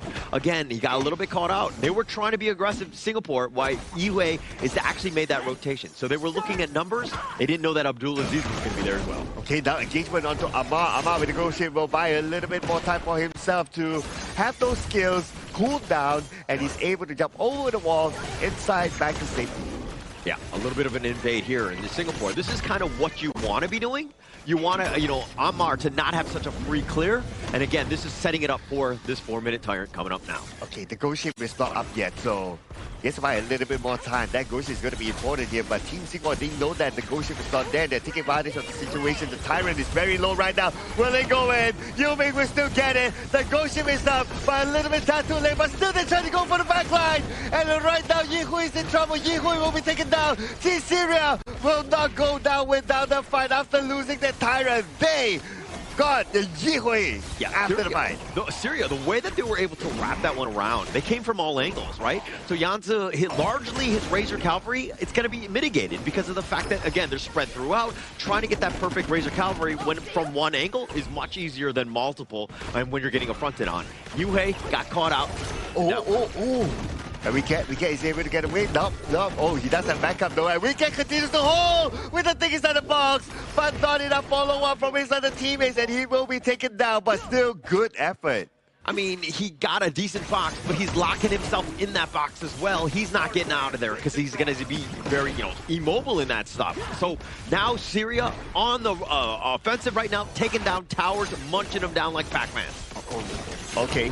And looking at top, the buffer will be stolen away. No, the buff is not stolen away. Okay, still a 50-50 here. But are they going to try to challenge for it? The answer is no. Looks like Team Syria, they're all in focus on the pushing the bottom lane. Yeah, a lot of space, right? And that's going to open things up for the other lanes. They're going to look to take a little bit of an affront into this mid lane. As long as Singapore is able to hold this one, and they do have a decent amount of wave clear, especially when you have Yue on the Garuda as well as Kaiyang, I think that you're going to be in a okay spot. But they're starting to lose space from that bottom side, and that's kind of where Syria can put pressure on. But the good news is that at least, even though they're losing space, but when it comes to gold, it's not too far of a difference. But in the middle, it looks like we see an engagement here by Team Syria. They go in, but where's the follow-up? Bashar takes a lot of damage, and he will be taken out by Weekend from the side. And not only that, they get a double. Amar as well will be sent back.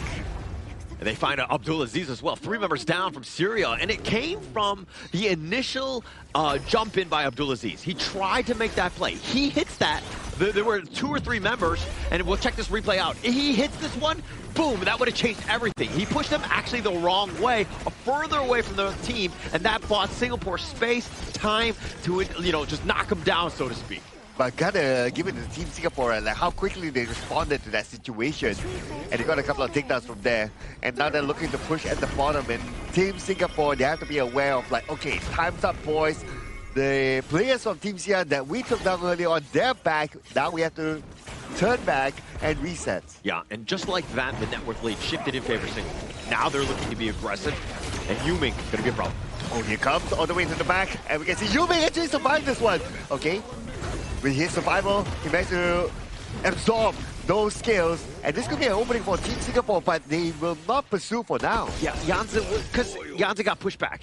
Bashar with a nice truth just being like, hey, you're not getting to the back line, you're not able to jump there, we will push you all the way back. And so basically there's no catch, there's no repositioning, and there's no continued on. But they're going to find something else here. Okay, the players of Team Syria, they kind of low, they have to be extra careful there. But objective done, they got the tower, they turn back, that's okay, because they have to prepare themselves for the next objective, which is the Tyrant in about 35 more seconds. Yeah, I love the way Syria was playing on that one, because not only was Singapore on the retreat, you knew that they weren't going to look to take a team fight. That opens things up for this mid T1. Syria taking that down, understanding when they're low and when to attack. Perfectly timed by Syria, and they got rewarded with that mid T1. Okay, both sides, they want to contest for this one.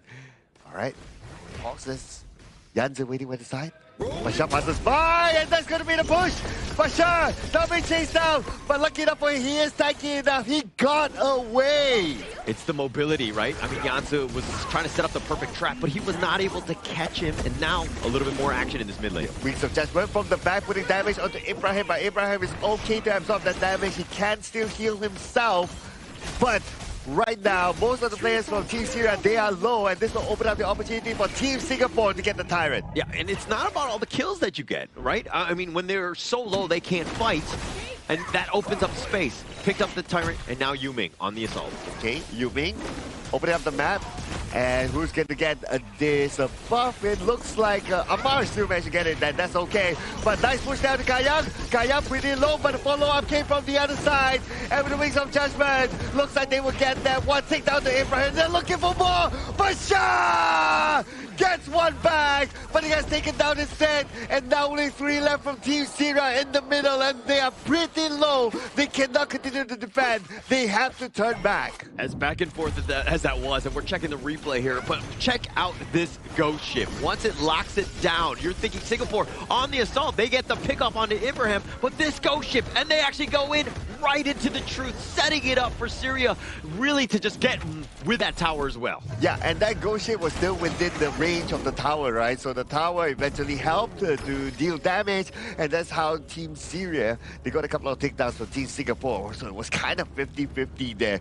Very, very good fight for both sides. Yeah, but at the same time, Singapore, you need to be like, hey, we got Ibrahim. Should we continue on? I think that the aggression is great, but sometimes you got to just ease off the gas pedal just a little bit at times. Well, they're not going to let go of the gas pedal right now. They choose to go in. And the Syria counters back. Abdulaziz gets Yihui, gets Kaiyang, and they're looking for Yuming. They will get him as well. 3 takedowns just like that. I mean, it's the perfectly timed play as well. Not only did they get 3 kills, but now they're going to take the Shadow Tyrant. Everything going well for Syria in that team fight because the jump was in, but they had that control. And again, another replay as we go in. Look at how Ibram, his placement. There's a lot of stunts. Bashar setting it up for the rest of them. And it's literally just target priority, burn them down. Yuming, as tanky as you are, you're not surviving that. You have to admire the team up from Syria, right? Like one call, everybody goes in, nobody hesitates. And because you fight with numbers, you win because of that number. Yeah, and also the target priority, right? If you're burning them down one at a time, just be like, okay, you know, Dune, you know, Aaron, and as long as you're calling out the heroes that need to die in a specific order, and everybody's on that same page, you're going to see them instantly just wipe them out, right? And that's kind of what Syria are doing right now. Their execution has been phenomenal this game. Oh, and now Team Syria, they're ahead by a couple of 100 goals against Team Singapore. After that one fight, after that Tyrant, now they have the advantage. And that advantage will be taken by them to try to take over the jungle, and they will go all the way to the back. The ghost ship is up, but the Wings of Judgment is out at the same time as well, and this will show away the players from Syria. Yeah, I mean, they already fought for the objective. The Crimson Golem, Kayang had already picked that up. There was no reason to continue fighting for Syria. Great disengage, and they move quickly, and now they're going to take the blue buff away from you. Okay, and now Team Syria, they're being forced to turn back to their own side of the jungle, which is okay.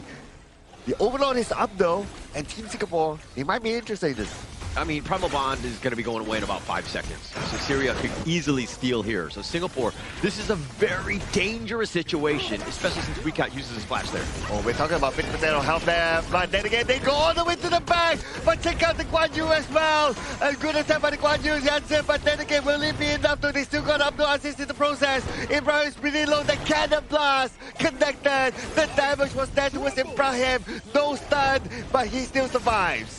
The attempted initiation by Abdulaziz and Ammar, going in on that one, it didn't seem like everybody was there. Like there was too many ledges for the entire team to fight. Singapore made them pay by being, again, once they jumped into your 5, they were able to target priority and took down some high priority targets. A great team fight by Singapore there. Oh, and after that team fight, they got a couple of towers in the middle. And with that sort of advantage, are they going to go for the Overlord? Okay, no, not yet. So Team Singapore, they choose to play this safe. They turn back, they reset, they'll come back out again. Okay, so they do take away the blue buff, and that's kind of what you want to be doing. Anytime you win a team fight, you got to get some objectives. Best case scenario, you know, some towers, maybe the Overlord. Not able to do it because they knew that the respawn timers are too quick, but they were able to take away some of the blue buffs, and they were able to kind of pillage a little bit on their way out. Okay, you can see that Janse, he's just waiting in the brush, right, in case anyone passes by there. But for Team Syria, most of them are playing at the top right now. And they're heading towards the Overlord. Okay, Singapore, they're going to start the Overlord again. No, so this is why they're going for this. They saw that Bashar was clearing the wave in the bottom. Those minions give off vision. Now they have a numbers advantage. It's going to be close. Okay, and Yumi will look in the Overlord now. They're looking for more. And they see the players of Team Syria. They will take down Ammar in the process. And with the 4 players of Team Syria left, they have to back out. It's a vision game, right? Those minions were pushing, and that's what they did. They provided that Bashar was there.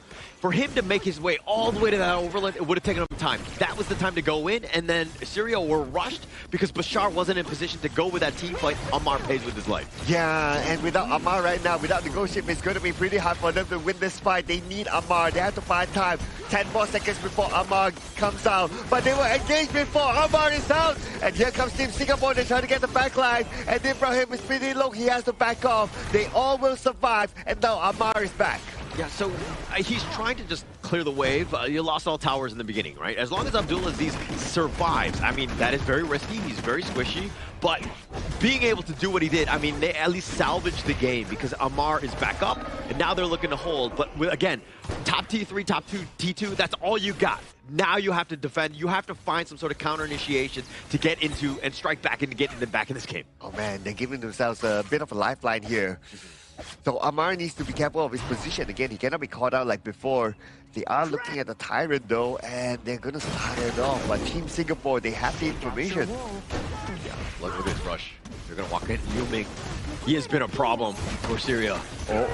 Okay, Ghost Ship is up, but yet they still go in.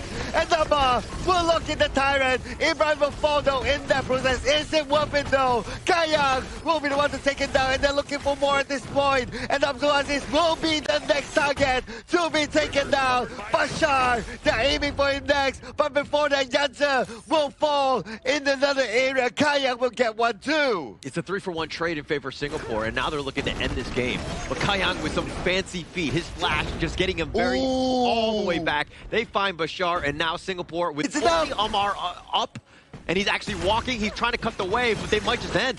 Yes, it is enough right now, but behind, well, can they stop him? The minutes in front is still hitting, and that should be enough. It should be enough right now, ladies and gentlemen. Team Singapore will get the victory in Game 1. In from both Singapore and Syria, they were trading left and right, and it was coming down to those final few moments. Team fights around objective. The Overlord bait coming in from Team Singapore just was one step above their opponents. Two evenly matched squads, right? Correct. And you're seeing that, like, how close they get. I mean, this is a very competitive game, competitive series, and this is kind of what we wanted, right? And at this point, Singapore, in my opinion, they kind of eked this one out. That was very close. It was just a couple too many mistakes by Syria in the end was the ultimate downfall for them in this game. Oh man, super duper close, man. It really felt like until the very, very end, it could have gone anyone's game. Even when the crystal was already exposed and that 1 minion walked through, it almost, and they still tried to, like, okay, let's do the minion, let's do the wave cut behind, right? They still try as they might. You gotta give it to these players, man, from Team Syria. They really have that grip. They were trying so much to actually salvage that game itself, and we gotta give props to where props it's deserved, right? Whereby, I gotta say, Abdul Aziz and also Bashar, they were having a fantastic game on the Mai Xuanui and also the Dharma, continuously finding Yi Hui and also Kayang in the backline. Those were the exact few moments where we see, like, okay, things are looking pretty good for Syria, getting a good 9-minute 30 seconds game and then converting that into an objectively Shadow Tyrant. But the problem is, the prerequisite, where's the minion wave coming in to push the towers? Yeah, and it's that perfect timing. It comes with execution and, of course, practice. When we're going in, we get those kills, and we take advantage of it with the minion wave. But another thing that you're talking about is Kayang. Yeah, he got focused early. That was definitely a problem for Singapore. But towards the late game, Kayang was like a slippery snake, and they were not able to catch him. He always got free, and that was how Singapore was able to overcome and take over these team fights. Yeah, and when it comes to team fights, we can see that actually both sides have their own advantages when it comes to team fights. No matter who starts the team fights first, they always know that, okay, as long as we know who to target first, who to follow, and more importantly, they move together. They go in together. Nobody hesitates. Both sides, they were always 50-50 in team fights. And it's always down to those key few moments, right? Even though, like, we say that, okay, this Guan Yu might not have the best game in terms of the counters here because Ata's locking him, Zhuangzi is always marking him, but he was still constantly being able to find those angles and setting up some of the teamfight moments for the side of Team Singapore. And Yu Ming, some crucial smites there here around, and he was that beefy boy coming in from Team Singapore in finding that tankability for some of these damage dealers. They really stepped up this game, right? I think that was the biggest differential in terms of just, like, you know, Yanzi. You're talking about how his positioning might have been tough, and he definitely struggled at moments, but he knew when to go in versus, like, fully committing to a fight. And, you know, just staying alive was his biggest piece because he got low multiple times, almost went in, and those ghost ships were locking things down, and the ability to just kind of disengage was incredibly well played by him. Yeah, the ghost ships were really, really good, right? They were crucial here. And not only his ghost ships, now if you were to look at these stats, right, like damage taken by Amar, 128, he definitely became the key tank. But we also have to give credit to Ibrahim as well. One is about him taking in the damage because he's also able to heal himself as well. He also played a big role in, like, negating all those CCs coming in from Team Singapore. It was a very crucial pickup, right, coming in from Syria, noticing the fact that, okay, you have a Guan Yu, you have a Mozi here, let's double down on that and counterpick you with a Zhuangzi. It had shown a lot of success because at certain points of the game, Singapore was on the defensive side because they couldn't find an aggressive angle. Yeah, and I mean, Ibrahim definitely had impact, right? His butterfly effects were definitely just a kind of a thorn in the side of the Singapore squad, especially when they're trying to CC. But come those team fights, and we'll check it out in the highlights, it didn't seem like they were 100% on the same page. People were going in. Abdulaziz was trying to make solo plays. It didn't seem like Ali was, so helping to help support. But checking out this gold graph, really back and forth at the end of the day. Yeah, it's an illustration of whatever happened earlier on, right? There were moments for both sides. Most of them by Team Singapore. Obviously, that's why they won towards the end. But there were times where Team Sierra, they're like, okay, we could fight back. And some of those fights were really, really good that it almost feels like, oh, are they going to do this major comeback? It's about the 5v5s, right? Like you can see on the stat screen on top of Team Syria, they got 2 Shadow Tyrants here. And Shadow Tyrants are always the game-changing moments where you can actually out-teamfight your opponent. But it comes down to those important team fights where it's everybody's game, like 5v5 around that overload that we can see in the highlights later. That's where it toppled the goal lead all the way into the favors of Singapore. Yeah, and I mean, it took them 15 minutes to get there. This is definitely one of the more competitive games that we've seen. I mean, the way that they were able to go back and forth, and it started with this. Yeah, this was the one of the earlier fights, right?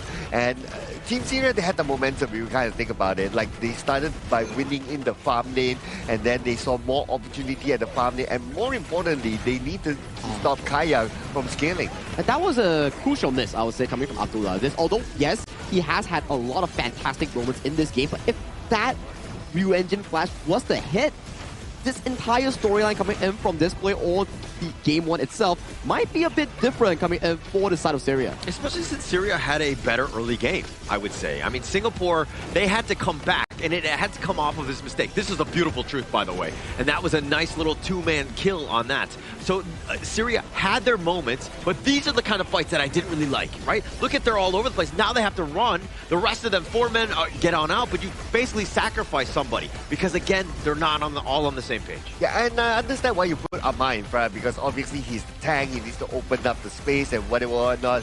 But when you put him in front, he absorbs the damage. You got to be able to support him. You got to be able to, like, okay, dude, once you take in all those skills, like they're on cooldown, I will come in to go to the backline or something like that. But if they left him to dry, then, well, obviously it was countered by Team Singapore. And there you have it, the MVP coming in for game 1 of this series here. His 3rd consecutive MVP of this tournament, Kayang, the farm lane player coming in from Team Singapore with a 724 KDA and a 35% whopping damage dealt. Every single time Singapore wins is based on Kayang's play, right? I mean, he just steps up as the MVP. So if you're on the other side right now, you're looking at it as Syria, like, you got to shut him down, no matter what. All 5 members need to be on top of Kayang. If you don't find him, there's really no reason to take any sort of team fight here. I mean, that's why they gave a lot of attention towards the farm lane side, right? At the early stages of the game, it's like, we gotta stop Kayang from farming. As long as we are able to stop Kayang from farming, we worry less about the late game. Yes, they kind of did, but Kayang found his own space, and that's because of his experience playing in so many big tournaments as well. And he managed to farm to the late game and be very effective. He was really good in terms of like the pressure absorbing. Yes, just like what you mentioned. A lot of the moments in the early game, that 2 key takedowns on towards the side of Syria, whereby he was the crucial target that's been constantly pressed by Bashar and also the side of Abdulaziz. But as the game progresses, as he started getting the Splendor, the Sage Sanctuary, those were more harder compared to the previous early game that we were to see. And when they can't get themselves on towards the Aaron, things started to look shaky for Syria. Yeah, and Syria, like, they saw numbers, they saw Singapore and were like, attack, right? But they didn't know who they were attacking, right? And they didn't know in the fog of war. And it's like a vision game, right? If you know where Kayang is, it makes it much easier. When you go attack and onto Kayang, you're going to take him down. And that's what they need to do better in game 2. Yeah, they probably don't know that, but what I do know is that where we are. Oh, well, we are at the Marriott Pataling Jaya Hotel here, and if you're interested in a fantastic stay, you can definitely check out this prestigious and beautiful hotel here at the Marriott Hotel Pataling Jaya here. It's our official venue and hotel sponsor coming in for the 2026 Asian Games Esports Qualifiers for Honor of Kings. Once again, thank you so much, Marriott Pataling Jaya. As we go into game number 2, I think that we kind of saw like a little bit of execution errors, I would say. Target priority, definitely a bit of something that they need to shore up. But anything in terms of the draft that they could have done better here? I think no. I think Syria's draft was actually really complete and they played it to their perfection in the first 10 minutes of the game.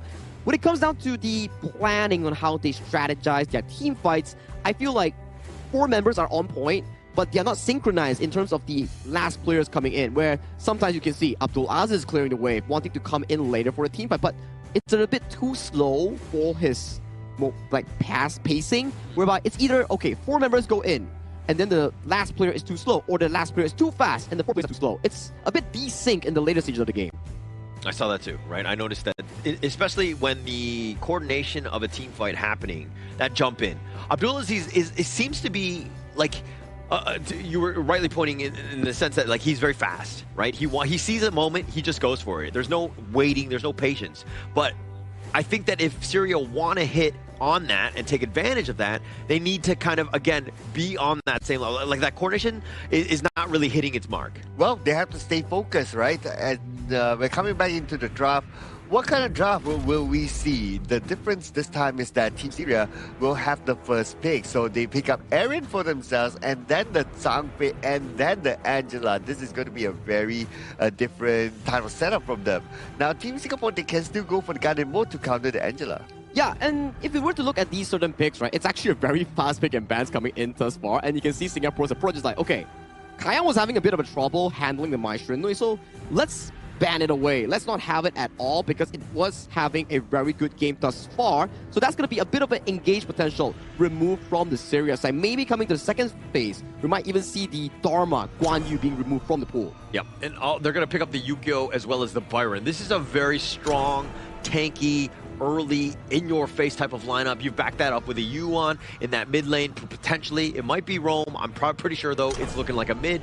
This is a pretty tough 3 first phase picks for Syria to deal with here. Yeah, interesting that Team Syria, they banned the DRJ, which is a rather popular sort of farm laner, and totally understandable. But that means that the channel is open. And I think the channel will be great here to be brought in.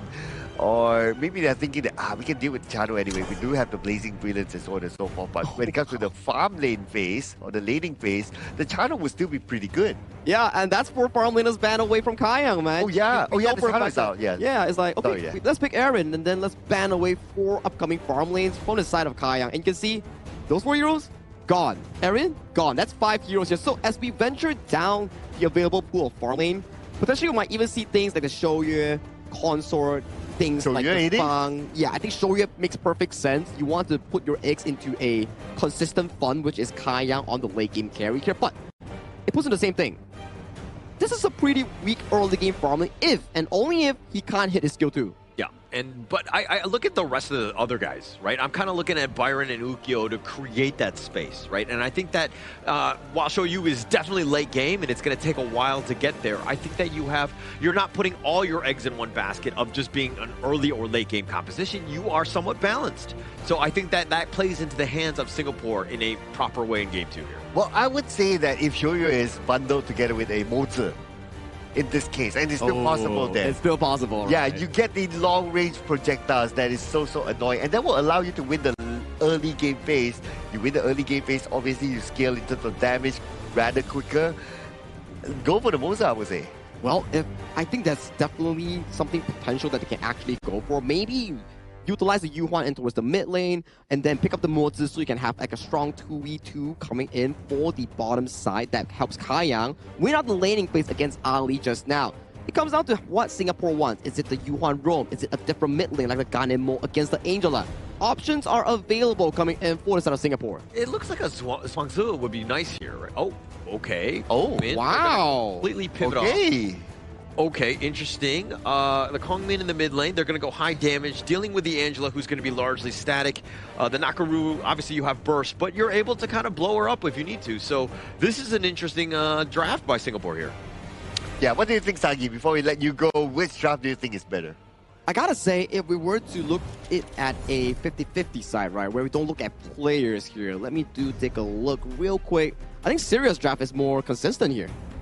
I think so too, actually. I mean, they have teamfight galore. The Bai Chi, the Zhang Fei, those are going to be some wombo combo, plus the Angela on top of that with a Blazing Brilliance. You have a lot of burn.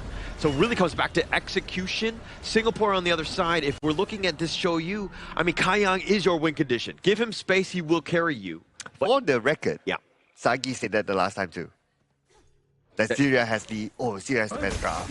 It's okay. Nobody's keeping score unless we're talking about the number 6 and 7.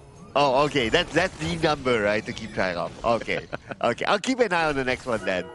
But anyway, I would have liked the Mozart combo together with the Soyu, though, because it's so annoying. 2 projectiles, and also you don't have the Arlie on the other side to negate all those projectiles. But okay, they went for this instead. Let's see how it turns out for their strategy. Yeah, and look at how Singapore right now on the they have to dodge the Chaos Cinder. Well, what? Okay, that's 2 Chaos Cinders dodge back to back though.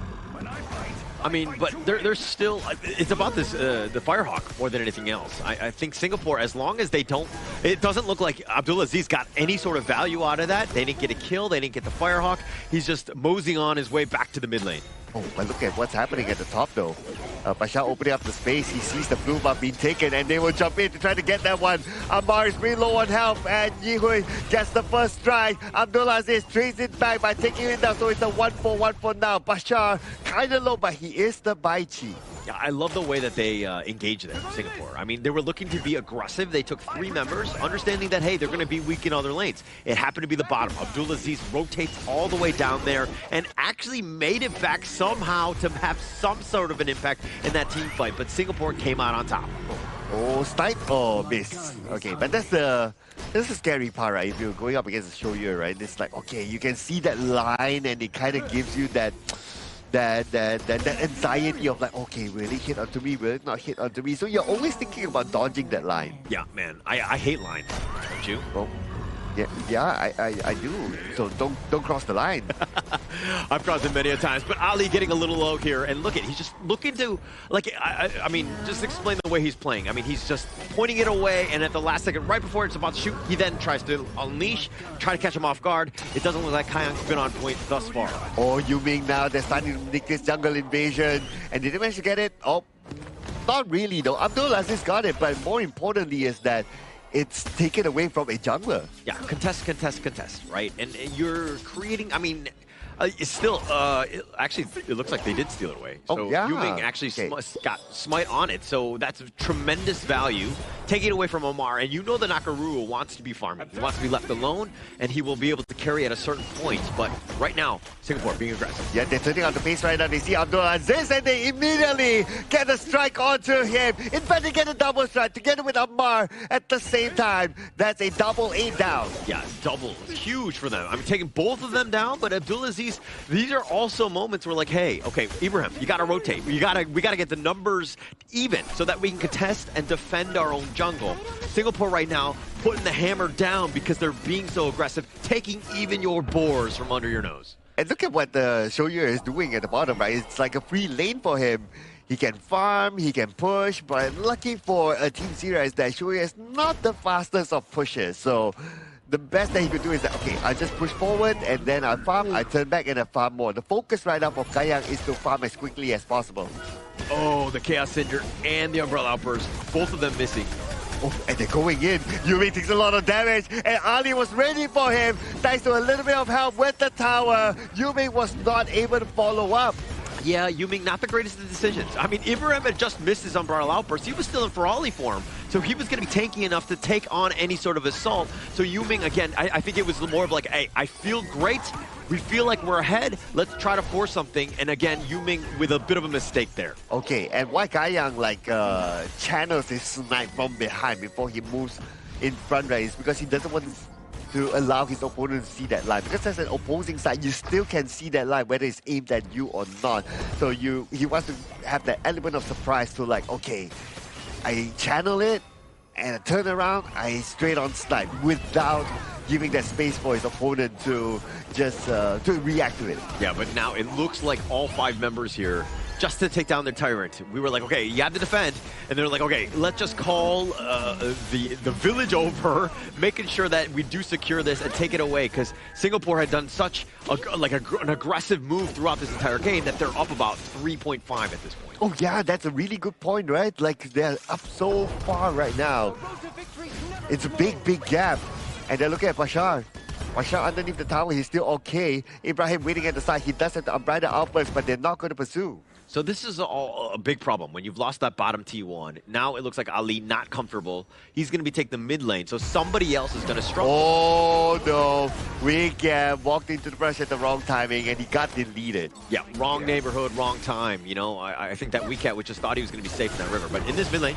Okay, Ibrahim with the unbridled outburst managed to pull it off just in time to shoo away his opponent and at the same time take down the tower.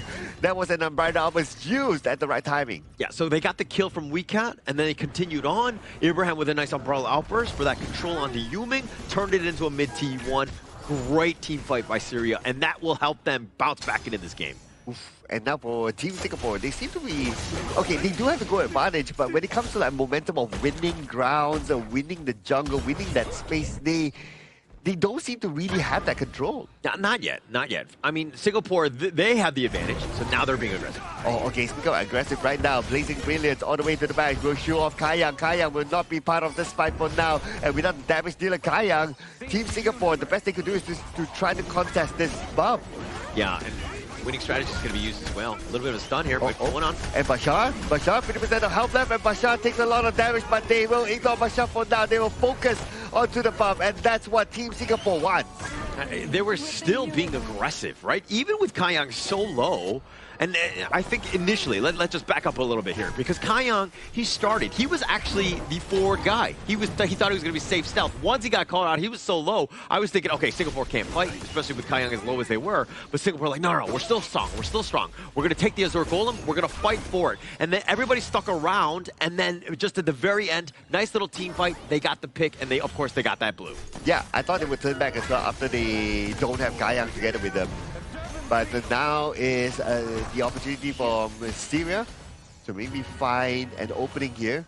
Try to jump onto Team Singapore, but Team Singapore, they realize that, okay, there's too many on the other side. Let's rotate down. Yeah, and also at the same time, this skirmish in the mid lane is a little bit of just not the real assault that they wanted. The space was pushing in the top lane. Ammar rotates. The bottom lane was going to be open as well, and that was the actual push. Okay, checking the brush. That's okay. It's going to be Yanzi. But they have to be careful of the Nakaruru behind, but they got Bashar! Now the Nakaruru has to back off. No under attack there except for Ibrahim, and now Ibrahim is receiving damage. He does have the unbridled outburst though. He has to keep it for the right timing. Yeah, opens it up. I mean, Yuhei caught out Bashar. He was all by himself. And when you know that winning strategy is coming and you have no friends nearby, that is a lonely and depressing time where somebody can't come and save you. And Speaking from experience, by the way. Oh, okay, yeah. Don't worry, I'll always be there to save you. The bodyguard? No. Don't know that. Okay, let's leave the singing to bar out. Anyway, so right now we get... Okay, he's safe for now.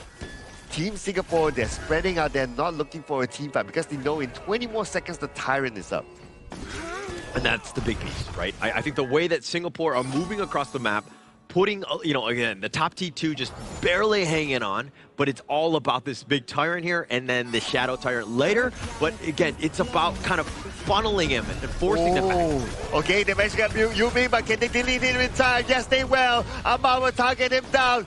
Crucial in the shade onto Yuming, but can Team Singapore trade off a couple of players from Team Zero? They're kind of low though, but Team Singapore, without Yuming, they cannot follow through. I mean, they don't have the catch, and this is the thing about the Syria lineup, is their team fight is legit. Right? If they're able to initiate on top of you, like you saw from Bashar, those are the kinds of plays that they need to make because they're going to be team winning, right? He goes in. Ibrahim's a secondary, and Ammar and Ali are literally there for cleanup. Abdulaziz, again, can just burn people down as well. So this is generally the best case scenario for them, and they were able to get a pickoff, but they didn't get any objectives out of that. Oh yeah, that's true.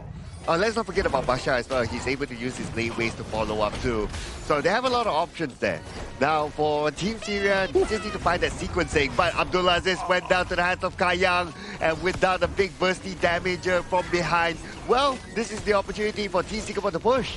Okay, we were talking about how Kayang on the show was going to be a late game monster, but going up against Abdulaziz, he like four-shotted her, right? And she had to use the Blazing Brilliance just for a little bit of shields to mitigate one more shot, if anything. Kayang right now is becoming a monster, and he's munching down towers as well. Yeah, we're already towards the mid stages of the game, right? So Kayang right now, he's very, very dangerous.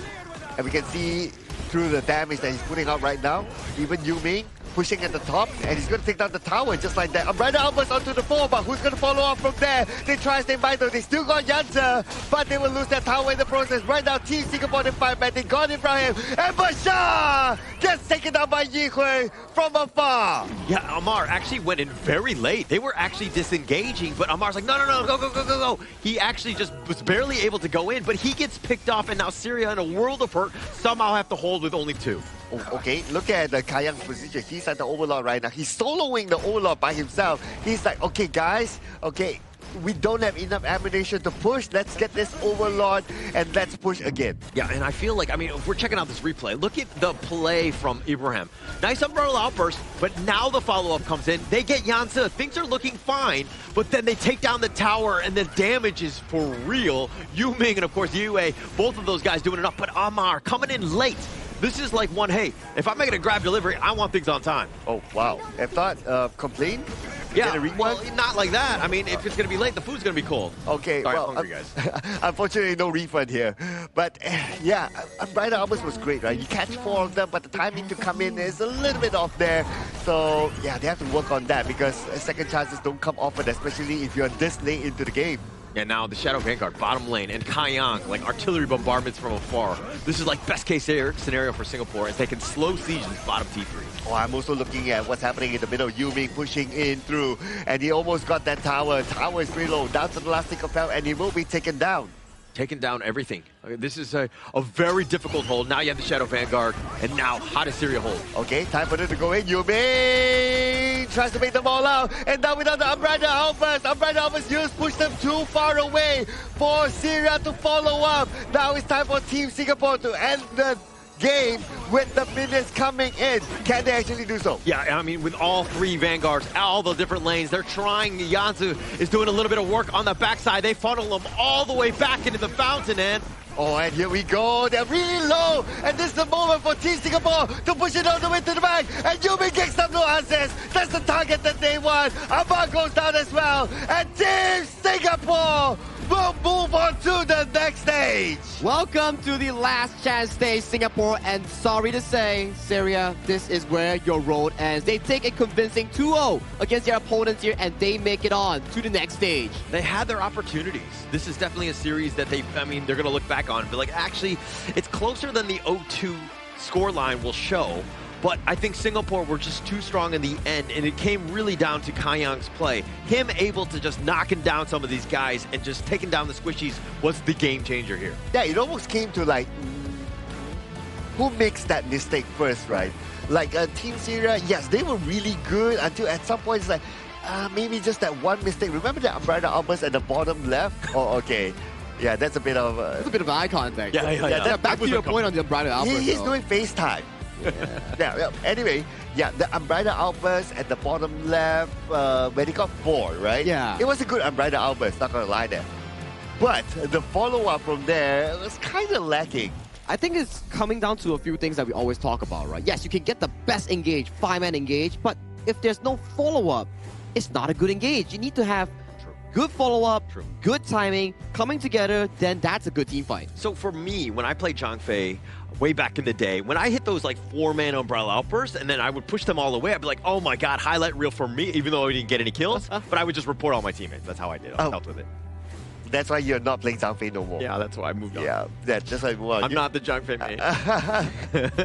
Not the Ferrari that you are, right? Yeah. Yeah, but yeah, that's true, right? Like you can get a good engage, but yeah, and if I remember correctly, it wasn't only that one occasion. I think there was also another occasion in the middle or at the bottom. Something similar happened. It's like, okay, you can engage to get a good 4-man, 5-man, but the follow-up was kind of lacking. So it kind of felt that Team Syria, were they exhausted at that point of time? I think after losing that game 1, knowing for the fact that you had such a big lead, it's a bit disheartening coming in from Syria, especially when you don't really have that much competitive experience. Maybe mechanics-wise, both teams are pretty 50-50, but when it comes down to macro rotations, how they deal with objectives, how they set up team fights, I do think that Singapore is one step, if not two, above their opponents. Yeah, and I think it was, I hate, like, we keep going back to it, but I think it's the Kaiyang factor, right? Because it was very close up until like the 12-minute mark when you see that Kaiyang was able to burn down Abdulaziz literally by himself. And then that was that moment you're like, oh crap, we are really behind. He's able to tear them down.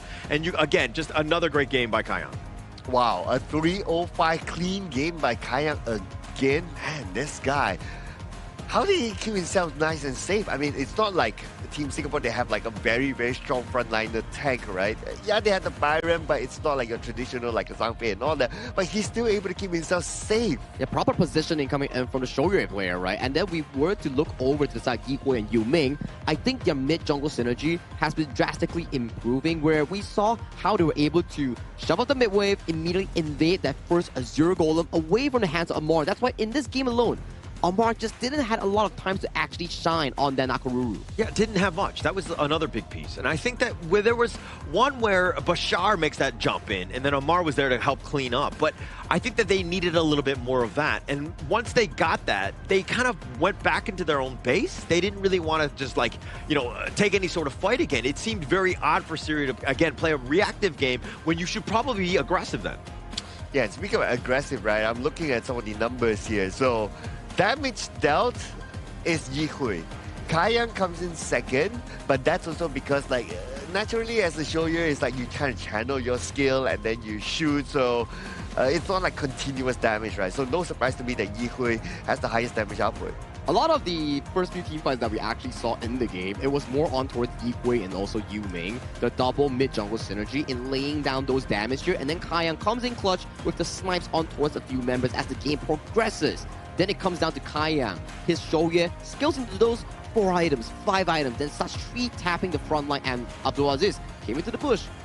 1, 2, 3, 4, and you're gone. Yeah, and the burst is real from this squad, right? And you're kind of seeing, if we're going to see the gold graph, and you'll see a little bit, you know, a couple of dips in that sense, where, but Singapore was in full control in this game, and they did it with map control. They took over the map, and then, especially when they were being aggressive, it was just a great team win by Singapore here. Oh, there were only 2 objectives taken, as in the Tyrant and Shadow Overlord. I thought there were more. It kind of felt that there were more objectives down this round. And considering the length of game as well. Yeah, it's only 12 minutes, right? And especially for the fact that Syria, actually they had more moments compared to Singapore in the earlier phase of the game where they were finding aggressive plays, got the first mid tower in a losing advantage, and they still managed to find that. That's really impressive towards me because the way that they find pickoffs is actually really good. It's just the knowledge and experience in learning how to expand that goal lead is something that they need to learn more. Yeah, and actually it's one of those on that. Once they took the mid T1, and we'll see probably in the highlights here, but that should have been their cue to be aggressive.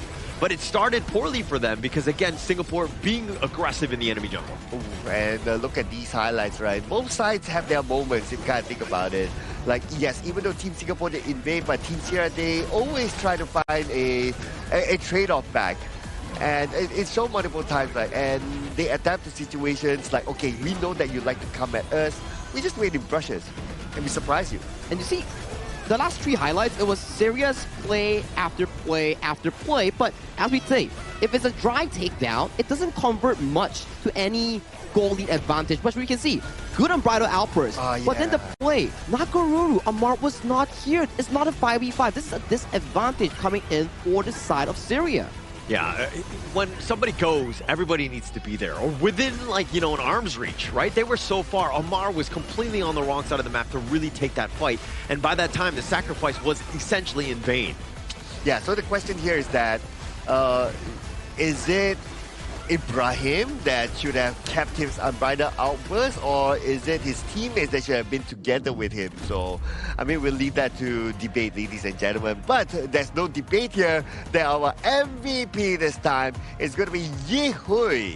29.6% damage dealt, right? An amazing game coming in from the final red side. 5th pick Kong Ming that actually showed a lot of value in this game. Usually when we see the playstyle of Team Singapore, it's more on Yihui on those control mages here. But today, coming in towards this very important Game 2 series, he showed up with a power pick of the Kong Ming. Yeah, and actually kind of, we had not seen that throughout, right? The Asian Game qualifier. So to be able to spring it on board to ensure that they get this this win to get onto the last chance stage. I mean, Yuhei really, the timing couldn't have been better for him to really step up here. Yeah, and he did the most damage as well for the team. So great work by Yi Kui and the rest of Team Singapore. We will be seeing them more in the last chance stage tomorrow. So it will be interesting to see how will they survive that one, because playing a single elimination is not easy. Yeah, BO3 of all things, and then after you win it, it's not over yet. You still have to pace towards it into the second BO3, which is the final one that decides amongst A, B, C, D. Only one representative on that third placer will go to the main event. Actually, all of the teams are looking incredibly strong. So I think even tomorrow's games are going to be amazing. I think that we've got all 4 teams locked in, so we know exactly where they're going to be. But Singapore is the representative Group D. I think that they stepped up, and I think, for the Group C winner, which I don't know off the top of my head right now, for that third place, they're probably cowering in fear of it. I mean, Singapore are fighting that. Vietnam. Vietnam. Thank you, sir. Vietnam goes up against Singapore in their first series, and then for A and B is going to be Uzbekistan going up against Kyrgyzstan. Winners of those two advance as losers. Sadly, they have to go home. Can you remind us again, what are the 4 teams that will be playing the last chance stage? Okay, Group A coming in will be Uzbekistan. Group B will be Kyrgyzstan. Group C will be Vietnam. And finally, in Group D, it will be Singapore, who just won their series just now. I don't know who's going to come out on top of that. I That's think that difficult. they're literally third place. Neck Like, and everybody neck. is very close. Tough games, right? Tough games, not gonna lie. I mean, maybe like Uzbekistan, people don't really know much about them, but they've been showing a very strong performance here in this tournament, so I look forward to seeing it again tomorrow. I'm also looking forward to this upcoming new event that you can actually get all the diamond draws, Dragon Horde skin pull, and limited time token skin pull. All of these are actually updated in the official Honor of Kings app. So if you have any leftover limited time tokens or Dragon Horde treasure, do check it out. Maybe you can get something better and updated. All right, I was just waiting for you to say something free, and I was like, not this time around. But this time tokens around. nonetheless, I think that there are other goodies that are available in client, of course. So as we go into the next series, I mean, we've seen 3 pretty decent ones. I'm super excited to see the next one coming up. The next one coming up, Indonesia, Philippines, Hong Kong, China, and Republic of Korea. Those are going to be absolute bangers here. But let's finish up this entire segment here. Mara, you're ready with Team Singapore? Let's show it over to Mara on towards the stage for the winners interview with Team Singapore. Team Singapore secures 3rd place with that win. Kayang, congratulations. Thank you. There was a bit of a difference in game number 1 and in game number 2. In game 1, you guys had an early deficit. But in game 2, it seemed like you were more aggressive, taking advantage of your gold lead, completing your items. What happened before the start of today's match? And something seemed to click right after game 1 that ultimately gave you a confident win for game 2. I think game 1 we were more nervous coming into today's games because it's quite important since it's the last game for the LCQ. So I think we were just warming up our hands in game 1, and then game 2 onwards we were more calm and more aggressive. Now, coming into tomorrow, it's going to be the last chance stage. A lot is on the line. There's no more second chances. 1 slot remaining. How ready do you feel Team Singapore is for tomorrow? Or do you think there's still some things that your team needs to talk about before stepping on the stage? I think there's still room to improve for us as Team Singapore, like for today's games, especially in game 1. So we'll go back to our hotel room and review as much as we can for LCK tomorrow against Vietnam. So we'll put up a good fight and hopefully we'll win for tomorrow. A lot of hope for Team Singapore. There are people looking out for you, supporting you. What would you like to say to them? Thank you again for supporting Team Singapore, and we will try our hardest for tomorrow. Hopefully we will qualify for Japan. Good luck for tomorrow. MVP game number 1 with his hopes really high. Let's keep continuing to support them. Now we'll head back to the casters. Lead the gorge.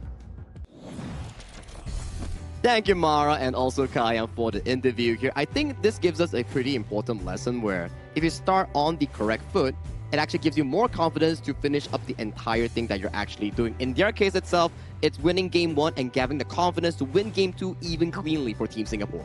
Actually, both of these squads. You bring up a good point in the sense that, like, winning game one for either of the squads might have just been the ultimate, task and just being able to just overcome, because it's tough when you're down 0-1 to somehow find a way back. That takes a lot of mental resilience, and it looks like for this one, I think Singapore was lucky they were able to kind of get the early two.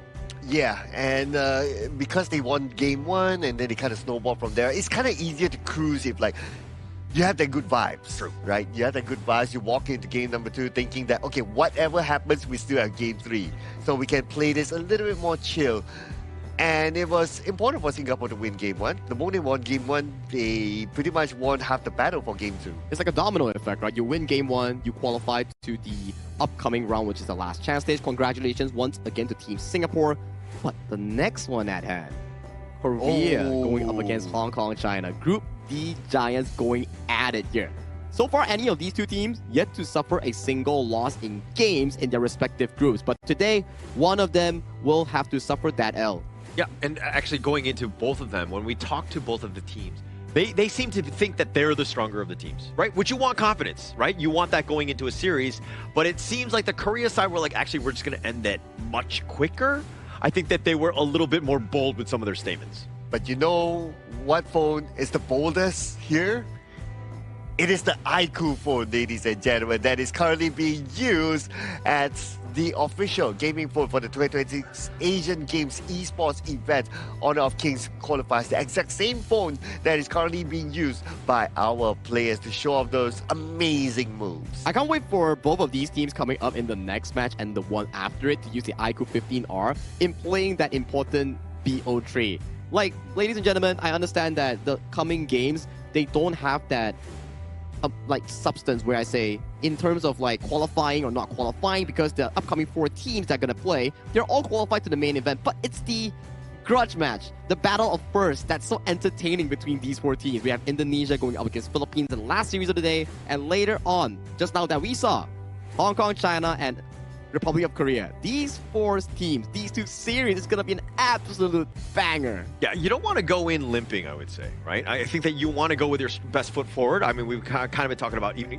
game one, right, with this Singapore and Syria. So even for this one, it's not only bragging rights, it's about respect and just becoming the best team in your group. I think that would speak volumes as you go to that main event.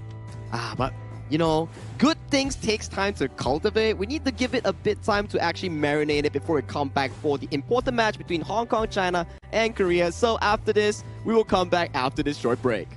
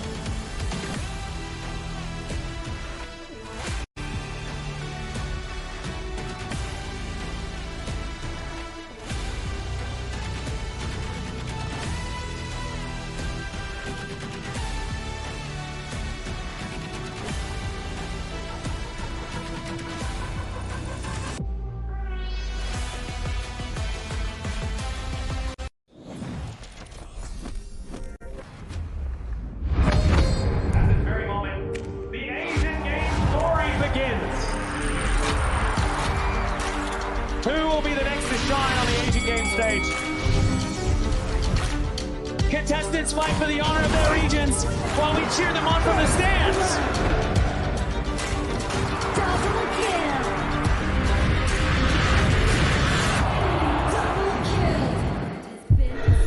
This is a challenge, but it is also an opportunity. The tide is turned.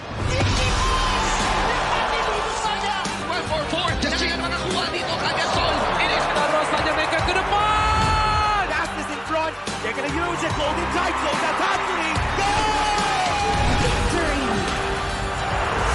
And we pulled it off together. We share the same voice, the same radiance. This moment of brilliance belongs to all of us. Together, we shine.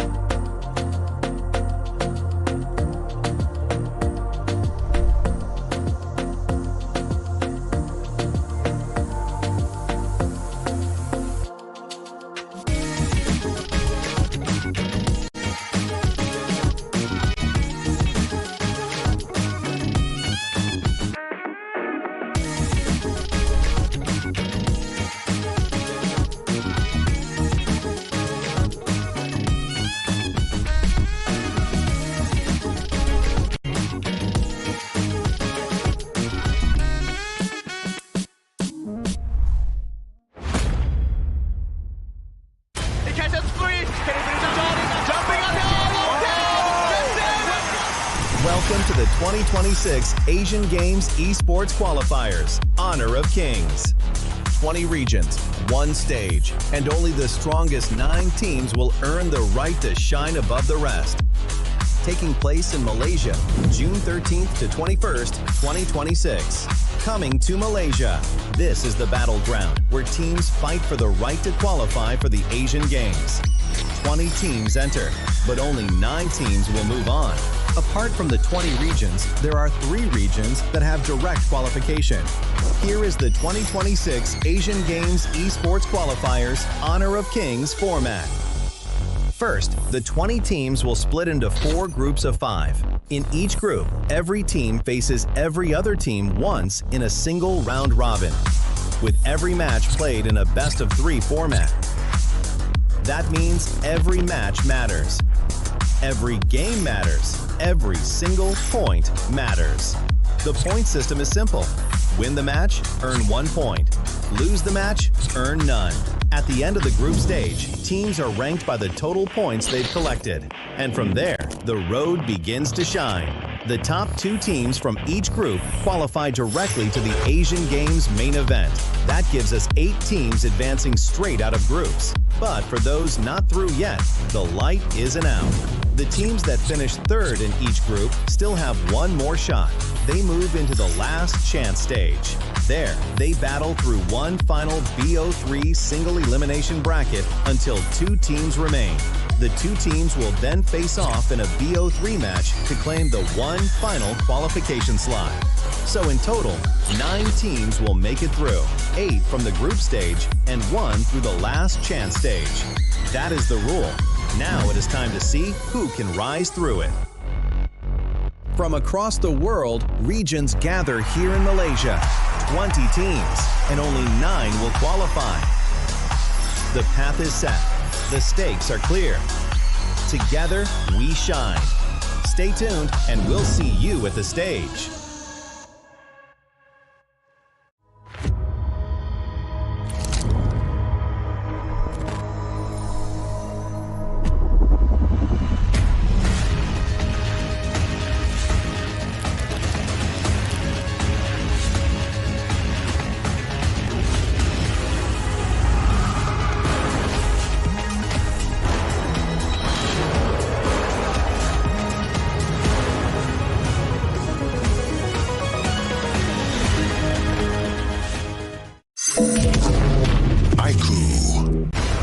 Ultimate not ready yet.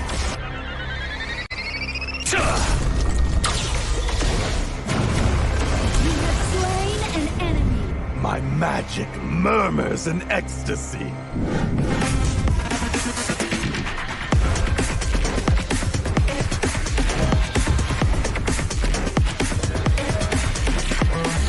Amazing! There is no escape for you. Killing spree. Double kill. Triple kill. Spectacular kill. Don't worry. I'll be back for your life soon.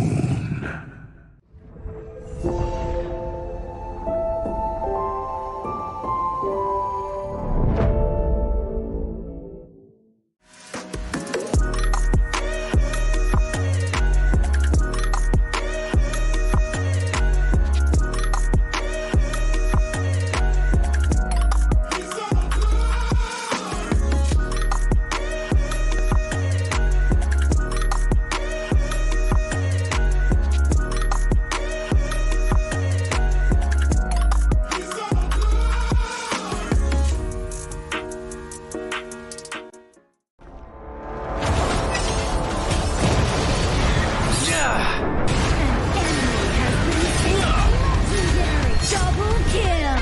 Shall I compare thee to a summer's day? Slain. Don't engage. Slain. Don't crush us like insects. Slain an enemy. Defend our base. Our high ground tower is under attack. Amazing. Unbelievable. Triple Ah, the fragrance of romance.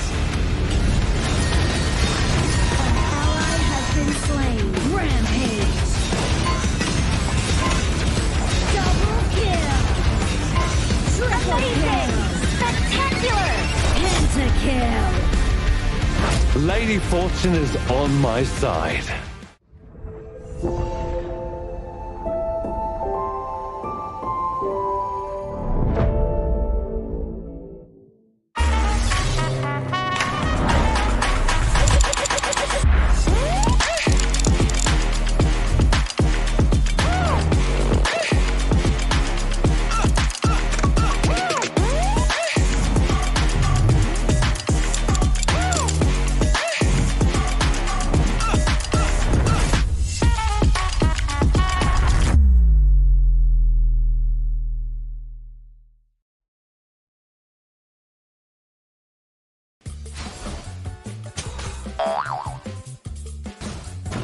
They tried.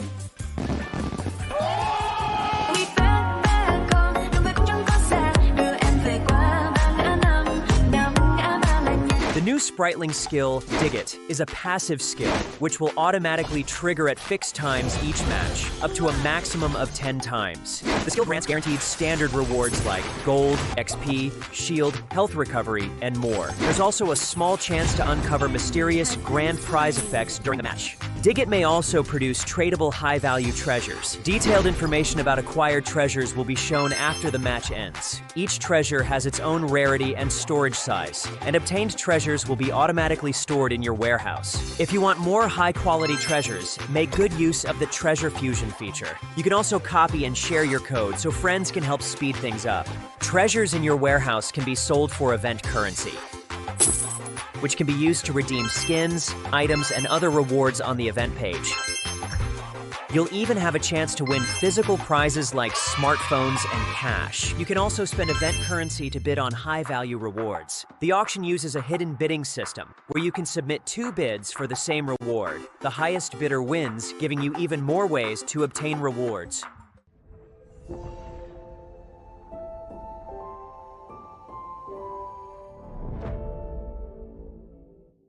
Itu kontrak kita. Relax, bro. Phone aku! Jom kembara. Mountain View!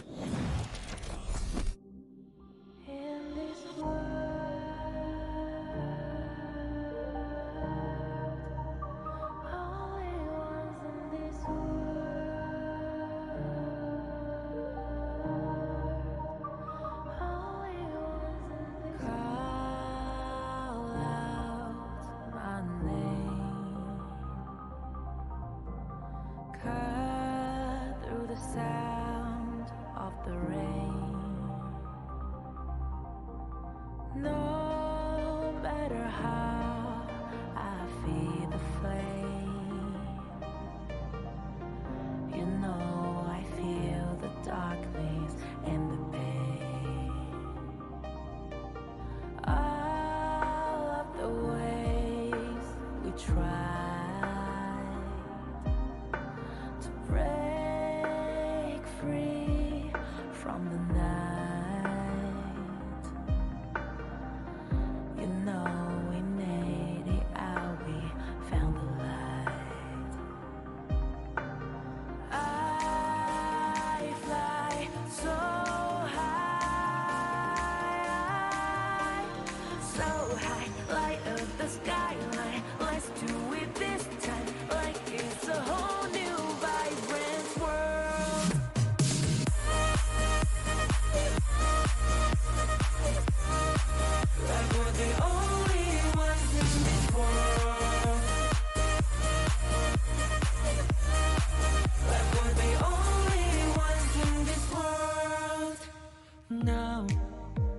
Now I see that I got everything I need.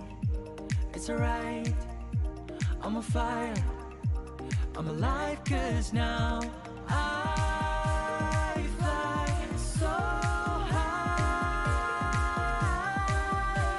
so high, light up the skyline. Let's do it this time, like it's a whole new colorful world.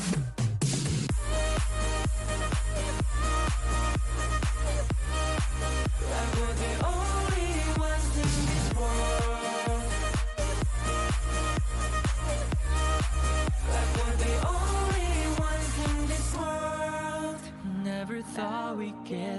this far, burning like the stars. How we get this far, like we're the only ones in this world.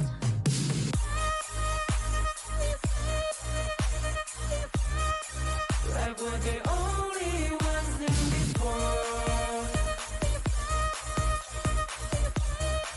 Like we're the only ones in this world.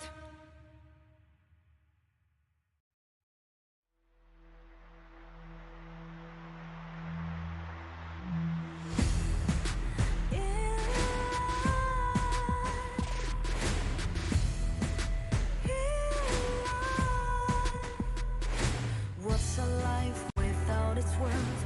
Compromising with what hurts inside. When you let fear decide your fate, you don't choose which path to take in life.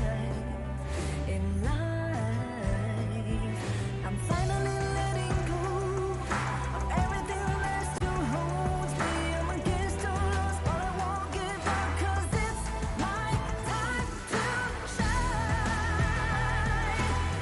Standing in the spotlight, and no one let me down. Destiny is calling high. I'm not afraid to fight for everything I love. Victory's on my side.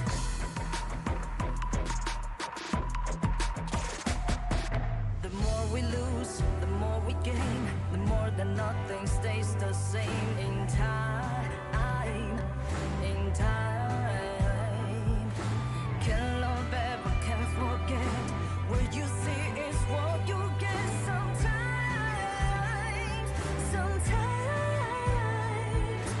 gonna show the world tonight.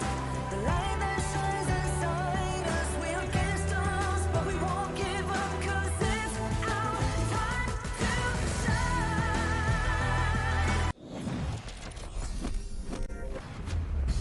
The time is now. A fateful encounter coming in from Group D. This is Day 8 of the 2026 Asian Games Esports Qualifiers for Honor of Kings. I'm your desk host once again for today, Sagi. And with me, we introduce back once again Adam and also Holler back to the broadcast. Yeah, and as we go into this one, this is more for the bragging rights. Both of these two teams have already made it to the main events, Korea and Hong Kong, China.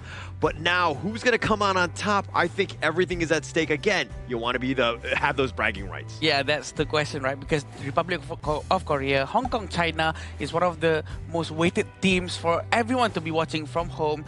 And this is going to be a very tough one for sure for both sides of the team, because their gameplay playstyle is almost similar. One is the unstoppable force and one is the immovable force. And before we go into any of the forces here, let's check out the new hero here that has been updated in the official server of Honor of Kings since June 17. It's going to be Tavara, Lorian, Annette, and Florentino. Currently available in ranked games and also normal matches for your disposal here. If you're into new heroes, do check them out. Yeah, and I mean, they're available for free, right? And you got me with free, so I think that we'll sign in, play those games, ensure that we get as many of those goodies as we can, right? Yeah, definitely. And we want Devara for us to try it out. And there's a lot of other things as well. So don't forget to update your game as soon as possible. Going back to our match today, because this is the most weighted one, the match number 4 between Republic of Korea and Hong Kong, China. It's gonna be a tough one. We've seen Republic of Korea with their aggressive gameplay, extremely aggressive, and also from Hong Kong, China, they're playing a much more conservative but very, very textbook playstyle. Now, before we go into more of the analysis on both teams, gentlemen, who do you have in your prediction here? For this one? Correct. I probably would have... Score-wise as well. Score-wise, wow. A little bit of pressure there. Okay, I'm going to go with... I would have said 6-7, but I'm going to go with 2-0 in favor of Republic of Korea because of the fact that we've seen them from Nongshim Red Force, right? And this is literally that team, and they carried over. They have a little bit more, I would say, competitive experience under their belt, especially it's more recent, right? So I always look at more recency versus something that's kind of like you're playing scrims in the back and you're not able to have the same level on stage, for instance. What about you, Adam? I initially have the same idea with him, but I feel that maybe the gameplay from Hong Kong China is just so textbook, so conservative that we're gonna be heading into a very long, probably a little bit slow game. But I think Hong Kong China is gonna be winning probably 2-1. Hong Kong China. Oh wow! Wow. Okay. All right, you're gonna be wrong. Okay, cool. Thank you. For me, I think it's gonna be Hong Kong China 2-0. Oh wow. Okay. Oh, We have different ideas here on top of the Nice. broadcast here. None of us are like, agreeing to each other, but that's Neutral. the interesting part, right? So, let's kickstart off this epic showdown between Hong Kong, China, and Republic of Korea with this teaser video to introduce our teams towards the stage. Let's go.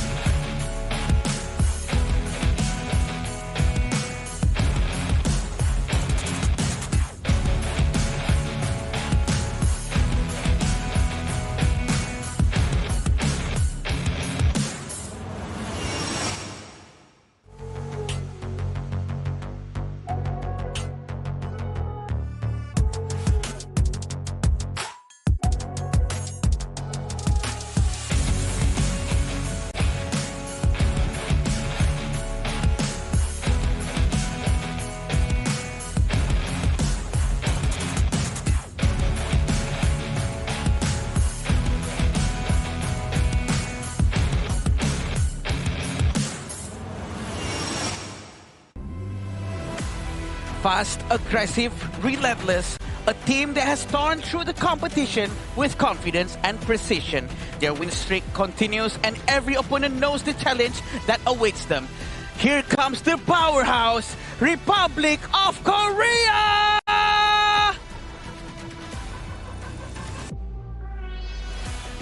Discipline and consistency, the foundation of a team that continues to deliver victory after victory. With their win streak still intact, they return to the stage looking as composed as ever. Welcome to the arena, Hong Kong, China! The fight for first place in Group D, both undefeated, but after this series, one will remain and one will take that defeat towards their belt. Let's go, gentlemen. And this will definitely be the game that everyone has been waiting for.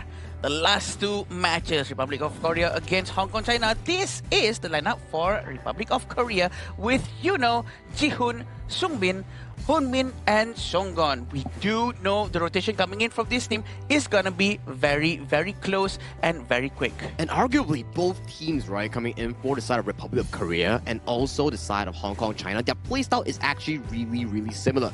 Textbook, slow and steady, but for Korea, they like to add a bit of spice with their aggression in that mid and roam combo. And that's what catches teams off guard, when they're able to use that to their advantage. Like, you know that Jihoon, he wants to go in. They've had to rein him in, and he's had to turn into a more patient hunter, if you will.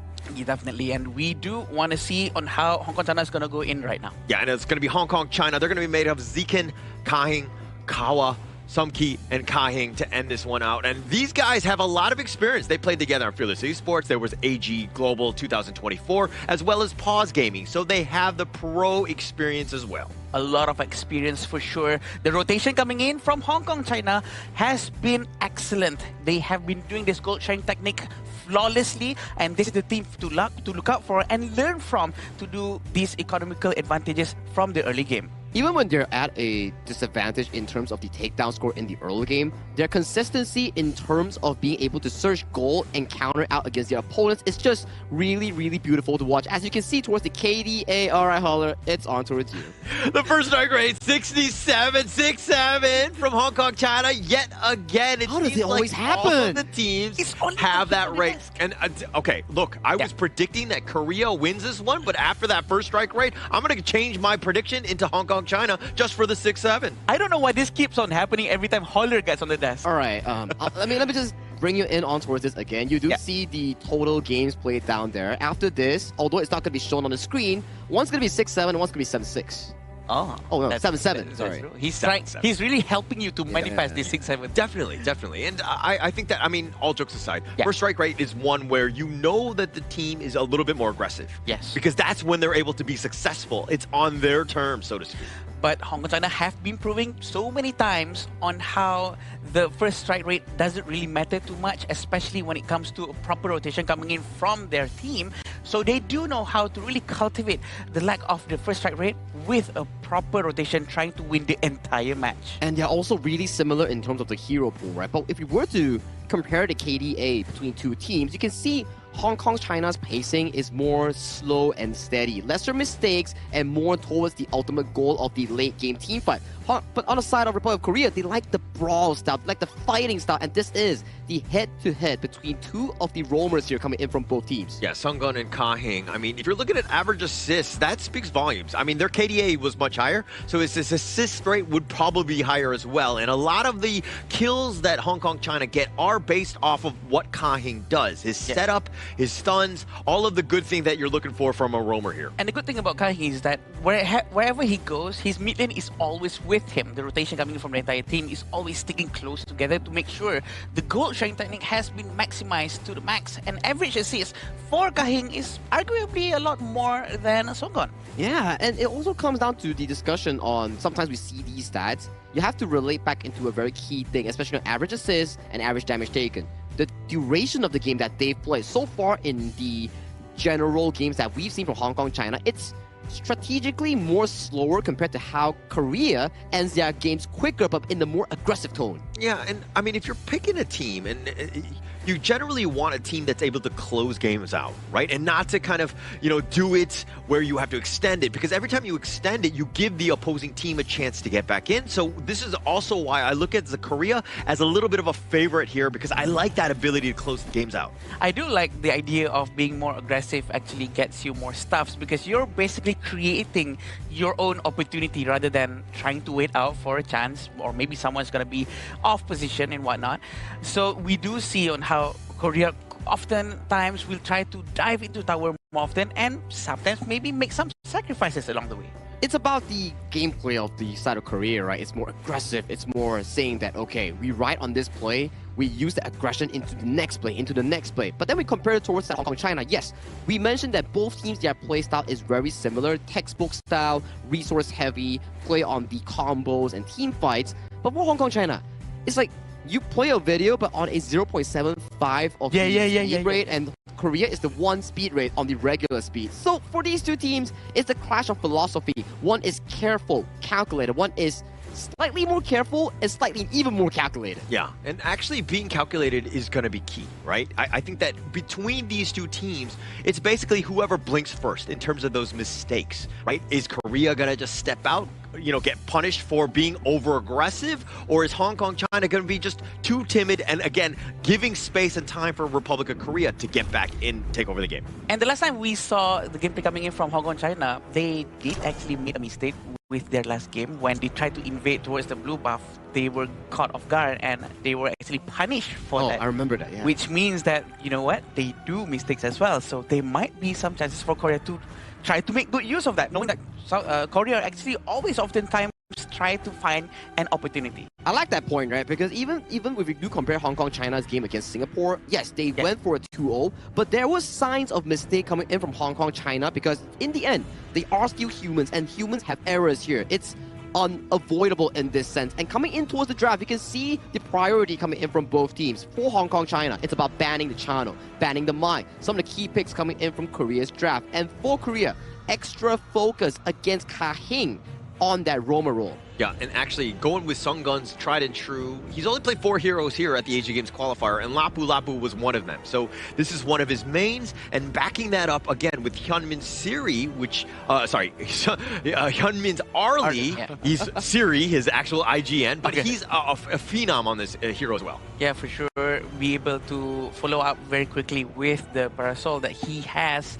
And right now, we also have the Renji and also Xiao Qiao that will try to reduce the the amount of HP coming in from the roamer of Korea. And I think what Hong Kong China really has right now is a very good disengage combo, but also a chance for a Guan Yu to try to rotate to the back and push everyone towards them. That's a very scary situation that he actually put out, and is a good example of what they can actually do in those team fights. For me, at the very least in these first 3 picks, it's looking really comfortable for the side of Hong Kong China. Yes, you put the priority on towards the early coming in Korea, but we've seen so many competitive games thus far, and the early's main counter, laning-wise, Deeren Jie, team fight-wise, the Xiao Qiao. So that force coming in from Siri, or otherwise known as the player Hyun Min, he's going to have a relatively tougher time in that case. Yeah, they have a lot of control, right? The Guan Yu is also the problem that they first picked it, because wherever he goes, that parasol got to be key, right? Where does he end up light stepping to? Is he going to be in a bad spot? Is he going to be forced to do it? Or is it going to be where Korea are aggressive? They take over the game early, and he's able to dictate where he goes because he's pushing you back. It's definitely an extra headache coming in from Hun Min to think about where's the positioning of this Guan Yu, and it's going to be so troublesome for him to always be aware of his umbrella, and at the same time where he is trying to be at. So we do have Jumpy that has been taken out, Moze, and also Atta. Not surprising to see probably another Clash Lane hero is going to be taken out by Hong Kong China side. And this is the last ban coming in from them, which is gonna be Angela. Interesting bans all around, right? For the side of Korea, they're putting a lot of focus against that roamer matchup on towards Ka-Hing. That's 4 roamers down, right? We see the Diadia, Liang, Mozi, and Zhang Fei, leaving a tank roam like the Lian Po available for the side of Hong Kong China, unless they want to go the unorthodox roles, something like the Donghuang, Zhuangzi that we've seen for the past few days, right? It's definitely available. I mean, the Zhuangzi are probably not the best. There aren't too many stuns for wanting that. But Hong Kong China can pivot off. And Korea understanding that Ka-Hing is that guy. He's scary when you get him the right roamer. And they've been heavily focused in terms of the bans, just targeting him alone. Surely, and waiting for this last pick, fourth pick from them. And it's going to be Charlotte. Charlotte, it is a direct counter for Guan Yu. Compared to any other heroes, it's one of the nicest one to pick. I'm quite surprised now that Hong Kong China did not ban Charlotte from this situation. I was expecting more to try to make sure Guan Yu to be as efficient as possible. But right now, there's this one hero that for sure we were able to slow down the movement of this Guan Yu. Oh yeah, I know you're a Charlotte main if you're right, Adam. And Charlotte's enhanced third stack on the basic attack can slow the Guan Yu, making him slightly inefficient in those team fights is what you're suggesting here. I like the fight, I like the fight. I think that's going to be very effective against Guan Yu, but it all goes down whether or not who's going to rotate towards the Clash Lane more to make sure that the Clash Lane is going to be able to rotate and be much more effective moving on towards to the mid game all the way to the end game. Yeah, Hong Kong China getting the Yukio, which is probably top 3 meta pick at the Asian Games qualifier, and getting it this late, plus you're backing it up with the Lian Po. It's a just tried and true in terms of roamer. Like, it kind of mitigates a lot of the bans because it's still such a great roam pick, especially last year. Oh, I'm not too sure about this final pick on this Lady Zun here, Holler, because I like the idea that you can actually slow down the enemy team with the Lady Zun, but take a look at the mid-jungle roam matchup here. Korea's side, it's really defensive and very slow in the early game. I would think that they will put the Lady Zun in towards the farm lane, rotate the early towards the mid lane to strengthen up that mid lane 3v3 for the side of Republic of Korea. If not, the Ukyu Tachibana is going to have a free roll into their jungle. That's definitely most likely what's going to happen, but it all goes down to execution from both sides of the team, and having this Lady Zun is surely going to spice up the way Guan Yu is going to be able to move towards the team. Yeah, 4 series of the day. Game number 1, we wanted to see who's going to be tops of Group D, right? Hong Kong, China, who generally play a little bit more patient. I think their draft is a little bit quicker. The Republic of Korea side generally play fast. That lineup is looking a little bit more towards the mid to late game. Yeah. So this is a very interesting chess match as we, of course, go into game 1 here. Chess match it is, and they're going to try to open up the vision very early on. Very standard play coming in from Ka-Hing. He's not going to be able to try to steal that one, but the early rotation coming in from Hoa is going to be able to help them out a lot in the bottom lane. I think what they need to do is to try to rotate more towards the clash lane so that the Guan Yu can be much more useful later on. But it seems like this might be what they're planning to do for Hong Kong China for now. What do you think about that lane matchup, talking about that clash lane? The Charlotte versus the Guan Yu? Who do you give the edge to? Surely the edge is on to Charlotte because Charlotte is a natural counter towards Guan Yu. Having that enhanced basic attack stacks will be able to slow Guan Yu down, which in turn means that Guan Yu is not going to be able to have his passive at all once Charlotte is applying the enhanced basic attack towards him. So he does need all the help he can get to be able to try to rotate faster and clear the minion faster. Yeah. And I do agree with you. And I think that, especially come like the 4-minute mark, Zekin is looking to just ditch that lane because he needs to be there for the Tyrant fight. And so he's looking again more towards that team fight. And Yunho could definitely make them pay. But they get a little bit of a mini stun here. Korea just doing a great job in terms of this gold sharing. They're very efficient across this map. Yeah, and same time, Kahin really managed to clear the mid lane very quickly. This is the gold sharing as well that's been trying to be done by Hong Kong China. The amount of gold coming in from Hong Kong China has been 500 gold more, even though there's 0 kills and death from both sides of the team. I think this is going to be a very great start for them, but they are also prone to doing mistakes sometimes, especially when they're trying to do some invasions. Yeah, this is going to be a cagey match, right? To start things off, nobody wants to give an inch. And I think that even with Kahing looking to threaten, looking to support Sumki, Hyunmin is like, no, I'm going to zone you out. How dare you go even near my lane? Huge amount of damage coming in from both sides in the bottom lane. We're going to see a lot of this sort of conservative passive gameplay just a little bit for now. It's not going to be able to be a lot of fights early on because both teams really respect each other and not wanting to do any mistakes whatsoever. So any overextension might cause a single, death. Yeah, and actually, this is also why Korea, on the other side, it looks like, they're both staying on their sides of the river. Nobody really wants to cross. Maybe before they get the little pickup, but they get Sumki in a bad spot. He's under the tower, and Hyunmin just trying to has to life step on back. He gets on back to safety, and here comes Ji-hoon looking for the final blow, and he's going to get first strike. One after one, diving under the tower. There's nothing he can do.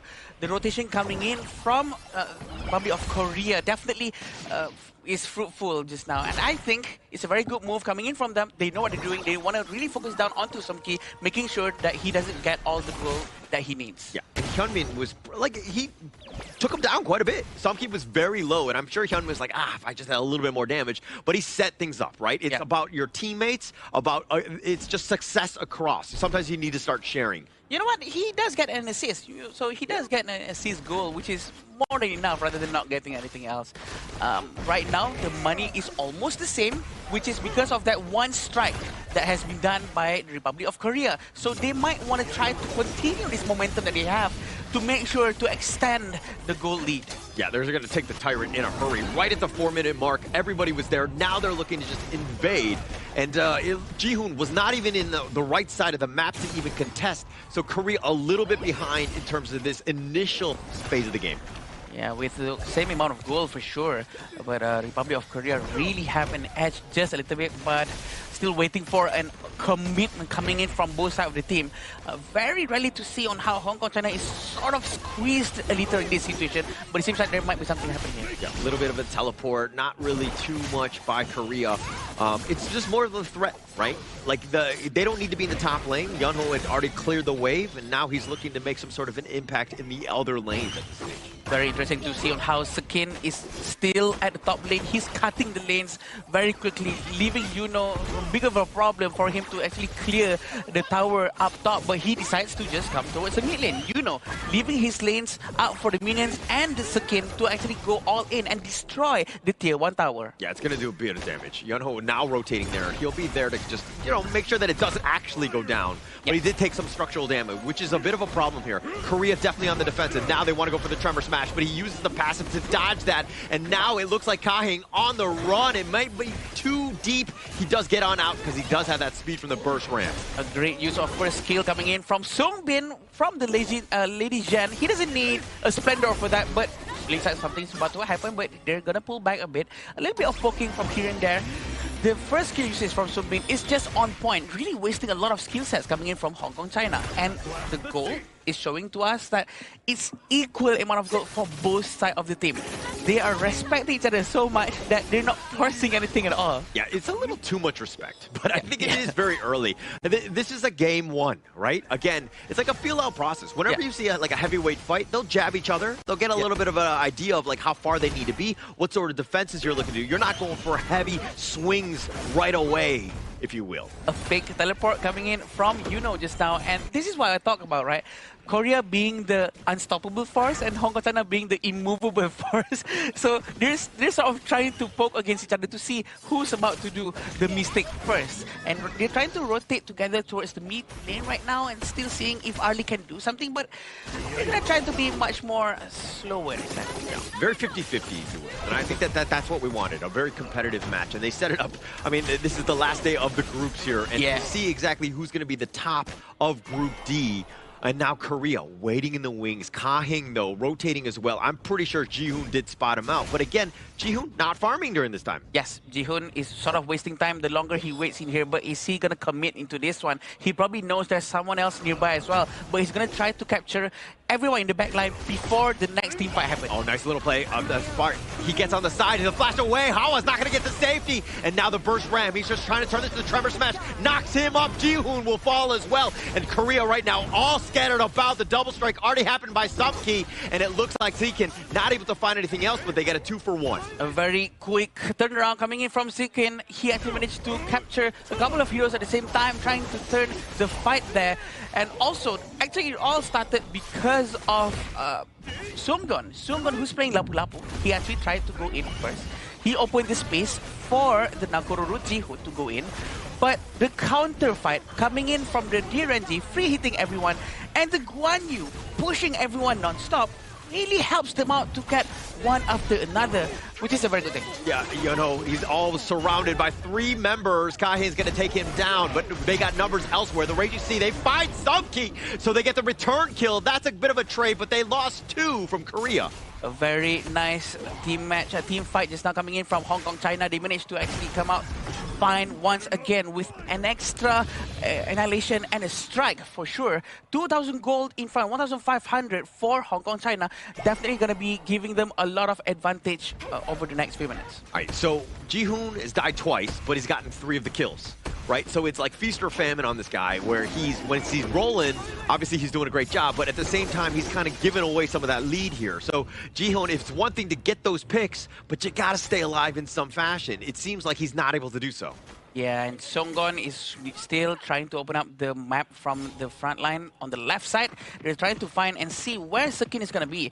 Knowing the vision of Sekin is probably half of the game for Republic of Korea, because they really need to know where Guan Yu is going to be at, just to avoid any possibilities of flanking maneuver. Actually, everyone from the Hong Kong China side is very scary. I mean, now they go in, the flash away, the light step, he's going to be running for his life. The Crimson Golem just with the smite. Zikin, though, deciding to go in. Hyunmin has to just sidestep it. The Tremor Smash is going to be on point, and it looks like they've gotten Songgon. That's going to be a huge win for them. They're not able to get any sort of return kill. There's not enough people coming in from Republic of Korea. The fight, they need to somehow get there together. And looking at how Hong Kong China managed to rotate together most of the time, that's what gives them an edge. That's what consistently puts them into a better position to have that fight. Yeah, it's like Zikin making plays. He's scaring them away. Like, if you want to fight, okay, but he's going to raise your cavalry. So you're trying to dodge him as much as possible, and then you're on the run, and that opens things up for Sumki and Ka-hing to really, take out some of those retreating pieces, if you will. Yeah, and they're trying to steal the Azure Golem for now. A very quick smite coming in, but did not manage to steal for Ka-hing. Ji-hoon manages to find a better timing, but look at this. Lady Jan setting up a fight that's going to go down very, very soon. Yeah, Tyrant at half. Top lane is pushing as well, so this is a huge opportunity for Hong Kong China. They can look to just slow it. They don't have to do it. I mean, they're going to leash it here, but this is actually buying even more time for that top lane push here. Korea thinking about going in, not actually going to commit, though. They are playing very safe. We know that they respect each other a lot, and they're trying to make sure that no mistake is going to be done. Very smart gameplay coming in from both sides, and at the same time, Ji-hoon is not going to force it out, and they're not going to be able to get the Tyrant. Yeah, finding the back line. The Tremor Smash is only onto Yunho, but they get him on the side. They find Hawa to start things off. Kahing is a little bit low. He's trying to run for the hills. And now it looks like Hyunmin is doing some damage and finds Sumki. Zekin is on the run. He's going to literally get on his horse to try to get away from Yunho. He gets to the mid lane, and he will look to just at least clear the way before he goes. He makes good use of his mobility, running away and buying time for his teammate to try to at least defend the bottom lane. This is the high ground tower we're talking about. 11 minutes in and only one tower has been destroyed. They're trying to really push Kahing and probably force it out. This is very dangerous. Hawa up in about 3 seconds. They get the nice 2-man style. Kahing is going to be taken down. The Raging Sea will be used, but Sungbin is going to be taken down. It looks like Hong Kong, China have held in a very risky attempt at ending the game there by Korea. A very good positioning coming in from Hawa. Really managed to try to put in a lot of damage into Jihoon and Sungbin. This is what just happened with the Liampo going in. Just initiating a little bit of the knockups, but at the back, Sekin just took his time, strolling around, galloping, and he managed to actually push them towards the crystal at the end of that wall. It was very risky. I mean, the respawn timers were coming way too quickly. Hawa and Subki were going to be up. That was probably a bad decision in the end. Like, you get what you want, which is the bottom T3, move on with your life. But now Zekin, with that push away, they find Yunho. He has to flash the Raging Sea, completely whiffing. Yeah, Sungon, he's going to be able to wait for the cooldown for now, having Jihoon flying around, trying to get his buffs first before they go to the next objectives. This is actually a small win, even though they actually lost a couple of heroes just now. For Republic of Korea, they actually managed to destroy the high ground tower. This is going to be giving them a huge minion at the bottom lane. Yeah, and that's that push, right? And then now you've got a little bit of lead in terms of the net worth. Picking up that Overlord, that's going to help.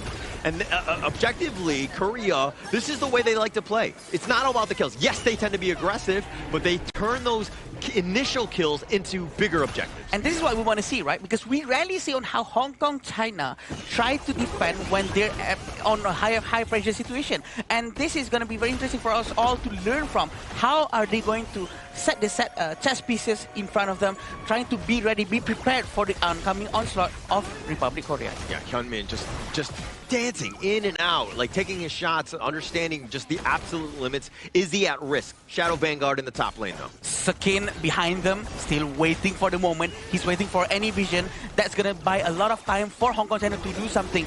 But if the war actually goes wrong for Republic of Korea, he can come from the back and smash through everyone. Yeah, he hasn't been spotted out yet, so he's still off the map. And it looks like Korea, even them, they're kind of playing a very patient game. They don't have full vision. They don't want to fully commit because, again, they might get flanked here. Exactly, and Hunmin also has to be quite careful. Probably Republic of Korea have to play in a much closer formation, in a closer distance, but at the same time not too close until Sekin can actually push everyone, all 5 of them at the same time. That's not what we want here. With the exact same amount of gold, with one tower has already been destroyed, there's a lot of leeway for Korea to play around and to have a better map control here. Yeah, Kahing, he's going to be spotted out. He's going to be in a bad spot because he's on the wrong side of town, if you will. But Kahing does get to safety. This is also a moment now where Hong Kong, China, how are they going to look to defend? They are slowly losing resources in their own jungle. That lead is going to go further and further in the hands of Korea. It's definitely bleeding out away, and they have to do something very soon. They have to force something out. But I'm pretty sure they are also worried that maybe the Guan Yu is not close enough for them to attempt anything. Songgon trying to open the map, but at the same time, you know, is still on the left. 3 people right in front of the Tyrant. Zekin has just been so patient, waiting in the wings. They try to force it out because they're going for the Tyrant. They're going to start things off. The Tyrant is already about half. He's going to be leashed on back, and now the Tremor Smash is going to be used. They find Jihoon. They got that pick, but Hawa's going to be killed in return. They find Sungbin as well, and now the chase is on. Zekin is going to go on the side. The Tyrant is getting a little bit low. Yunho running for his life. The Smart Sports Edge doing a little bit of work. Sage's Sanctuary is going to be popped. They get the turn. They get Hyunmin. Sungun is now trying to run away. Is he able to get it from Kahin? The mini stun is going to lock him down.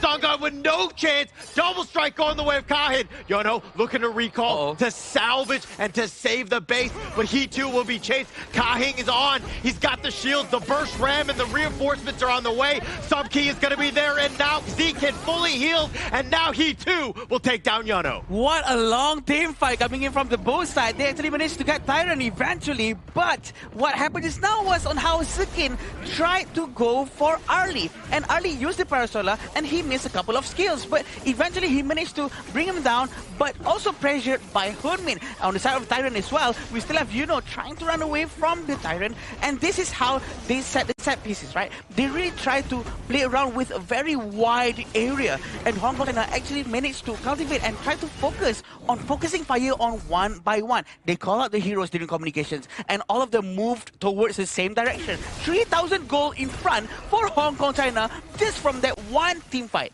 Huge team fight. Dare I say the tipping point of that game. I mean, Korea were neck and neck, right? But this is also why the Arlie is such a mechanically difficult hero, because you think you're safe. You think with Sage's Sanctuary where he's still being popped, but then you're being bursted down. You get stunned up by Kahin, and then Kahin was there with those slashes, and you just went down. Yeah, and this is very interesting for us all to watch for sure. 12-7 for the KDA of the both sides of the team. And in terms of the itemization as well, we are seeing all of this venomous stuff that has been bought by the mages, except for the Lady Zhen, who actually did not buy any venomous stuff at all, and something's happening. Yeah, look at him getting a little bit low. He actually light step into the wrong side. Zekin making him pay. Jihoon is on the run, but he gets stunned. Nowhere to go. Subkey with a hot streak, and now Hong Kong China looking to close this, but they gotta fix the lanes. Yonho looking to just cut creeps, slow this game down. He's trying his best to slow the game down for sure. Having Yuno here, trying to cut probably the top lane as well, but they're trying to focus down all the best as they can. The top lane from the side of Hong Kong China, and there's only 2 people here. Will they be able to do so with just 2 people? I mean, this top T3 no longer going to be around for too much longer. Songa just tried to make the play to get on top of the minions. Yes, he's tanky. Yes, he will survive, but they take the top T3. Korea on the chase, just dealing with minions. No way to get any of the members of Hong Kong China. 5,000 gold lead. Hong Kong China, very disciplined with their gameplay, very patient. With the Pure Sky coming in for Kahin, it's going to be giving a lot more damage reduction for him for sure. And it's all about the formation coming in for Republic of Korea after this. How are they going to be able to really hold down from the attacks coming in from the side of Sekin? Because no one can actually follow Sekin except for Yuno. So Yuno really have to try his very best to constantly mirror his position with Sekin. If not, they're going to have a bad time trying to handle this 4-1 formation coming in from the Hong Kong China. Yeah, Zekin and Kahin, those guys have been flawless. They have not died a single time. But the amount of impact that they've had, Zekin just prowling on the wings, waiting for that perfect heroic strike with Razor Cavalry. Kahin has just been taking them down. He's 6-0-2. He's completely outclassing Jihoon in this game. For sure, and we have Vanguard down here. It's going to go down, but still the Shadow Vanguard is still flying towards the bottom wave.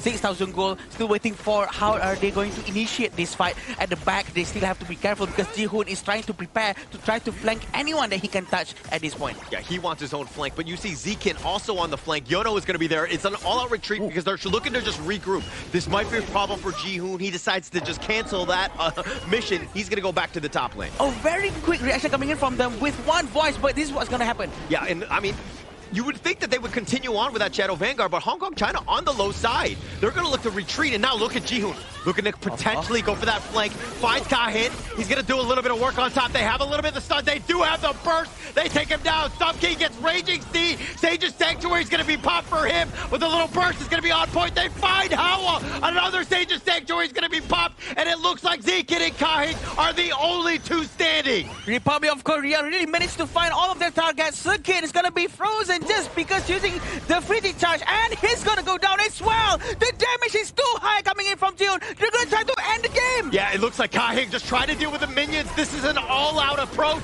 The other minions for that, but the Raging Steed, the Trevor Smash, everything being committed.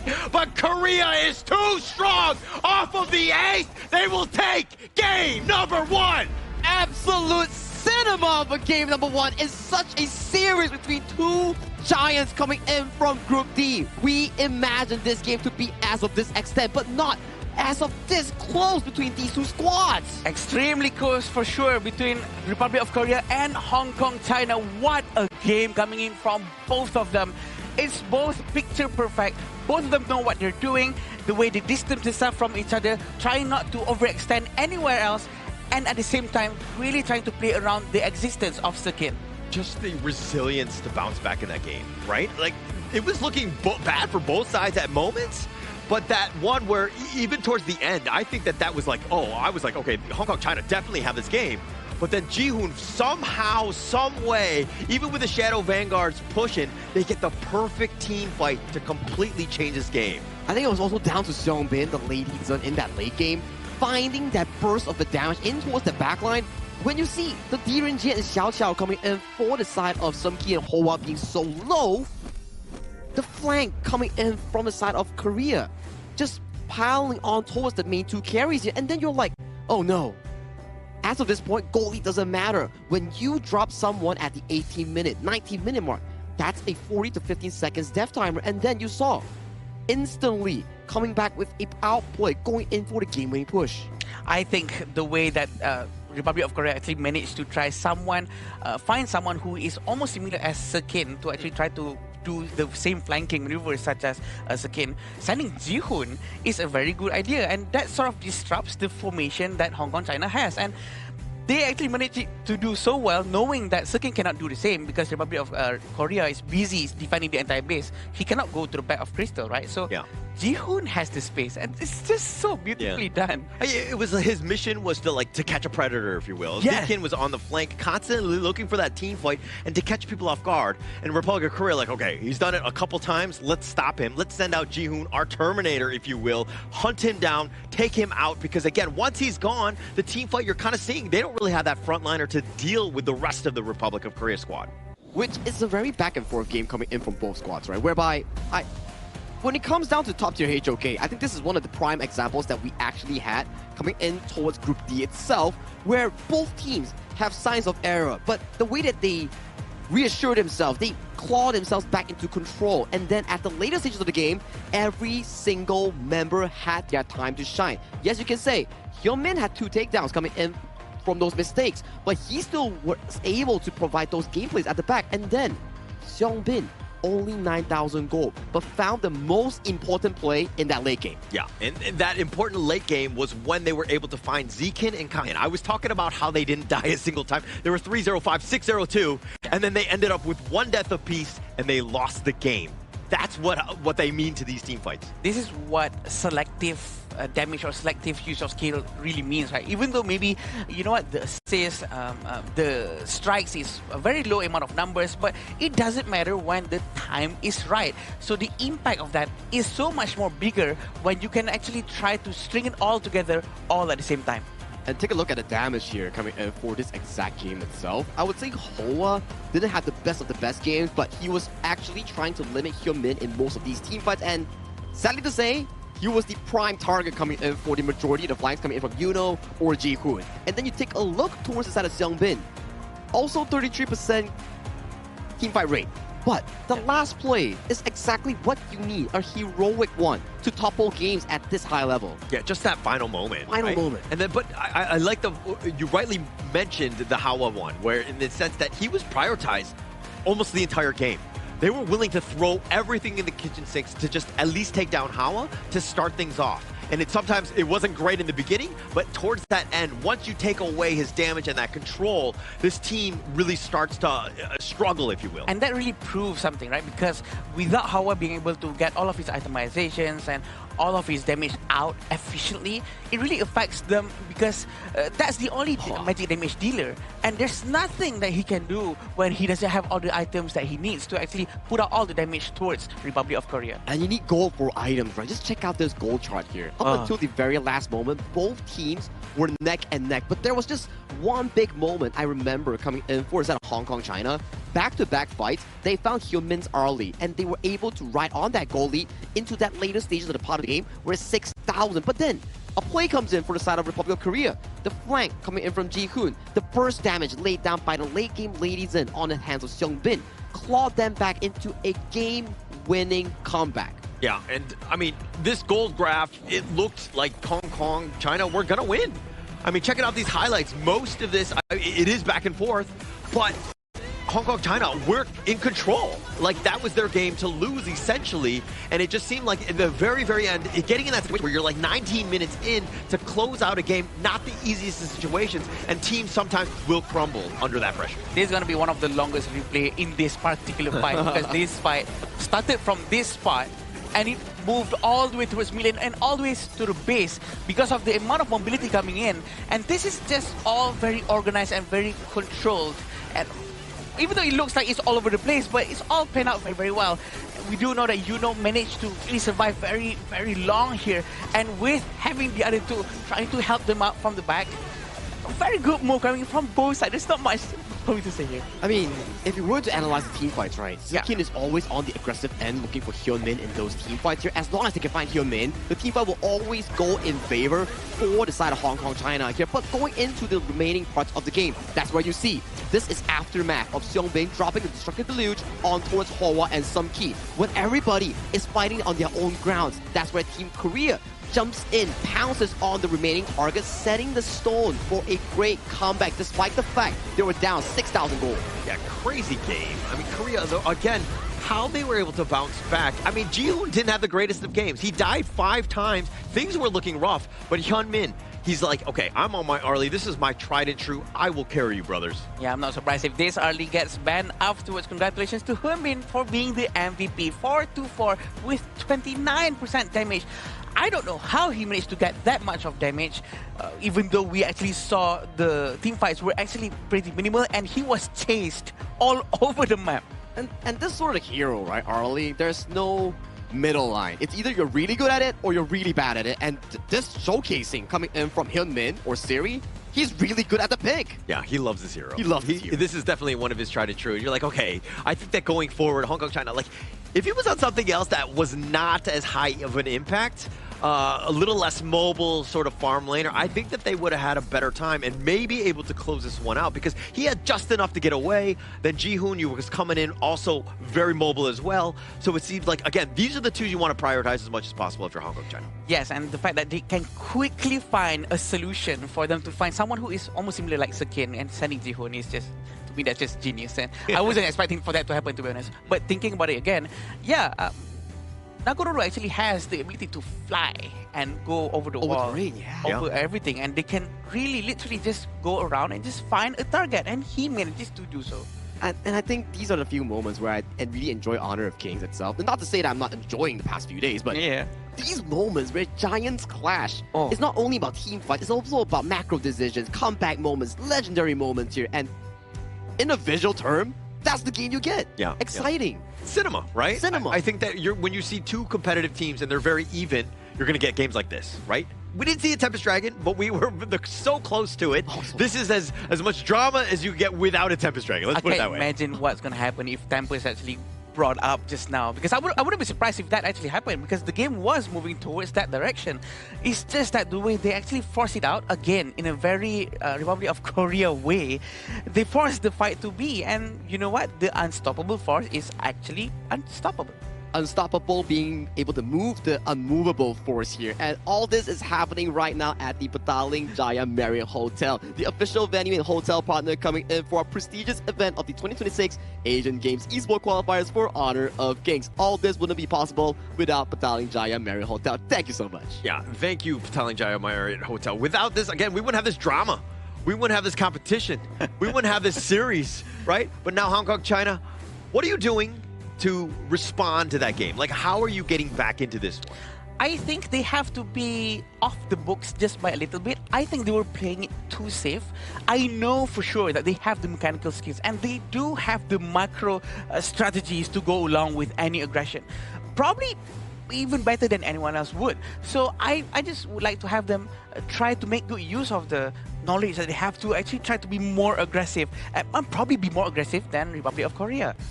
It's a good point, right? Where right now you are coming into the second game. You're looking at Hong Kong, China coming in towards the blue side. Republic of Korea going currently back to the red side.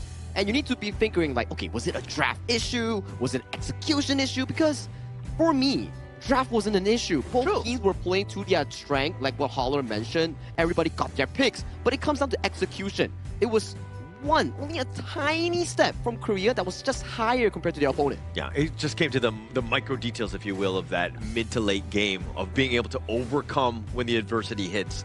But I think that if you're going to look into this one, I mean, we always talk about how Hong Kong, China are patient, right? And they're the patient hunter types. But were they too patient in game one? Yeah, that's the question. I do believe that they were too patient. They were being too safe. And probably, if I were them right now, I would try to bring out all the most aggressive heroes possible to really try to accommodate what could potentially be a very aggressive gameplay from Hong Kong, China. And I think this is one of the few series that we're actually getting with Arlie's priority is skyrocketing across these picks here. You see how Hyun-min was able to contribute to so much moments in those team fights, and immediately in towards this second game, Hong Kong China is like, okay, we can't answer that. Let's take it away. And also, they're going to counterpick the way that Hong Kong China did in game one with the Zaqiao. They're going to pick up the Byron here, also another way to kind of get onto that back line and do as much work as possible. But going up against the Charlotte, you're tried and true. How do you like that matchup against Byron here? I think it would be great for Charlotte to just go up against any heroes. Probably because a bit biased here, because it's my favorite hero and whatnot. But it does seem like Charlotte can sort of fit in most situations, such as Byron as well. But it's going to be quite hard for her to actually catch Byron with the shield that he has. And we also have an Ukyo Tachibana. We do know that this is a very aggressive jungle. And I'm excited to see what Hong Kong China is going to be bringing out to match the jungle energy levels, such as Ukyo from Republic of Korea. We're trading a lot of picks here coming in from both sides, especially when it comes down to the first phase. Last game we saw Korea taking more on the Arlie and some of these Charlotte picks. And then you come into the second game, juggling between drafts, right? Because these heroes right now in this Asian Games version, these are the top tier meta heroes being displayed by both teams. I feel like we should have just kept the same, you know, the overlay, but just change the flags, because that's kind of what's happening from game one to game two. It just looks like a little bit of a swap. But okay, farm laner here, you're going up against an Arlie.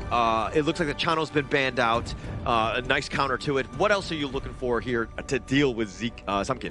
I think you have to just get out all of these heroes if you can, because Sumkin is just a hero that is very dangerous to deal with. He can play most of the heroes very, very well, and we do know that Arlie has already been picked, and Liampo is going to be a very good ban for them as well. But the Kui, though, from Hong Kong, China, what do you think, Sagi? I think they might think that Korea is going to go all out even more aggressive with the Kui. That's why they took it out. I mean, it's a Namu special, right? Seonggon has been in the scene for quite a while now, ever since joining to the Korea and also the Nongshi Red Force side, and he's known for his Kui performance here. That's why they're removing some of these key picks. You see the setup picks here on the roamer side. No Kui, no Mozi. These are good heroes in pairing up with that Xiao Xiao in the mid lane. Very focused, right? Seonggon had only shown 4 heroes. Those happen to be 2 of his favorite ones right there. So what they want to do for the end, again, he likes to be generally from range. He generally likes those kind of controls, like those cannon blasts. That's the type of hero that he wants, but he might have to shift depending on exactly the last 2 picks from Hong Kong, as at the show before Korea. And this is going to be the last 2 picks coming in from Hong Kong, China.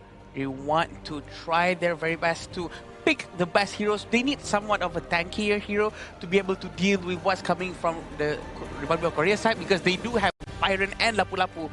The stability is not really there for now for Hong Kong, China. That's a lot of frontliners here coming in for the side of Korea. And then maybe Hong Kong, China, do you go for the Zhang Fei in this case, or do you venture into another experiment pick? Are we getting the Yaria per se, or even the Dong Huang per se? These are things that I'm really intrigued with, because as roamer pools is getting like reduced, there's not a lot of options left aside from the Zhang Fei that might be coming in for Hong Kong, China. 100% Zhang Fei. I think that you need a big team fighting. Okay, the Dune can kind of mitigate this. It looks like they're going to go with the Zhang Fei. But it counters, I mean, it's kind of like, what is Lapu-Lapu thrown out? Then you have your own Umbrella Upper. So it's kind of similar, and you needed some way to kind of have that big team fight. Because if you're looking at the rest of them, you got damage galore, Chaos Cinder, yeah, you got setup, but this will kind of get you over the top in those team fights. I am not expecting this Dune and Zhang Fei to be coming from Hong Kong, China. I was expecting something else. And they were actually going up with this to see a proper Dune gameplay from Hong Kong, China. It's gonna be very interesting. It looks solid.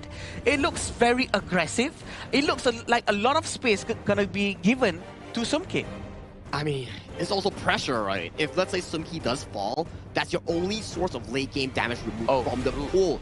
And then you took a look at the side of Korea, it's also the same storyline here. I think that's like, what, 60% or 70% of the same draft that Hong Kong, China used in game 1, but right now, piloted by Korea on the red side. Yeah, they're going to be like, okay, we're going to show you how this is done. We're going to show you just how to play with these heroes. No, but all jokes aside, I think that they're, again, Sumkin, he's the guy. right? If he's able to shine on the early, if he's able to have an MVP performance, I think Hong Kong China will take this game. But if Korea is able to find him, let's find out. Hey, Adam, this time around, I'll be tagging in for this cast. Oh, really? Yeah. That's gonna be fun. Hey, man, before you go, Adam, there's 2 drafts. Who do you give the edge to? I am gonna give the edge towards Hong Kong China. I feel like there's a lot more tankier things because I do like a beefy team so that they can really take on a lot of damage. But in the end, it all goes down to execution. So, Sagi and Howler, please take it away. Thank you so much, Adam, here.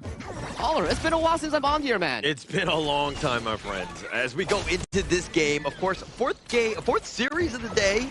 Game number 2, Korea somehow, somewhere up 1-0. Okay, you predicted going into this that, Hong Kong China was going to win 2-1. Right. Are you still confident with your predictions? I mean, with how the 2 teams are so close, right? I mean, okay, I'm already wrong on the prediction. Korea right now, they're already 0-1. So maybe we go into a full extent of another BO3. But you did say 2-1, right? So you still have a chance in terms of overall prediction. Yeah, maybe I'm right, maybe I'm wrong, maybe. Because I went for 2-0, so I missed Oh, my bad. Okay, all right. Adam said 2-1 then. Okay. Yeah. All right, but it is fine. It's fine. It's funny to see other people wrong and not yourself. But for this situation, though, now, okay, is Korea's lineup, like, are you confident with it? It's pretty much the mirror pick of what Hong Kong China just did from game 1. Now, if we were to break down pick by pick, right, I would say that the late game potential coming in from Hong Kong China, there's more room of error, right? You have the Angela, you have the Arlie, and also the Charlotte here. More picks that can actually scale towards the mid to late game, but that's also a double-edged sword whereby on a moment mid lane, though, that's a lot of damage. Yeah, a little bit of a stun here. Just, I mean, the Scorching Barrage as well. It's going to do a little bit of work here. But again, they're just dealing with the minion wave, right? Let Jihoon get as much farm as possible here. Correct, right. And back to a point, right, whereby we're analyzing on, like, both drafts here. More late game potential coming in for the side of Hong Kong China. More damage resource as well as it pays towards the late game for the side of Korea. I would say that Byron, Ukyo, they sort of scale away from that late game potential, And you can be aggressive. This is kind of what they're doing because, again, you are a little bit tankier. You're definitely, the early game spike is definitely in your favor. So they can take advantage of this. They want to, again, you got to take away the farm from Kayan, right? That's evident, right? Check out the goalie right now. It's 700 going over to the side of Team Korea, whereby they're just utilizing the laning phase, just breaking through some of the potential. Okay, mid lane push. We go for a small wild boar invade. Oh, topside Zukin, a bit of a danger here, but he's still fine. But that's gonna be not the safest health part that you're looking at. Korea playing a little bit differently, even from game 1. They were a little bit more passive. Hong Kong China had a bit of a spike in terms of that early game, and you're seeing that Korea are like actually taking the fight to them. They have the lead. Yeah, it's not going to be easy right now if you're on the side of Hong Kong China, right? You got to survive the early game first. Kahin might be the person right now to actually suffer more of these losses here because, Dun, yeah, you're pretty tanky, but you're not as fast in moving across the map like Jihoon on that Ukyo in scavenging for resource or looking for those invades. Yeah, he's definitely going to fall behind. Jihoon would definitely have the advantage. He farms faster. They're doing gold sharing. They have the posse with them, taking down as quickly as possible. And this is going to set things up for that 4-minute timer, though. Yep, slowly but surely, right? 40 seconds on the dot right now before we actually go into the objective in the early game. I don't think if you're Hong Kong China, you actually want to fight for this objective. Take a look at the early game right now. Laning-wise, most of the side Korea is actually taking more of a winning position. As you can see, nothing happened across the map. There's already like almost 1,000 goal lead going into Korea, and it's pretty scary if you're the Hong Kong China side. No items, can't fight. Yeah, can't fight at all. It seems like all the roles, all the junglers, they've gotten the edge. Korea coming out on top thus far, but it's still very early. I mean, it's 1.4. You're kind of thinking, oh, Hong Kong, China, really not been in this situation before, though. Yeah, that's correct here. And when we pace through into this tyrant here, positioning-wise, I think Hong Kong, China is giving away the approach here on this tyrant. Like we say, right, okay, you have no items, try not to fight. Scale into those big item timers first. We are looking at Hoa potentially getting the Venomous Staff, Sumki going for the Spark Force Doomsday, then Zukin, it's Zukin, just get like 2-3 items on the Charlotte, then we look to fight. Maybe, from my analysis this game, Hong Kong, China, and Korea, maybe the first big fight might be around the 8 to 10 minute mark. Yeah, I think we have a bit. They're feeling the same thing that you were talking about, where Hong Kong, China, they realize they're losing, right? And so that's kind of why they're going to just, again, not take those big fights. They don't need to compete. They don't have the items to really take any sort of fight. So they too are feeling the same thing that in the losing department here. I like the fact it's like adversing your risk. Try to reduce any uncertainty in those gameplays here. Yes, like 1,000 goalie is pretty scary sometimes if you're on the opposing end. It's like, man, I did nothing the whole game. We're losing out. But then it's fine. As long as there's no explosive gameplay happening, the goalie doesn't expand to a level that you cannot actually recover. I think it's still fine coming from Hong Kong, China, as we get a split of the map here. 5 members coming in from Hong Kong, China, taking down that top turret, and then a trade-off is exactly happening in that bottom side of the map. Yeah, it starts to crumble with other teams when you see that, I mean, if they have like a 1K lead, the map control from that aggressive team is able to just push them away. You're seeing how Hong Kong are like, okay, actually, we're going to continue to fight. We're going to go for that top lane, trade away towers, right? Map control is still even. We're talking 50-50 in this game. As long as you're trading, I'm always okay with it. Kahin, in a bit of a peculiar situation, has to unruly play towards safety here. Cannot be, like, you know, having any sort of like casualties or mistakes here, because once you're blue, your buffs are up and you get a takedown, the team can actually just come in, swoop some resource, and then further push up that goalie here. But so far across the map, it's very safe and sound. You're just waiting for that one mistake coming in from either side. Both teams, again, very cagey. Kahing there with that vision, right? He was just ensuring that nobody really jumped in. Jihoon wasn't going to go for that steal. That was nowhere going to happen because he's got that umbrella outburst as well. So Hong Kong, China understanding that, hey, as long as we stick and defend our jungle, play the lanes, we're going to be fine. A bit of a tempo succumbing over to the side of Korea, right? You can start to see some of these minion waves start flowing much more smoothly with Korea, building up like tower pressure. You can see that top tier 2 is going down really quickly here. 1 or 2 more rotations like this, and that's going to be going easily over to the side of Republic of Korea. And the only good part about this game thus far that we can actually give over to Hong Kong, China is that they're not suffering big team fight losses, and their carries like Sumki, Zikin, they're getting okay far. Oh, mini stun. They actually did a little bit of work. Hawa using that Blazing Brilliant just to stay alive, but the turnaround, Jihoon on the run somehow stays alive. That was very close. That was too close for comfort here, Holler. And I gotta say, Jihoon making it out in a nick of time. But that's the plays you're looking about, right? Yes, Jihoon was low, but what was in return? You invest Kahin and Hoa. Hang on a moment, Seongbin in a bit of a position here. Seongbin goes in. They go for the flank. The Raging Sea is going to be used. Umbrella Outburst, if you excuse me. They find Sumki. That's going to set things up. The Blazing Brilliance on the Sun Gun, and he's dashing away. Nice little Honey Sweet freeze. They get the return, and they find Kahin as well. 2 members down, but they get Yunho as well. As Zikin, he goes down. Step up with the Korean train as they are blowing through this game right now. That was a fantastic engage coming in from Seonggon. I hope we get a replay because he did an L-shaped S2 flash towards the backline, finding. Okay, let's look at this. Look at Seonggon. L-shaped flash finding Sumki. Sumki has so much mobility, but if you lock him down, he has no way to escape. And even with a 4-man Bridal Outburst, it was just not enough because Seonggon comes in the game with another 3-man knockup. He had so many good stuns there. The amount of control, and he stayed alive. That's the biggest piece to this. And so Korea putting that, I mean, winning that team fight as well as putting a little bit of pressure on that top T3. They were not able to take that down, but this opened it up for the Overlord here. I was alluding to the fact that if Hong Kong, China was able to stall the game into a 10 minutes even, maybe suffer like a 3,000 goal deficit, maybe, just maybe, we can have a smooth fight at the 10th minute mark. But judging from that play itself, losing tower, mid and top, losing buffs. Right now it's a 5,000 goal lead over to the side of Korea. It's not looking too good for the side of Hong Kong, China. Not great, but you still have your T3s. You got to be somewhat Pollyanna about this because Hong Kong, China still have ways to get back in. Plus you have Sumki on this Arlie who you know can be a late game monster. As long as you're able to kind of stay alive, I think you're fine. But they find Hyunmin in the top lane all by himself. Wow, that's a solo kill here coming in from the side of Sumki. This is exactly the play you need to put yourself back into a potential comeback sort of situation here. So that's 15 seconds without the farm laner here coming in from Hyunmin. Bit of a Blazing Brilliance here, but you can see the rotation. Since Hyunmin is down, immediate shove wave mid, move towards top side here. Play with your strong side. Sumki is the late game potential coming in from Hong Kong, China here. You know, looking for a bit of a flank here, but it has been dissolved. No farm lane, let's not fight. You got 1 kill. You found Hyunmin, and it turned it into a top T2.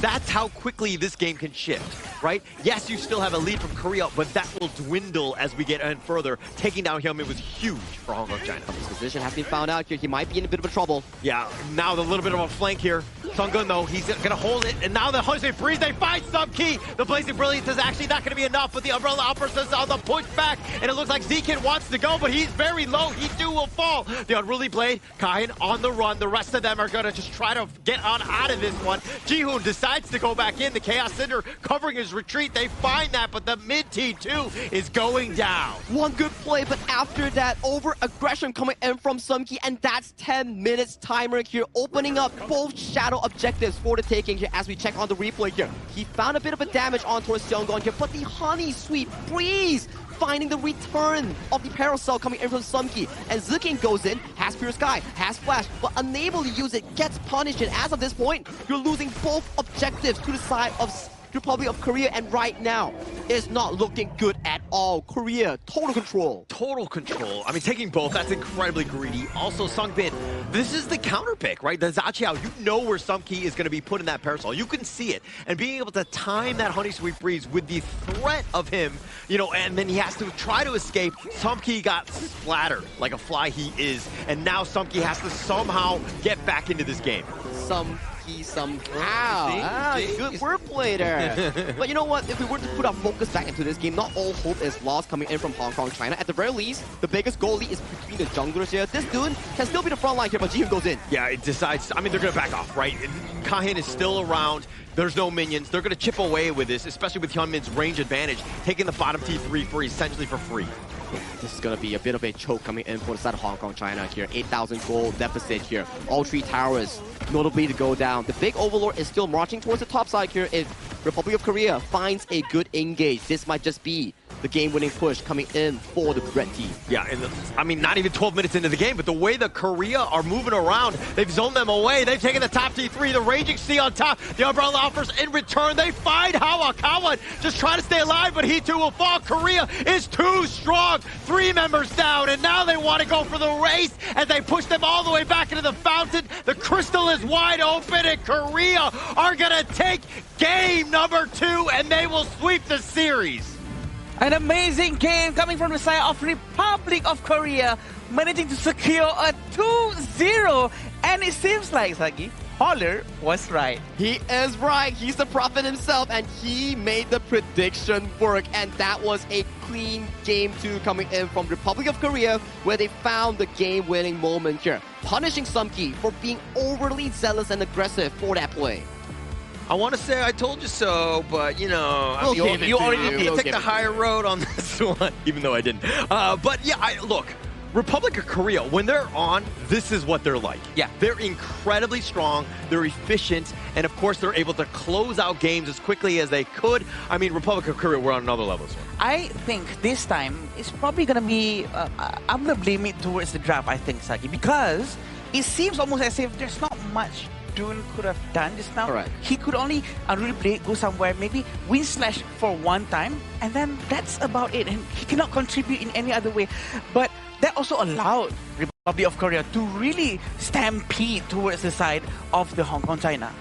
It wasn't easy, right? We were talking about, like, yeah, there's a lot of carries coming in for the side of Hong Kong China. You have the Charla, you have the Angela, you also have the likes of the Arlie, right? But when there's so many carries. Yeah. Resources are finite, and your early game is not that strong compared to the side of Republic of Korea, giving Jihoon the Ukkyo Tachibana so much room to invade and steal goal away from the side of Hong Kong China. I kind of look at this as an outdraft, right? Because as you rightly pointed out, they're all very late game. They all need time, right? They all need space. And Korea didn't give any of that. Ukkyo, you know, once he gets going, he's just going to be invading. He's going to constantly be in your face, and he does enough damage by himself. So again, Hong Kong, China, we're having to play a reactive game, and it's a losing proposition when you want to go late. It's often like this, right? The reactive game is always like a downside for any team, and the way they try to play aggressively really rewards them. And maybe the next time that Hong Kong China is going to be playing at the main event, I would think that they would have to try to be much, much more aggressive, and I'm not surprised if they have to change the way they play altogether. Well, at the very least, there's no harm in the standings here coming in for the qualifications in Group D, but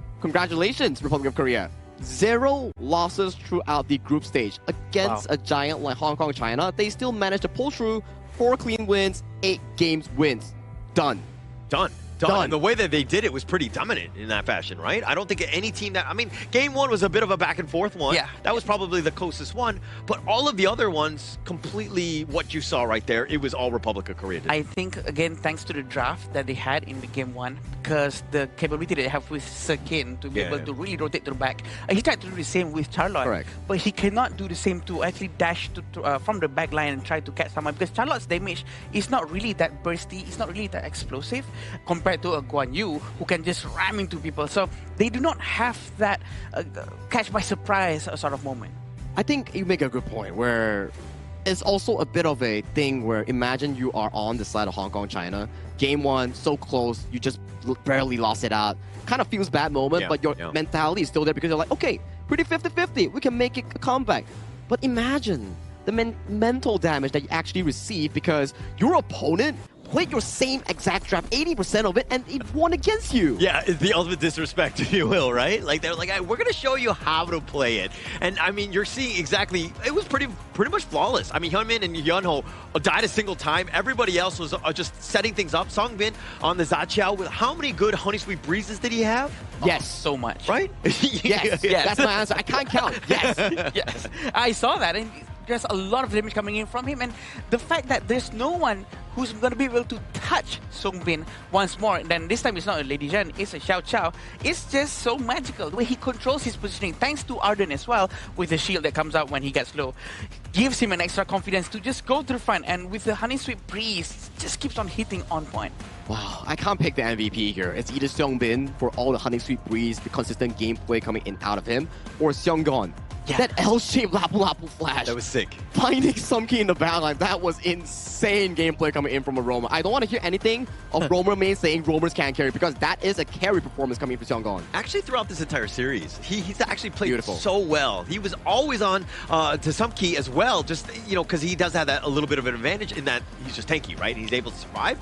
But the way that he's setting things up, I mean, if we're talking about damage, Jihoon, you can't kind of undersell his performance on this one because he didn't die in this one. He played much better, a much cleaner game on the Zukyo. Yeah, he definitely managed to deal a lot of selective damage, which is the most important ones at the right times. And looking at what Sagi said just now, Seonggyon's teamfight rate is 100%.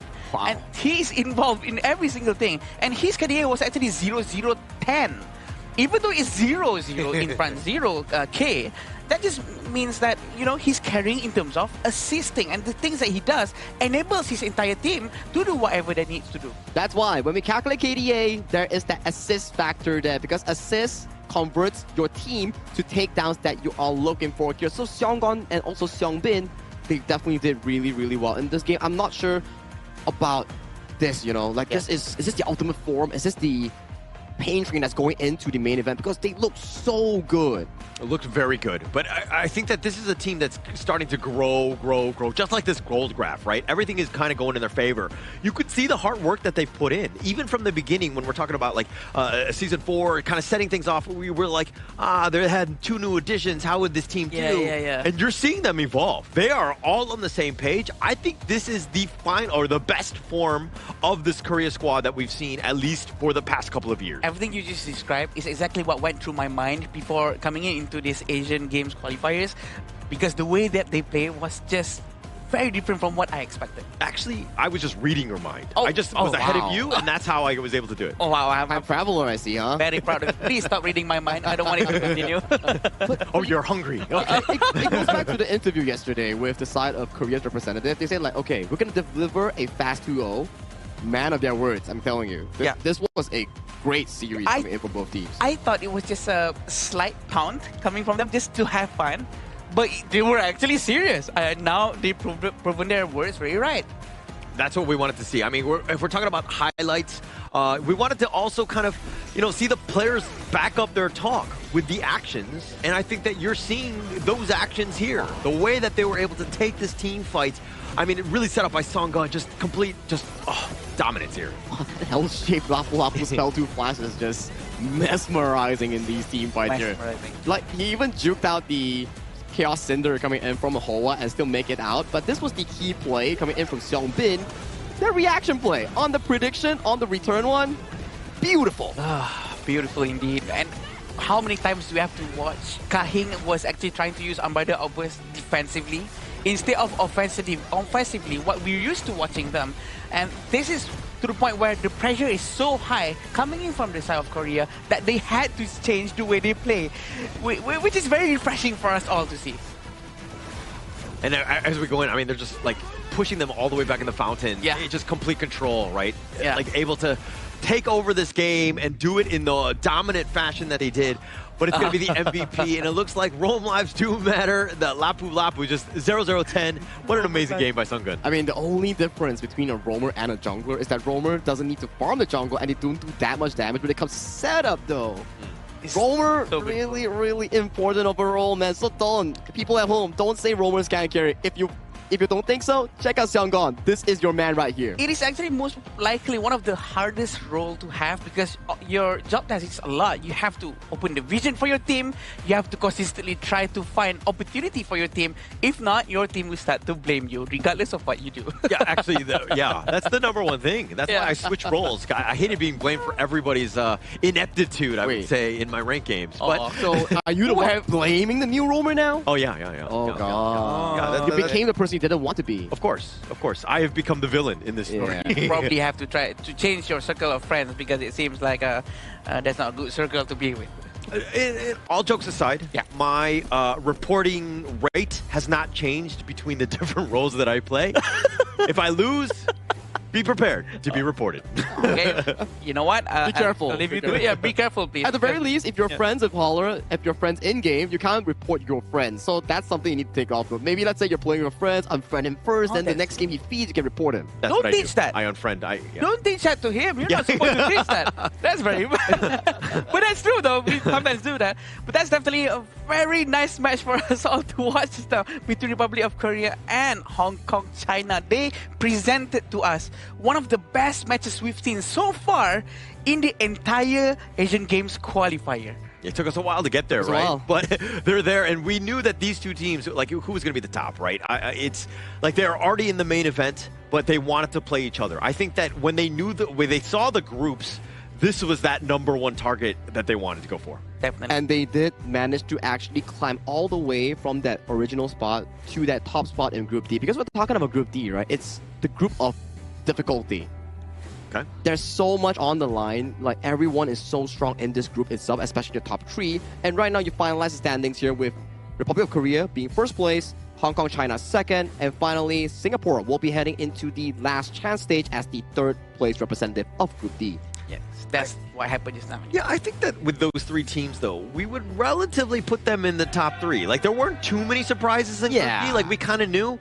But Singapore, like, are you a believer now? Do you think they have a chance going into that last chance stage? I didn't at first because it was going to be a very hard match, right? Because I want to watch and I'm just going to witness it, right? But eventually they proved them right, and you know what? They deserve to be there. Okay. Are you okay that with makes that? sense. Okay, let's review, right? Okay, Group A. Who do we have in Group A? Let me check real quick on my little note also here. Philippines and Indonesia. Ooh, another one later on. That's going to be spicy. But we'll save it later after the interview to talk about it. And then third placer will be Uzbekistan. Coming from Group B, Myanmar, Jordan, and Kyrgyzstan. Group C, Kazakhstan, Laos, and Vietnam. And finally, Group D, Hong Kong, China, Republic of Korea, and Singapore. I would say that none of these teams got there by pure luck. Everyone was through skills, hard grit, and effort. And there's a lot of upsets that happens here and there, right? Because, for instance, in Group C, I didn't expect Vietnam to actually not be at the top because I was expecting Vietnam to be one of the top ones, right? So this just shows the progress coming in from every other teams as well, how fast they learn in such short period of time. Being so effective. Yeah, and actually, for over the course of the total with tomorrow 9 days that we've seen on broadcast with all of these teams, I've learned to love them all. Right? I don't want to send any team home. Right? I mean, it kind of sucks that we have to have a last chance stage to find only one team out of four because I like them all and I want them all to go to the main event. And it's actually a rare occurrence that we actually get to see so many regions participating in a single tournament. Where this time around, like I just come down from a hotel room, going to breakfast, and then like players are just there saying hi, and then we can just like talk to each other, you know, like trading information and everything. And then although like maybe the language isn't that smooth, but the vibes that we give off, you know, is really friendly. Yeah. And the fact that they can have like almost a physical scrim with each other to really practice against one another, I think that's what the real cultural exchange is happening in the game itself and not just on the tournament. And the interview right now is definitely ready, coming in between the Mara and also the winner, which is Republic of Korea. Let's hop right towards it because we need to know what has happened in that series. Team Republic of Korea always giving us a great match. Seonggun, 축하합니다. Congratulations. That was so great. Even in game number 1, there were moments that both teams didn't want to give up control of the map. But in the end, Team Republic of Korea came out on top. This was the closest match that we've seen so far for Team Republic of Korea. How challenging was this for your team? Or would you say that this was not challenging for you at all? 이번 경기 진짜 굉장히 접전이었는데요. 그래서 이번 경기는 얼마나 힘든 경기였나요? 이번 경기가 조 1, 2위를 가르는 경기이기도 하고 상대팀이 뱀픽부터 되게 철저히 준비를 많이 해와서 인게임에서도 그렇고 게임 외적으로도 되게 험난한 경기라고 생각합니다. So from the band pick stage, we can see that the opponent really are prepared, and then in game also it's very tough for us. So throughout the game, we really gave all of our best. A lot of people thought that this match might go all the way to game 3. They felt that you finally found your match.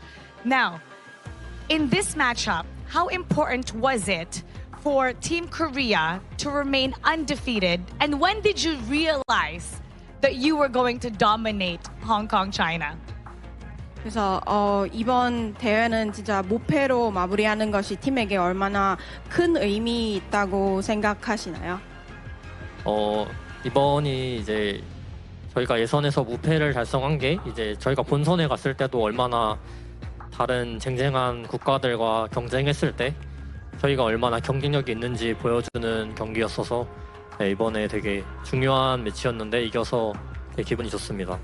It is a really important mission for us, and then this is only the qualifier stage, and then it was able to give us a clear image on how we are going to face more challenges during the real game in Japan. So that's why I think it helps us to prepare more for the future game. In game number 2, it was a very convincing, dominant win. Now, for sure, Team Republic of Korea, they're all watching you, they're cheering for you. What would you like to say to everybody? 응원하는 팬한테 부탁합니다. 한국 팬한테 한마디 부탁합니다. 예선전 응원해주셔서 감사하고 지금 성적 그대로 유지해서 본선 때도 되게 좋은 경기력 펼칠 수 있게 열심히 준비하겠습니다. 감사합니다. So thank you for supporting us towards the tournament, and then we will continue to support, continue to bring more good games to you guys. Once again, congratulations and 감사합니다. Thank you. Team Republic of Korea dominating their group and finishing at number 1. We'll talk about that a little bit more with our casters. Lead the gorge. As Seonggun says, the mission is not over. The real one comes in the form of the Asian Games main event. Yeah, I think that they will feel very confident. I think that this is a great win for them. And that position to be the top of your group speaks volumes about the play and the hard work that they put in on this team. Again, they managed to prove to the world that they actually can put up with against Hong Kong, China, which is one of the teams that people expected to be one of the best here in the Asian Game qualifiers. And that speaks volume. And I wouldn't say that's an upset. That was an expected outcome coming in for both teams to win out each other in that fashion, because game 1, arguably one of the closest games that we actually had in the Asian Games qualifiers between two teams. Yes, maybe some games we had tempers, some games we have like the long games, but that was a absolute banger. Yeah, absolute banger here. And I think I feel great because you guys were wrong in the predictions, so that makes me even feel better. Hey man, happy that you're right, happy you're right. But enough about you. I want to hear more from our Hong Kong China representative in the interview with Mara here because that was a good performance coming them as well. So Mara, please take it away. Here we are with Team Hong Kong China. A lot of people viewed your region as one of the toughest. They consider you as this undefeated giant. How tough was that matchup against Team Republic of Korea? And was there anything that you learned from that you could take moving forward? 今日呢場比賽我哋係有少少發揮得唔好啦，即係我哋係有喺戰術上啊、BP 上都會有充足嘅準備嘅。但係就係我哋比賽經驗比較少，局內調整得唔夠快，反應唔夠快咯。即係有好多平時喺訓練賽會打到出嚟嘅真實水平，我哋今日都係打唔到出嚟嘅。所以第一場我哋出到優，但係冇辦法拎住呢個優勢去結束嘅遊戲。第二場我哋係直接係出唔到優，即係有好多平時打到出嚟嘅嘢，今日打唔到。So even that we had prepared a lot for this game, but today during the first game, even that we hold the first advantage, but we were unable to end the game quickly. And during the second game, we just can't get our momentum up. So that's why we didn't actually bring our best to today's game. And then during the training or like preparation game, we were able to do a lot of practice and to keep our skills improved. But during this game, we really didn't get to do the best. That's why we would like to be more prepared. How to say, like to be more fast reacting during the game, and then that's how we would like to improve. We still consider you as one of the greatest regions right now in this qualifiers, and we're looking forward to your journey in the Asian Games. Let's invite everybody watching to keep supporting you, and what would you like your supporters to know? 去到9月份嘅亞運呢，即係去到正賽之後會有更加多強勁嘅隊伍嘛，即係到時我相信比賽會好精彩，同埋個競爭都會好激烈嘅。而我哋中國香港隊會喺餘下嘅時間拎出82分嘅精神去準備呢一次亞運，爭取我哋可以拎到獎牌，希望大家可以繼續支持。So during the game in September in Japan, we will give our 200% of our effort to bring more interesting and competitive games to you guys. So please continue to support us, and then we make sure we'll get a medal. That 200% that you're promising is definitely something that excites all esports fans. We're excited for your journey in the Asian Games. Once again, thank you so much. And now we'll head back to our casters.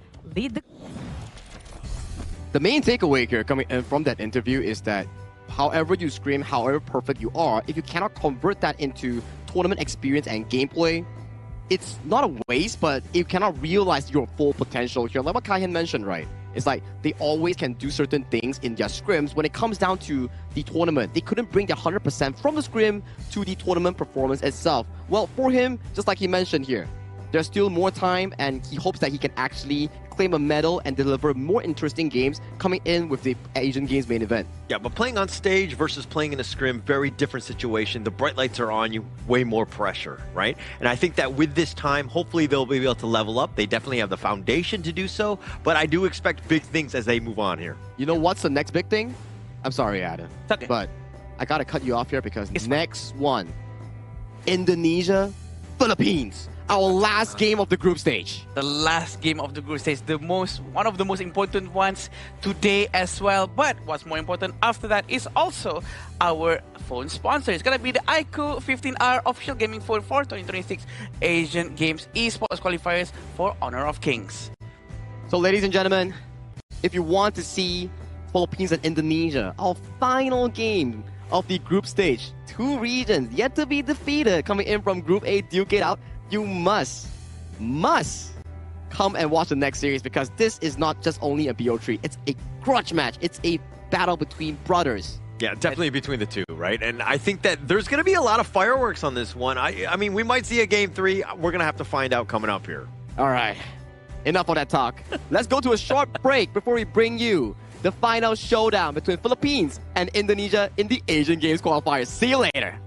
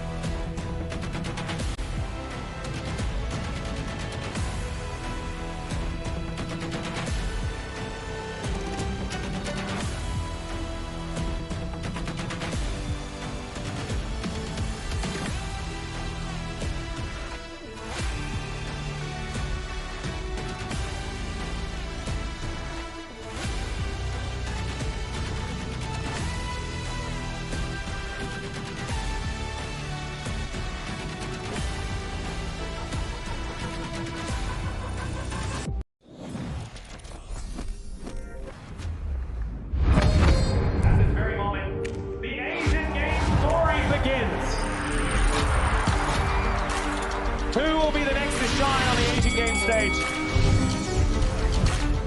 Contestants fight for the honor of their regions while we cheer them on from the stands.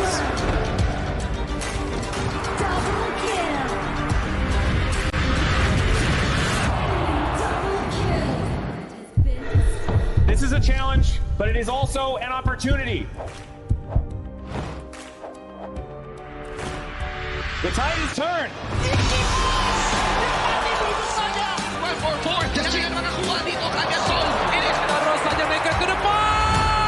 Aspas in front. They're going to use it. Golden tight zones. Atatsumi. Victory! And we pulled it off together. We share the same voice, the same radiance. This moment of brilliance belongs to all of us. Together, we shine.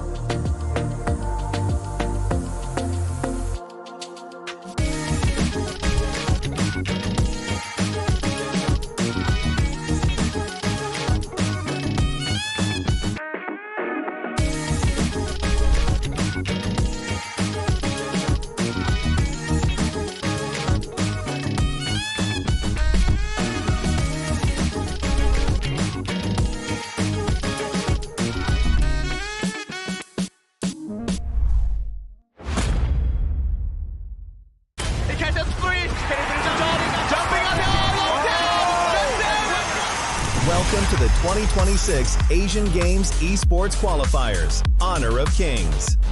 20 regions, one stage, and only the strongest 9 teams will earn the right to shine above the rest. Taking place in Malaysia, June 13th to 21st, 2026. Coming to Malaysia, this is the battleground where teams fight for the right to qualify for the Asian Games. 20 teams enter, but only 9 teams will move on. Apart from the 20 regions, there are 3 regions that have direct qualification. Here is the 2026 Asian Games Esports Qualifiers Honor of Kings format. First, the 20 teams will split into 4 groups of 5. In each group, every team faces every other team once in a single round robin, with every match played in a best-of-3 format. That means every match matters. Every game matters. Every single point matters. The point system is simple. Win the match, earn 1 point. Lose the match, earn none. At the end of the group stage, teams are ranked by the total points they've collected. And from there, the road begins to shine. The top 2 teams from each group qualify directly to the Asian Games main event. That gives us 8 teams advancing straight out of groups. But for those not through yet, the light isn't out. The teams that finish 3rd in each group still have one more shot. They move into the last chance stage. There, they battle through one final BO3 single elimination bracket until 2 teams remain. The 2 teams will then face off in a BO3 match to claim the one final qualification slot. So in total, 9 teams will make it through, 8 from the group stage and 1 through the last chance stage. That is the rule. Now it is time to see who can rise through it. From across the world, regions gather here in Malaysia. 20 teams, and only 9 will qualify. The path is set. The stakes are clear. Together, we shine. Stay tuned, and we'll see you at the stage.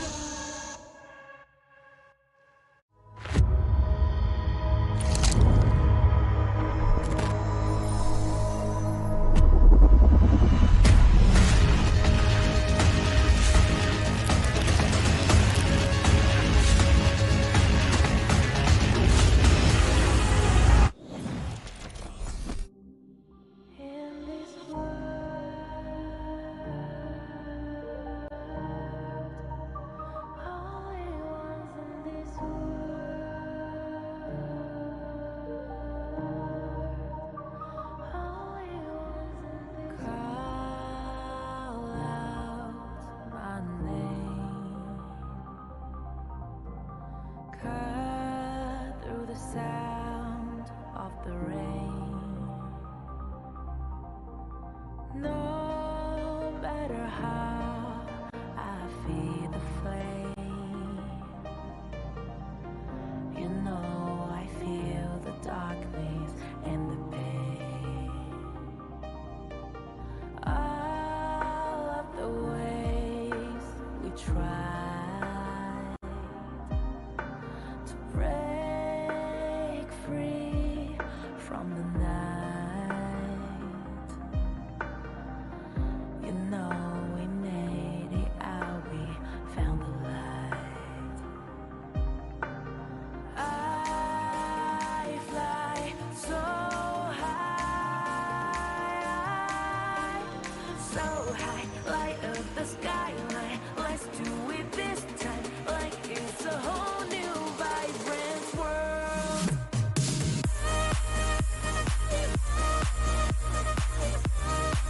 Like we're the only ones in this world. Like we're the only ones in this world. Now I see that I got everything I need. It's alright, I'm on fire, I'm alive, 'cause now I fly so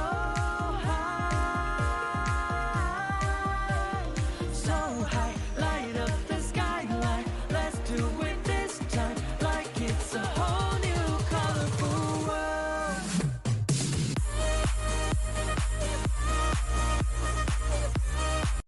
Like we're the only ones in this world.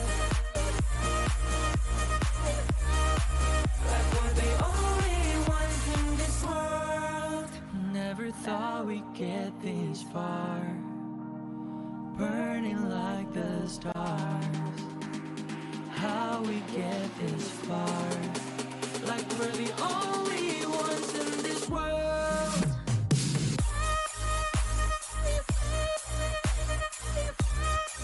Like we're the only ones in this world.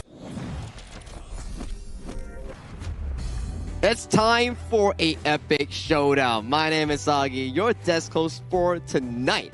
And the epic showdown I'm referring to is Indonesia going up against Philippines in day 8 of our Asian Games qualifiers here, our second last day of this prestigious qualifiers here. And I'm not alone, I'm once again united as one with Holler and also Adam Spartanko. Welcome back for this banger. Yeah, this one's going to be a banger. Actually, we've been waiting for this since the beginning, right? When the draws were happening all of those games that we watched, because somehow Indonesia and the Philippines got stuck into the same group, yet on the regional stage, and now it's regional pride, there's bragging rights, there's a lot at stake in this one, especially for Group A. There's been a long-term rivalry between these two regions for sure, and everyone really wants to see where are they at right now, who's the better one. And this is going to be very fun because both of them have their own region and their own league. So this is going to be very interesting for us to see how they have been growing, the growth, the progress of each of these regions. And talking about progress, there's also a new update coming in for the Super Flow Brawl mode on June 17. So if you ever are interested in a more laid-back mode after your stressful rank games, do check out the new Super Flow Brawl mode right now. It's a lot of fun. It definitely is way more casual, and it takes it away. It's not a big deal if you win or lose. You're getting still rewarded at the end of the day. I've enjoyed the Super Flow Ball myself. Yeah, not as casual as what's going to happen next, though, between Indonesia and Philippines. Everyone is going to be watching this one for sure. Everyone's going to try to learn what are the pros and cons of each team's meta that they're going to try to bring out into this next match. Okay, it's just now between Hong Kong, China, and also Republic of Korea is more towards calculated, slow gameplays. I think Indonesia and also Philippines playstyle is more bombastic, more fights, calculated, mechanics between these two squads. I think we've seen them be a little bit more aggressive just because they're the level of competition that they've kind of run into. I think that overall they're very balanced. But I kind of want to talk about the team composition, right? It looks like the Indonesian squad, this is an all-star squad team. Like, there are players across all of the different teams in the IKL. The other side, you're looking at, it's just literally one team, right? And we saw success from that from the Republic of Korea with Nongshim Red Force, but now you have Blacklist International essentially representing the Philippines. Like, which is the best approach here? Yeah, there's no best or good or bad in here. I feel like we try here, but I think sometimes maybe trying to get some the best of players from each different teams might be the best approach because you're getting the creme de la creme. But what do you think, Sagi? Well, it's not about I think, it's about what they do, because your answer can be given depending on the winner of this series here. So it's Indonesia going up against Philippines, and let's welcome this match with them right now with this teaser video on the stage.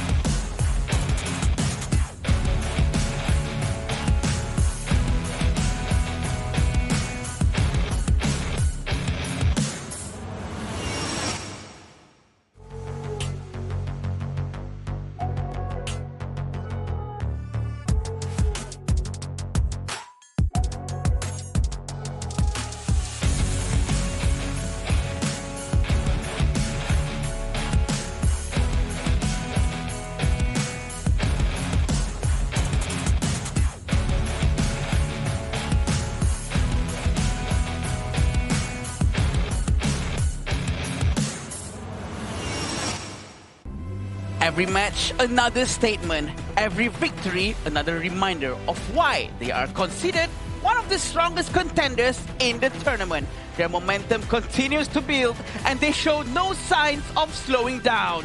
Give it up for Indonesia!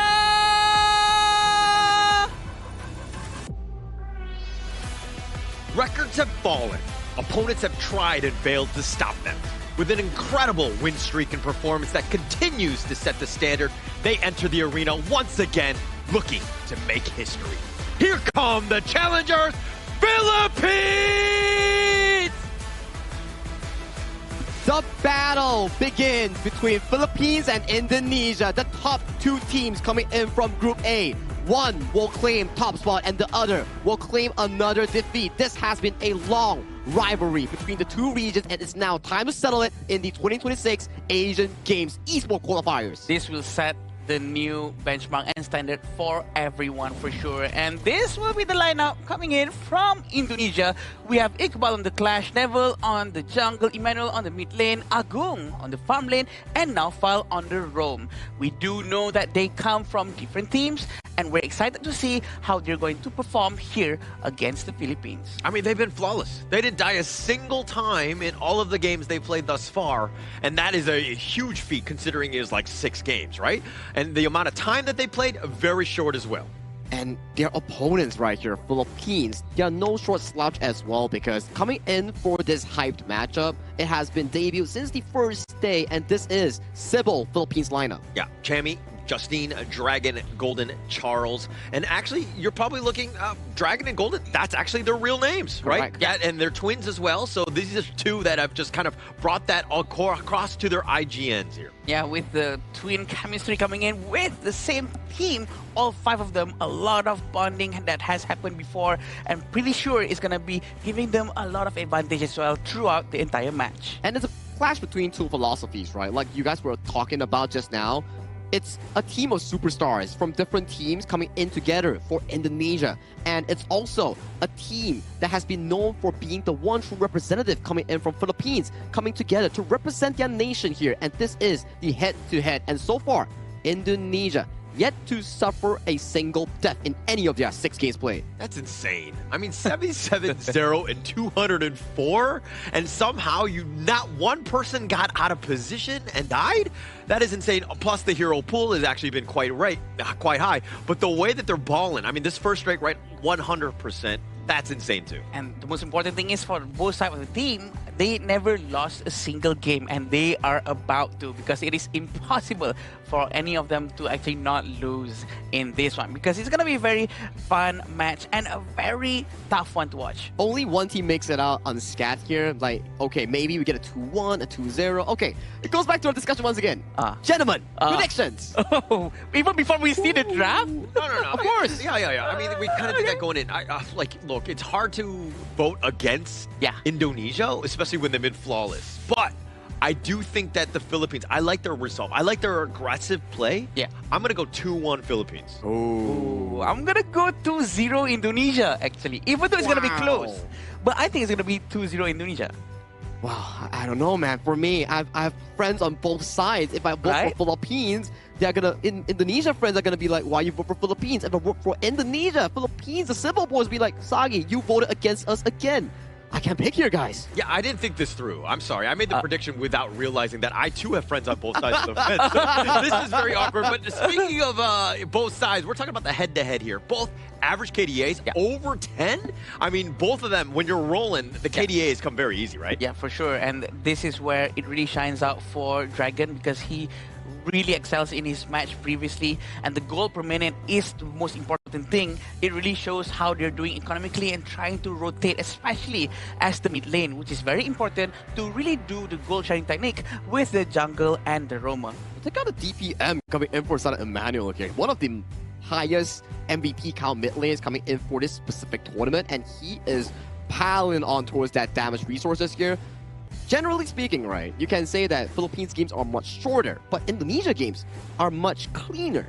Yeah, actually very true, right? I think it's because when you're looking at Emmanuel, he's like the shot caller, he's making the plays, and he's setting himself up. Plus, obviously they haven't died, and the way that he's able to do it from that front point with his like Ganon Mo, his Garuda, he's just been able to just completely dominate anybody that comes up against him. And to answer about the question that Holler gave us just now about which team probably has a better edge, because Philippines has come from one team and Indonesia actually has come from multiple different teams. Actually, I spoke to Glenn yesterday.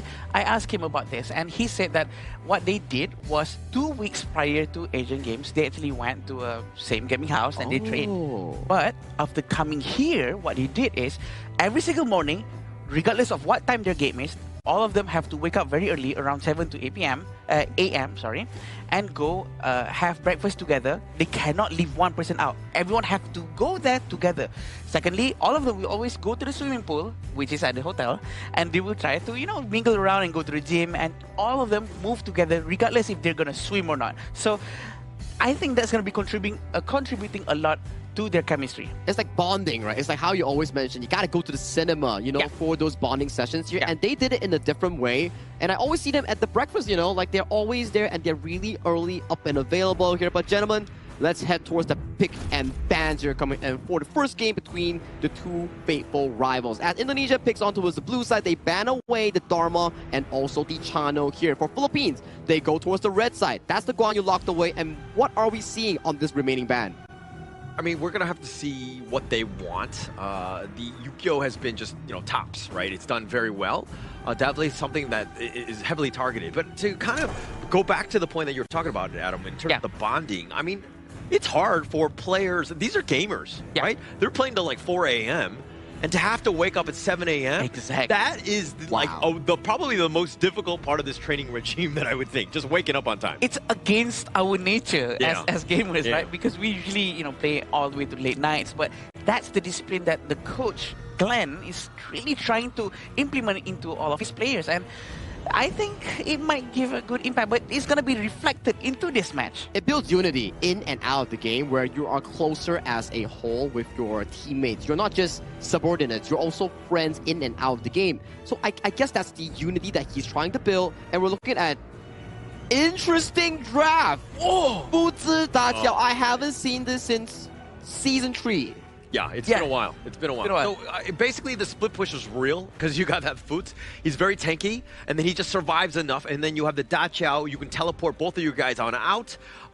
This is looking to be very interesting and a bit of a curveball in game one. Yeah, previously, why this one worked so well because Daqiao actually has this string attached to Fuzi or anyone who's the closest one to give a little bit of extra movement speed and extra stats. But this time, that thing is no longer around. But they're gonna try and do it anyway. So it's going to be very interesting how they're going to pull it off with the recall skill coming in from Daqiao and implementing here at the final days of Asian Games. It's just so fun. I love it, right? Strats straight up off the board here. The Fuzi Daqiao in this patch, you want to use the Fuzi to ult someone, and then Daqiao sends everybody in towards that immediate team fight here. So it's like a boxing ring, if you feel me. Yeah. But coming in for the Philippines draft, we do see a Dia Arlie heavily focused towards the side of Golden to be the main carry for the side of Team Philippines. I like the bans here coming in from Indonesia. Banning away the Bai Chi. I'm not surprised if they go for the Atta as well. Removing all the tanks coming in from Philippines lineup.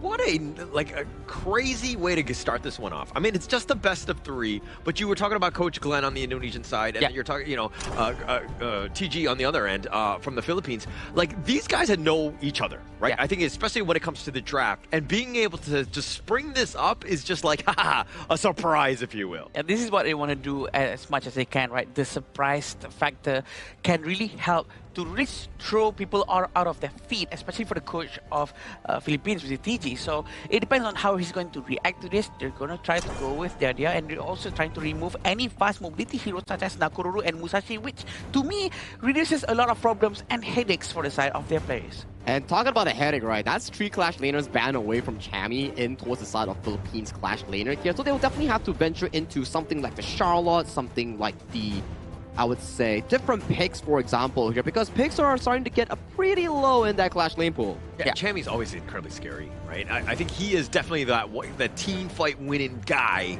and he's incredibly scary at any time because he's able to just change the team fight on it, basically put it on its head, if you will.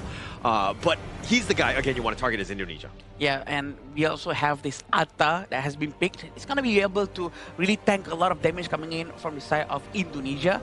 And we want to see a hero to at least try to reduce the HP of Atta. Probably a marksman who would be able to handle an item such as Doomsday. I don't think there will be a marksman here coming in from the side of Indonesia. That Fuzi is heading towards the farm lane. Oh, that's true. And then maybe Clash lane, we get a Fatih or Charlotte coming in for the side of Iqbal, going up against this specific matchup here. True. I could be wrong, but time is up, and let's see what is going on. Okay, Fuzi's going to the Clash lane.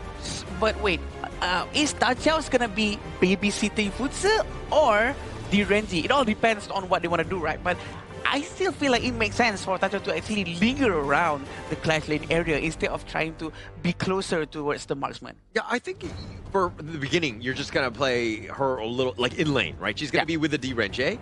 Now that you've got Lam, you're thinking a little bit more standard, but the Fuzi split push potential is always there come mid-game, right? And then that's when you could be annoying, assuming that you're, getting pushed in elsewhere. I like the Hano here, man. Very confident stuff here coming in from the side of Philippines. I would say that both teams have held their draft up to the very end. And usually for Team Philippines, they like to rely Chammy more on those aggressive playmakers here. On an Ata, I'm pretty excited to see what he has in store in making some of the fancy plays coming in to build Team Cebu for their victory here. For Team NAS, which is Team Indonesia, I'm interested as well.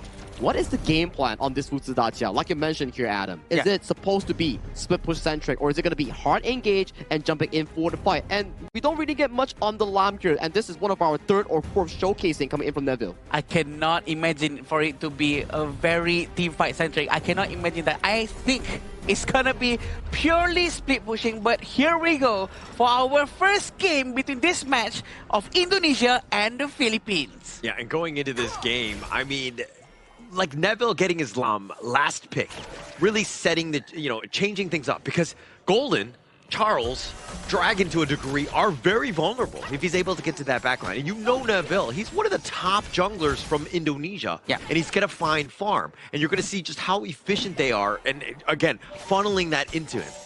And at the same time, I think it's pretty smart for them to actually take Heino, because Heino is a very good hero to try to bring back up a tower that has been brought down. So at least I think this could buy a lot of time, or at least try to recover back the tower that has been destroyed potentially by Iqbal, because he's using Fuzi and having Dacia. Yeah, that's one way to counter it, right? But you have to kind of work around that. You have to be within the vicinity at a specific time. So a lot of things need to happen for you to get that perfect, again, heal, right? But it plays to the, the strengths of the Philippine squad, where they're looking to go a little bit late. They don't need to rush things out. Yeah, I believe so too. They're going to try to rotate towards the bottom. Charles and Golden still waiting for the chance to dive right in the right moment. And it seems like he is able to do so.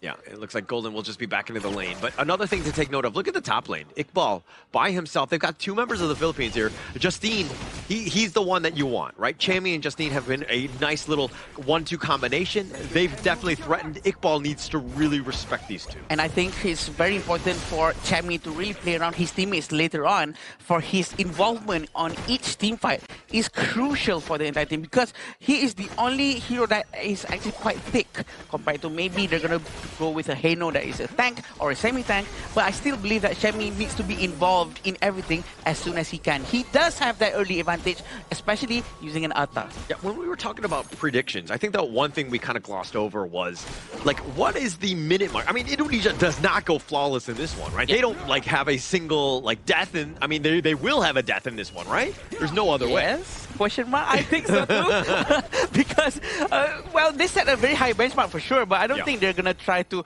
risk their gameplay to stop dying at all, right? But at the same time, I believe Tyrant is going to be the first map where they're going to try to go all out into this fight. They're going to try and go towards the Tyrant and try to get the Tyrant as fast as possible, regardless of what's about to happen. And it's going to be a little bit of a problem for Emmanuel to clear his wave as fast as he can, because the Kachosen is too much of a single target skill. I mean, for me, it's like, I know the Philippines know that streak is there, right? Yeah. In the undefeated one. But in the top lane, Sage's Might is going to be used. The Ghost Ship, and here comes the teleport with that Whirlpool. And now Chammy one under the tower, if you will, does stay alive. Eye of the Whirlpool is just so annoying. It could just call everyone quickly to that spot, waiting for a teleportation to give help to Agong. But it seems like there's another fight happening at up top. Yeah, a little bit more action. Iqbal, though, in a greedy spot, gets charged to the side. The pull away, the flash, he's trying to get to safety, but Iqbal is enough. The Severing Surges are just in time to get the mini stuns on. Very quick move coming in from Iqbal. He managed to run away just in time, and right now we're going to try to focus on rotating towards the mid lane again, and Philippines having quite a huge gold lead, 1,500 within 3 minutes and 40 seconds. That is actually a huge amount. It seems to be like a bit of a problem coming up from the rotation for gold sharing coming from the side of Indonesia. This is like uncharted territory for Indonesia. Never been on the losing side. I mean, it's going to come back to, like, how do they respond? Because this lead is starting to grow. It's 1.5, 4 minutes in. The Philippines taking the Tyrant for free. Everything is going their way right now. Fuzi is still up top. He's going to try to wait out at that area for the red buff. And it seems like Philippines are not going to try to do any invasions at all. Iqbal, really smart, trying to open up the map as much as possible, trying to give a lot of vision to his teammate. And look at these scepter marks. That's going to really spawn out a lot of scepters towards the side of Indonesia. Yeah, and that will provide quite a bit, right? That damage starts to stack. It starts to really wear down the squad of Indonesia. Now, the Whirlpool, this is that attempt. This is what the Dachau will bring to you. A lot of mobility in a hurry. Looks like they're taking the bottom T1, but Dragon is there. He might want to use the Fate Rewind, and he will out-heal all of it. Oh, look at the amount of rejuvenation coming towards the tower. Dragon with the Fate Rewind is so effective. This is what we want and we need from every Hano player, right? To actually try to make good use of the ultimate of the Hano as much as possible. And this is that last pick, the Trump pick, if you will. They were looking to counter it, and now in the bottom lane, they actually find Golden. He's going to be going down. Charles is on the side, and now how much more can they do? The dash away. Neville doing some work on the back end. 2 members down for the Philippines. Very great teleportation coming in from their side. Indonesia really trying to make good use of it. Emmanuel getting Dragon along the way, trying to rotate back towards the mid lane. And you had a bit of a lead as the Philippines, but the team fight from Indonesia, look at how clean they are, taking them down all over the map with an assortment of skills and doing it, again, very cleanly. And Justin is still nearby. He tries to rotate towards the mid lane again, but Iqbal, we haven't seen any split pushing coming in from the side of him just yet. We're still waiting for that power spike to come true, especially when the Spark Forge dagger has already been made. And we can expect another Glacial Buckler to really help him keep on spamming his second skill.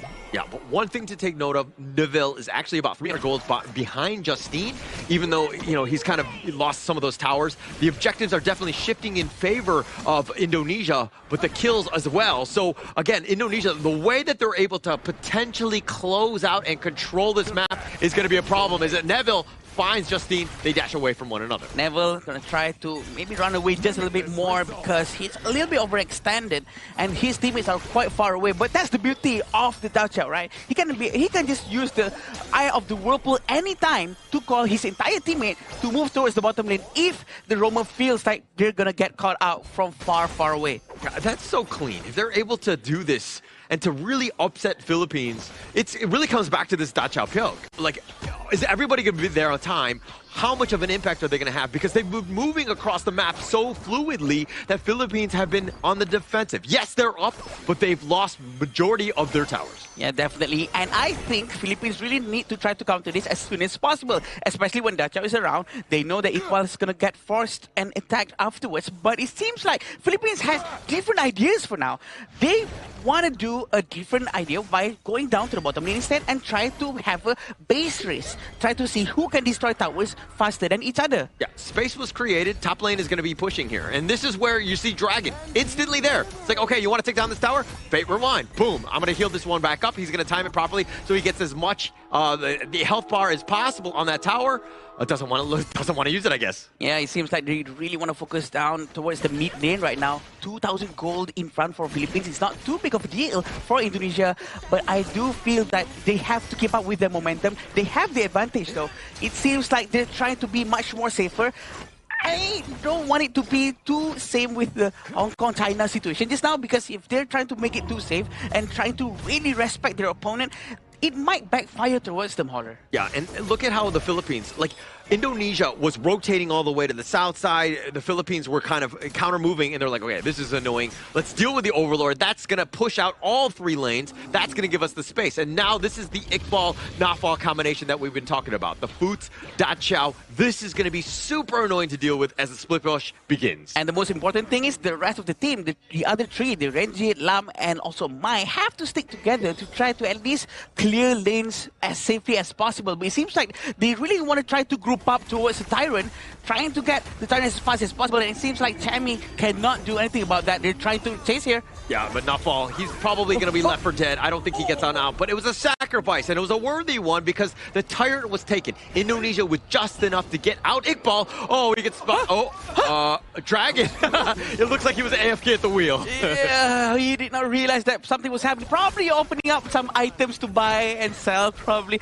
But we can see on how the tier 2 tower is going to get destroyed very, very soon. And they're not going to be able to do much about this to defend because their heroes right now don't really have that tankiness to really deal with the damage coming in from Philippines. Yeah, so the Philippines, the counter, I mean, you want to be kind of pushing things down as quickly as possible. You want to take out those towers because the split push could be an issue, but you don't want those lanes so far up where that split push becomes like very difficult to rotate from. Yeah, right now, they really want to try to focus down towards the bottom lane, still standing Iqbal, and Philippines still deciding to really group up together because the fear of having a Da Chao very near you, that's it, Naufal is quite nearby and he suddenly opens an Eye of the Whirlpool. They need to be able to react as soon as possible to whatever is going to come towards their way. Look at how quickly he takes on the wave, and this is why the Foots pick is brilliant here. I mean, it's a combination with Da Chao, it's well known. But the way that he's able to do it, now somebody has to rotate. Look at Dragon, already making his way there. Philippines have to constantly respond. They're like you plug one hole, another hole appears. Iqbal is quite nearby as well. He's going to be locking someone, but something's happening. Yeah, a little bit of a charge here. Neville, the ghost ship, is on the wrong side. They actually find it, and Chammy goes down. They're going to focus on Charles. The flash forward, the corporal punishment. They find Golden as well. Indonesia hitting on all cylinders. A very good flash and pull, and they're going to try to destroy the mid lane tower for sure. And this is going to be the first death for Indonesia, it seems. It looks like they actually found a kill, the Philippines on that one. But, I mean, the team fight was overall won by Indonesia, as it looks like they're going to be taking yet another big Tyrant away. Neville has been an absolute monster when it comes to these big neutrals. And right now, also, Neville has already bought Blazing Cape, which is very important to reduce the recovery coming in from the side of Atta and also the Diadea. And this is going to be very helpful for them. They have to try to play around this situation with the gold being exactly the same. Now, what are they going to do? Are they going to try to keep on split pushing, or are they going to try to really group up and start a team fight? And you can do anything, right? I think that you're still even. It's just based on what the minion waves, where they are at, right? If you're able to do it. Now, Fate Rewind, he will get on back. Dragon gets to safety on this one. But Iqbal will continue to stay in the top and the outside lanes. Constant pressure. And now a mini stun on Agung, he's going to get on back. But the Philippines right now, again, very reactive. They want a death ball. They want to fight. And Indonesia, from all angles, it's so hard to pin them down. Yeah, this is going to be the hardest part. Iqbal, not fall there. Oh, the corporal punishment is going to be used. He does a little bit of work onto Charles. They get the pick off onto this. Iqbal looking to run away, but Emmanuel goes down. They finally take down Iqbal as well. That's a double going the way of Golden. He's going to have to back off as he's very low, but 3 members down for the Philippines. Oh. Chammy will look to go down as well. Neville with a triple strike. Unscared. This is the one. This is the one.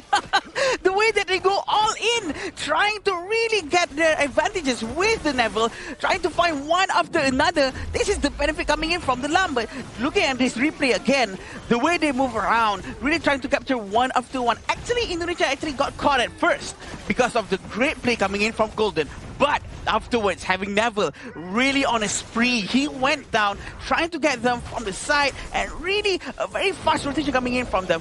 They did a better focus fire, in my opinion. Oh my god, Neville has had such a good game right now. I mean, off of that triple, he's taken all of the big neutrals. Look at how fast he's farming. Yeah. I mean, if we're talking about net worth right here, it's like 9.9 versus 9.2. It looks like he's slightly less, yeah. But the Philippine squad, everything is being funneled into Justine. Yeah. Neville is doing this by himself, right? True. So you're getting more jungle efficiency, more farm efficiency across all of the maps. And in fact, he was actually trying to farm from the heroes. Yeah, he really tried to target them down. Yeah. And which is very interesting, right? Because we do know that Neville really can benefit more from the itemizations. The conversions from the physical attack into his skill sets are much, much more powerful. So this makes him a very dangerous glass cannon for him to actually go in and try to really make good use of the recovery from the passive of Lam. So that's the beauty of this kind of synergy coming in from the Indonesian side. Yeah, and also it's just space created for Neville, right? You're taking the outside lanes, you've taken the top T3. Neville is just happily farming. He's 4-0-2, making such an impact in this one. But Philippines, they've been grouped up. They've been forced to react. They have zero answers for the mobility of Neville here. They're trying to really focus down towards the tier 2 tower at the bottom with 2,000 gold lead. This is not big, by the way, this is very small. But where is Iqbal? That is the question, because Philippines really have to be focusing on not getting split push without them being aware of the position position of Iqbal. Yeah, and now with the Shadow Vanguard, the push away Chammy just to kind of make it a little bit easier for the team to kind of deal with. Iqbal in the top lane. Whenever action is happening somewhere else, Iqbal is in the other lane, constantly putting pressure where you can't really team fight into this lineup. I agree. For sure, Iqbal is going to be able to stay up top. And this is going to be quite dangerous for Philippines too, right? Because it seems like they cannot come out from their base. Well, thankfully, they have a Hino, which is a very high ground tower, a high ground hero, because he can really clear from very far away. But with this in mind, are they not going to go out from their base at all, even though they have Ata to open up any space? This is the fear that is already planted inside their heads. They cannot come out for now. Can't come out, and you're starting to see this net worth just shift in favor of Indonesia, right? Because again, they put them back. They're all like, all 5 of them are huddled around this mid tower. They don't really have much to do, just kind of farm, right? And Indonesia are taking advantage of it. They own the complete, like everything on this map. I mean, Agung right there with his almost 70,000 damage as well. I mean, this Indonesia team is really hitting their stride. And of course, coming in from the side of the draft, taking DRNG to go against Ata is just so good, so that Ata can really get melted down very quickly. I think this is good work coming in from them, and let's see how Philippines is going to try to handle this. Yeah, Chammy just set things up. A little bit of a charge, but Iqbal is like, oh, that didn't do any damage onto me. But they need all 5 of them to really take down Iqbal, which is a worry because he's always in the top lane by himself. True, and who's the right person for them to actually send to go up against Iqbal? It's probably going to be Dragon, because Dragon has Fate Rewind, but something's about to happen here. Yeah, I mean, Golden eventually, but now with that Fate Rewind, maybe going in. Look at Iqbal was trying to end the game. He flashes on back at a moment's notice, but now with this Ghost Shift locking him down, this Aegis Might is going to be used on the Chammy, and Iqbal somehow still alive, creating space for the mid T3 to be taken. What a space created for him, and he actually survived that. Even the 4 of them actually turned their face towards him, and this is going to keep on going, it seems. Yeah, Emmanuel, these Kachusans have been almost 100%. Iqbal is just like laughing in glee as he makes it from one lane to the other. He's going to go to the bottom to create havoc there. Oh, no one expected that move, for him to actually flash into the crystal and try to get the crystal to go down as fast as possible. They were hoping for the minion to actually still be available in the bottom lane so that the rest of his team can actually try to push the high ground tower in the bottom. But it seems like there are no more towers on the side of the Philippines. It's going to be a huge problem for them to try to handle all lanes at the same time and try to get any objectives outside of their base. I know that the net worth lead is only like 4K in favor of Indonesia, but it feels much bigger because they've taken all of, the map control is all there. They're basically like forcing Philippines to counter move to what they are throwing at them. Yeah. And the Philippines are slow. This lineup is not able to keep on pace. Yeah, definitely a very good play coming in from Iqbal and also Naufal. Naufal always ready, but something's happening. Oh, a little bit of action here. They're trying to go for the backside. They find Charles in a bad spot. He was trying to go for the bitter farewell. The top lane is pushing in. Look at Iqbal looking to potentially end. Justine is a little bit low. They land down the stages, Mike. They have Justine locked down. Chammy is down as well. And now, how can Dragon hold on? He's all by himself. The Fate Rewind is only buying a little bit of time, and it looks like Indonesia are gonna take game number 1. Off to a good start and continuing their undefeated streak. So what, that 0 death timer actually got broken apart, but they still find that great game 1. Iqbal was a total menace on that Futsu, finding those split pushes, disturbing the equilibrium coming in for this game, and that 10-minute play coming in from Iqbal, finding the early in the backline. Game changer. Such a menace for sure. The way that Iqbal plays is just so good. And also the way the team actually revolves around him. Is he going in yet? If he goes in, we're going to go in as well from this side to actually put another pressure on this. So they cannot all actually try to really focus down towards Iqbal when Iqbal was trying to do a split push up top. And they were sort of split. And this is why also Iqbal actually manages to survive on his own up in the top lane. That was a perfectly executed game. I mean, it started with the draft and what exactly they needed to do to end this one, right? They had 0 answers. Philippines were like chickens with their head cut off and just like panicking from back and forth, constantly reacting, but not able to really find the true crux of this issue, which is, of course, knocking down Iqbal, stopping that split push. There was just no, I would say, proactive plays coming in for this team. Philippines, yes, they are very goal efficient in terms of goal sharing, in terms of getting resource, because at one point, even at 10 minutes, I believe, after losing 3 players coming in from Philippines, they still got a goal lead against the side of Team Indonesia. But the proactiveness, the team fights, all went in favor of Team Indonesia because they were able to find those big moments at the back line, just cementing the game for themselves. Yeah, the early goal lead coming from Philippines, even though Indonesia actually lead in terms of the kills, was actually a proof that they did their goal sharing so much more better, and the rotation coming in from Philippines are much cleaner.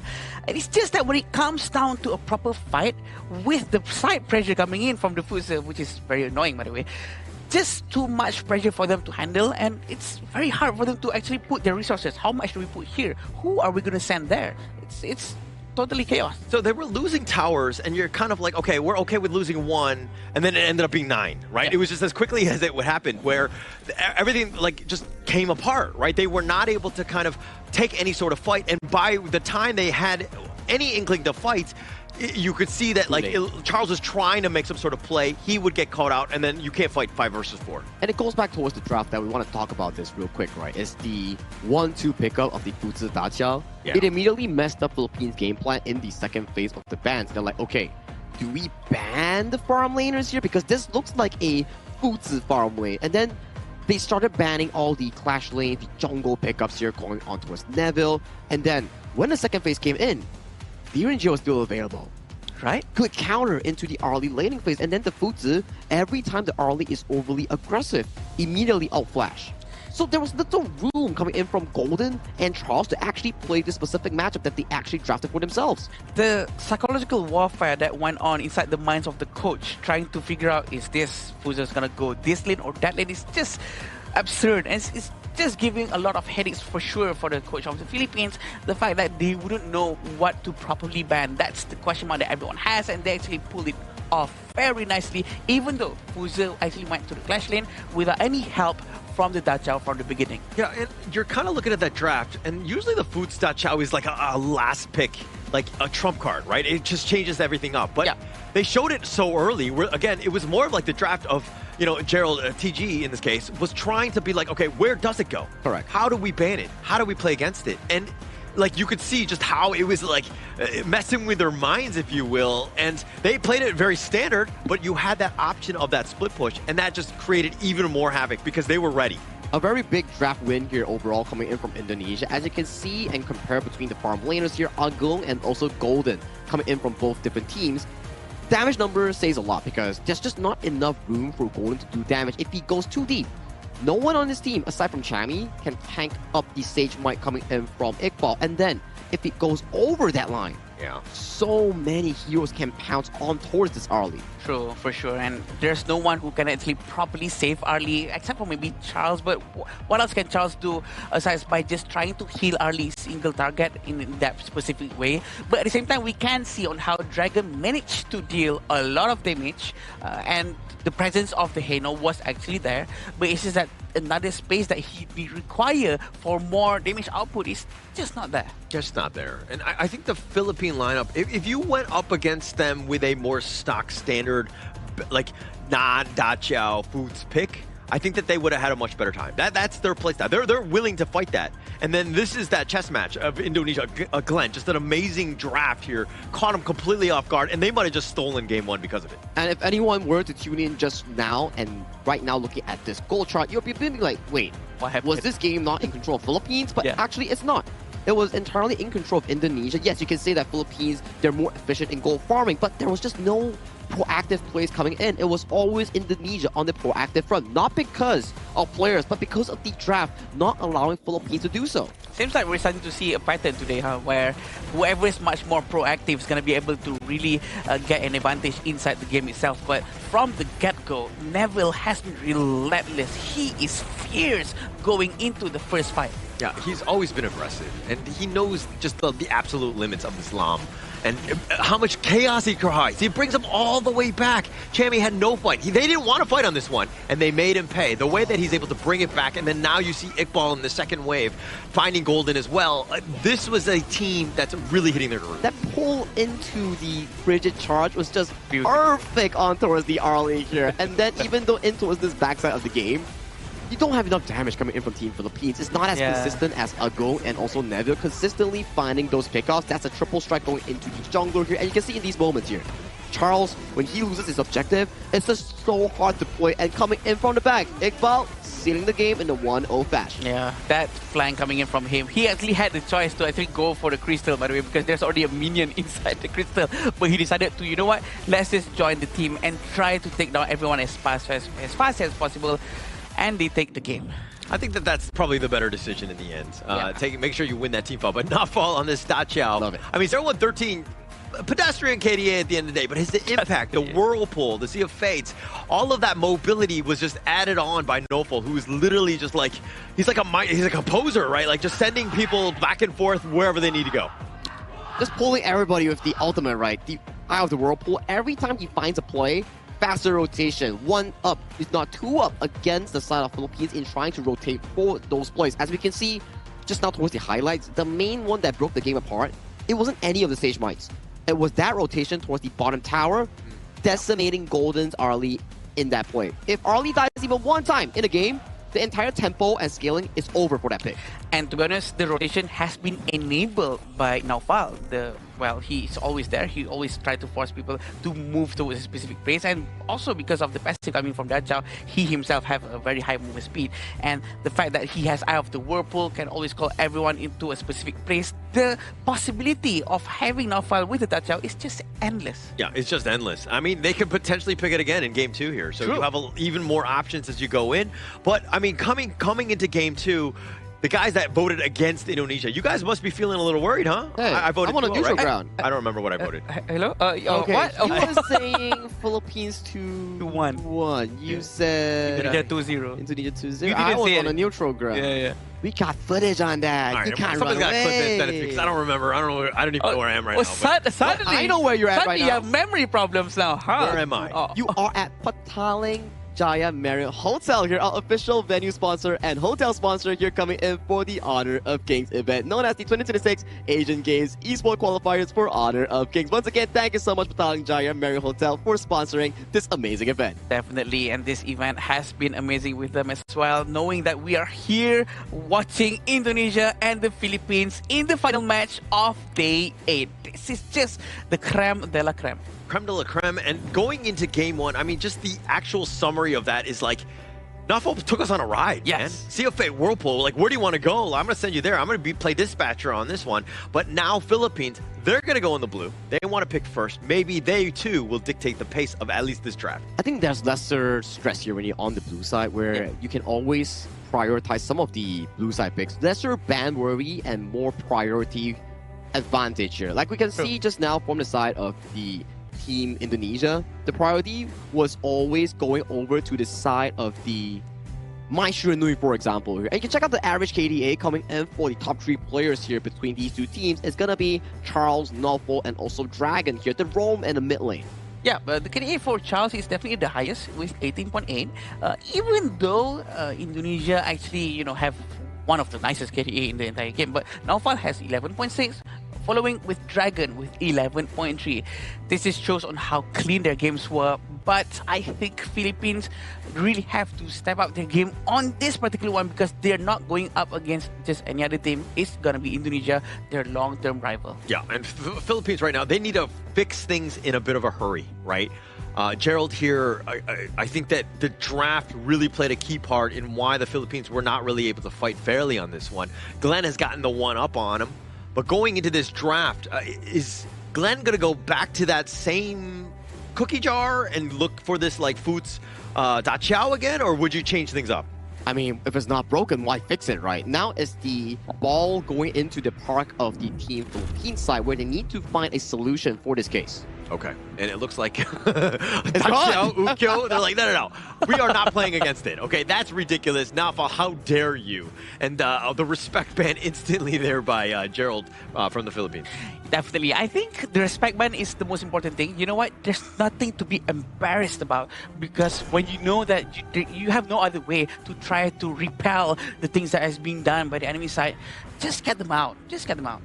Just get them out, right? If you can't handle it right now in this specific moment, just ignore it. Just ban it away. Save yourself some issues here. Right now, there's the Guan Yu available. There is the likes of the other picks available here. Guan Yu locked in. Here's for Chami here, but there's counters available, right? There's the Ata. There's so many of these strong picks just up and available currently for these two teams. Dolia, one of it as well. Do we get to see the Dolia Yuhuan? What are we cooking here coming in from Team Indonesia?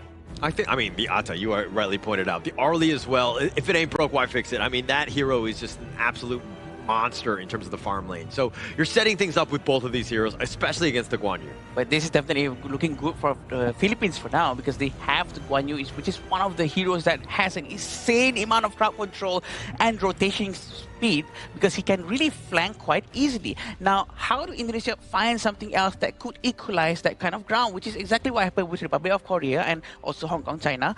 But right now, they're going with Erin and Xiao Xiao, a very good farm lane with a very good scaling speed. Also, with the Xiao Xiao, with the Honey Bees, he's going to be able to deal a lot of burst damage towards the side of Indonesia. I like the one to pick up here coming in from Team Philippines, considering the fact that these are the decent counters in towards the Arlie that will be piled up by Agong coming in from Indonesia, whereby Erin, decent lane counter. Xiao Xiao, good team fight counter here, and that this is going to be a flex pick that's going to be locked up here coming in for this Yu Huan that will be going either between Emmanuel or Nofal here, which may force Team Philippines to lock away the Dolia. Just more mind games, right? Especially come the first phase. It's like, so if this really affects you, you only have 2 bans in the second phase. Gerald has to think, where is that going to go? And now, actually, they can play based on your bans, based on your picks of where that ends up being. Yeah, that really seems to be the pattern coming in from the coach of the Indonesia side. But a very smart ban from the Philippines because I was expecting Dolia to actually be picked by the Indonesian team as well. A very good ban over there. But right now, waiting for Indonesia to see what they're going to take out with. I think another Rome would be a good pick as well. Maybe like a Liampo or a Zhang Fei. Yeah, one of that have to be removed away, right? And Indonesia is setting a trap here for Philippines. If they ban something like a tank roamer here and Philippines bans one more, they can pick the one that's left over here. So if you are on the Philippine side, you can't afford another tank roam ban here. If you ban it, Indonesia's going to immediately pick it up. Yeah. And I mean, at the same time, they're kind of like, the Yuan is going to be mid, right? They're going to see this from Emmanuel. But the bans that have kind of come in with the Lapu Lapu and the Dolia, like you're really restricting what is potentially available here. There's not too many left, if you will. Yeah, there we go. Banning on the Musashi here. Good removal of that specific pick. So last 2 roamer on towards the clash, on towards the tank roll can still be shared between 2 teams. Depends on whether or not Indonesia wants to reveal the mid flex or the jungle flex, because so far you can flex both. You want Ata go against the Guan Yu, you can do that. You want the Yuhuan to go mid or roam, you can do that as well. Yeah, definitely a lot of possibilities from the side of Indonesia, but I'm a bit worried for them right now because it seems like they don't really have the pick-off capability just yet. They do have the movement tempo from the Yuhuan though, but is that enough? Is that as strong as what a Guan Yu and a Xiao Xiao can do? The immense amount of crowd control, and their answer, it seems to be gonna be Nakoruru. This is almost as if what we were watching just now between Hong Kong, China and the Republic of Korea. Yeah, the Nakaruru's done quite well, right? I think that it just adds quite a bit in terms of the jungle. It's bursty, it's able to kind of be very mobile, get to the back line, and especially when you see the Guan Yu there, like even in the Korea series, you saw the Jihoon on the Nakaruru take him down, right? So you can kind of solo it. It has a lot of potential here. Talking about potential here, we are getting a Han Sin that's going to be locked in. Coming in from Team Philippines. Personally, for me, I like the Han Sin. This hero is a premier counter into this Arlie here. And judging from the draft coming in from Team Philippines, it's not an easy game for Agong's Arlie. Definitely not an easy game, and it's all going to depend on this last pick from Indonesia, which we still don't know if it's going to be a mid lane Yuhuan or a roam Yuhuan. That's the beauty of this. They can still try to do a surprise pick and hopefully try to reduce the damage coming in from the side of Hanshin. Wow. I mean, let Neville fly. I mean, or sorry, Joshi fly on this, right? With the Hanshin, especially as the last pick, you'd be like, hey, as a core, carry us to victory. Get us that equalizer, if you will. Well, it's the trade of the tank Romans here, right? And with the final draft being locked in here. I don't know who I give the edge to here, but in terms of proactive approach, Philippines seems like they have a lot of tools to actually counter against Indonesia in this Game 2 draft. I have an answer for you. I think if I would have to choose, Philippines has the better draft here because the burst damage from Magic side for Indonesia is lacking. That's what I see because they're only going with Yuhuan, and I don't see any other way for them to actually try to output a magical damage from them. So hoping on Nakoruru only and early, I don't think it's enough. Justine, for me, is the guy, right? If he's able to get his farm, if he's able to stay off the map, at the same time, you're going to look from Neville on the Nakoruru. Is he able to invade? Is he able to kind of harass, if you will? But the counters are definitely there, especially for the Arlie. It seemed like almost all of the picks were looking to at least counter it, right? It puts so much pressure on towards the side of Agum on this Arlie here. As we head on towards the Game 2, this is Philippines finding their equalizer here, and Indonesia, they're in a hurry. They want to end this right here and right now. Oh, this is a great draft by Indonesia, I think, as well. I mean, also at the same time, the Philippines, not to take anything away, but it just... Indonesia, the mind games and the team fights, and kind of counter-picking also what the Philippines are potentially able to do, especially with this Guan Yu, you have your own way. I mean, the Ghost Ship is definitely going to be like, do they win the team fight or not? And Iqbal is going to be such an important player here because we talk about it, right? When you have a Guan Yu on the opposing end, you need someone to find those moments to stop this Guan Yu and track him down systematically, right? And what better way of doing it is a direct counter on the Ata, for example. Yeah, that would be number one. Iqbal, he has so much impact. It doesn't matter what hero he is. He's generally always at the right place at the right time, and he's kind of setting things up for the rest of the squad. He's like the perfect Clash laner to really round out this lineup. I like it, right? And previously in the previous game where Iqbal played the Futsu, he had an amazing performance here. Like, very orthodox position, I would say, like sometimes on the left, sometimes on the right, and then he suddenly appears behind you. It puts a lot of mental stress, I would say, onto his team, Philippines. But I like what Adam mentioned as well. Philippines line up this game way more complete compared to last game. Oh, definitely. And I think that this is one where they're... I think the last one you would have given like a 65-35, right, in favor of Indonesia because of that split push potential. But this is much closer. It really comes down to the execution, who gets the ults off at the right moment, if you will. Yeah, more of a 6-4 for me, right? I personally think that Philippines draft sort of counters up against them. A bit of a poke here in towards the middle side here. But it's a Lianpo. Free CC immunity, builds out. Yeah. So, also, I mean, Agung, if he doesn't, like, get caught out, I mean, we're talking about how these drafts are, like, making his life difficult. But if he's all the way in the back, and then Emmanuel sustaining, out-healing, being that poke, I think that that's the general game plan, keeping Agung safe as much as possible. The tri-carry, right? Yeah. Neville on the Nakoruru, the Yuhuan coming in for the side of Emmanuel, and Agung on that Arlie here. As long as they split apart and don't stand on the same position and they get caught by some ultimate coming in from Charles or Chammy, then it's perfectly fine. Yeah. Positioning will be key. That Ghost Ship locking down Chammy, he just wanted to get around the corner, but he can't. But again, pushing it back, this is that gold sharing that we're talking about. Justine, on the other hand, Han Shin, he needs to get a little bit of time here, but the Umbrella Outburst just pushing him back. Yeah, a bit of a miss here. Wanted to go for the full-out poke here and looking for the potential play, but a bit of a whiff here coming in for the side of Charles here. A bit of a jungle invasion from the side of Iqbal. They don't get it though, but Chammy leaping in, looking for a potential play. Oh, but the side Justine, never scared, always aggressive, and always threatening. Iqbal looking to go in himself, finding Chammy. He's on a bad spot. The Ghost Ship locking most of this down. Chammy just trying to push him to the side. He gets onto the side. He waits for that Ghost Ship to completely get out. The Tremor Smash is only onto one, and Nafal not able to get enough control for them to get some sort of pick off. Just a bit of a poke and prod coming in from both sides here. Just a bit of, trading spells left and right. Chammy had to use the sprint. Iqbal had to use the flash. So these few spells, key ones, won't be available coming in for this upcoming Tyrant fight in this bottom lane. And so far, Golden has been having a really good time against Golden in that 1v1 matchup. Yeah, I think you'll be happy with that. Yeah. Going up against Golden. This is also one where you're like, hey, is this the lane matchup that we're looking for? Are we going to leave him alone all by himself, or do we send Golden some help?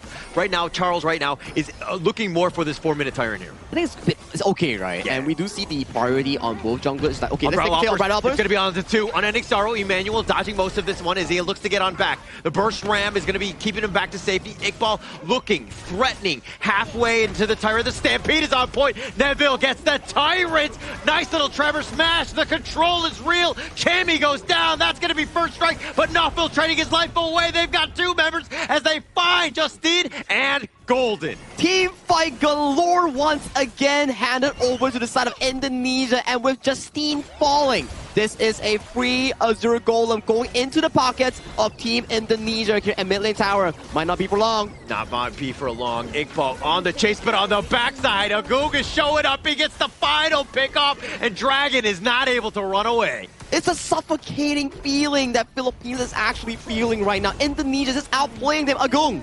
Yeah, but Chammy was going aggressive, and this is my problem, is that if you're down, now things are worried. You're like, okay, we need to just, team fight, or does Philippines actually just want to press the brakes a bit and just like, hey, let's calm down, let's play our game? The team fight, like you mentioned, right? These are the moments where Tyrant is always a flip. If you win it, cool. If you lose it, your jungle gets invaded, your mid tower gets shrunk down, and you lose so much resource in your team, and you don't reflect it towards the side of Justine versus the side of Neville. Yeah. It reflects over to the side of the farm laner here. He's the Agung early, leading about 1.3k over the side of Golden. Yeah, and this lead is starting to grow. It's getting a little out of hand as Indonesia starting to use, again, the map control, taking it over, and they've already got the tower on the top side. The mid T1 is looking to go down as well. Philippines right now, in a world of hurt, they're on the defensive. Yeah, no one can really answer towards this early right now. Usually we will say that, okay, the Xiao Qiao, the Hansen, they get a bit of a few plays that can actually damage out the early here, but right now, this early is way beyond reach. Yeah, way beyond. Oh, the ghost ship completely locking him in. Chammy gets shut down. Yet again, Agung gets the pick off. Indonesia, you're making look easy coming in towards this game too. It's 6 minutes, almost a 5,000 gold lead, and right now, the room of breathing is starting to feel a bit suffocating for Team Philippines. They are not feeling good because every single resource is just being stolen away by the side of Team Indonesia. I mean, taking the bottom T2 as well. This game has been nothing but Indonesia. The map control is real, and now they want this mid T2. A mini stun on a Dragon. He's trying to clear the way, but it's just too little, too late at this point. And the mid T2 just getting chipped away. Iqbal working on it. Iqbal has been a silent warrior here coming in from Team Indonesia. Not the flashiest, but the most reliable one. The way that he's locking down Chammy, the way that he's pacing these team fights has been immaculate. So efficient on this Ata thus far. Yeah, I would say silent but deadly, right? And you know what else is silent but deadly? I'm just kidding. Let's move on. But Indonesia might get jumped on this one. Iqbal finding it on the 2. Needs to be a little bit careful. But they have 5 members of the Philippines. If they wanted to jump and they're not going to do it, they're playing scared. I wouldn't say so, right? When you don't have items here, who's realistically going to take down Novel or the side of Iqbal here? It's going to take so much time, and by the time you waste all your spells, Neville comes in, Agung comes in, and there's still Emmanuel that's going to pump up the heals. But this is a very losing proposition. Look at them, just fighting for farm. They're not getting any sort of value. There's no pickoff. At what point do you turn aggressive?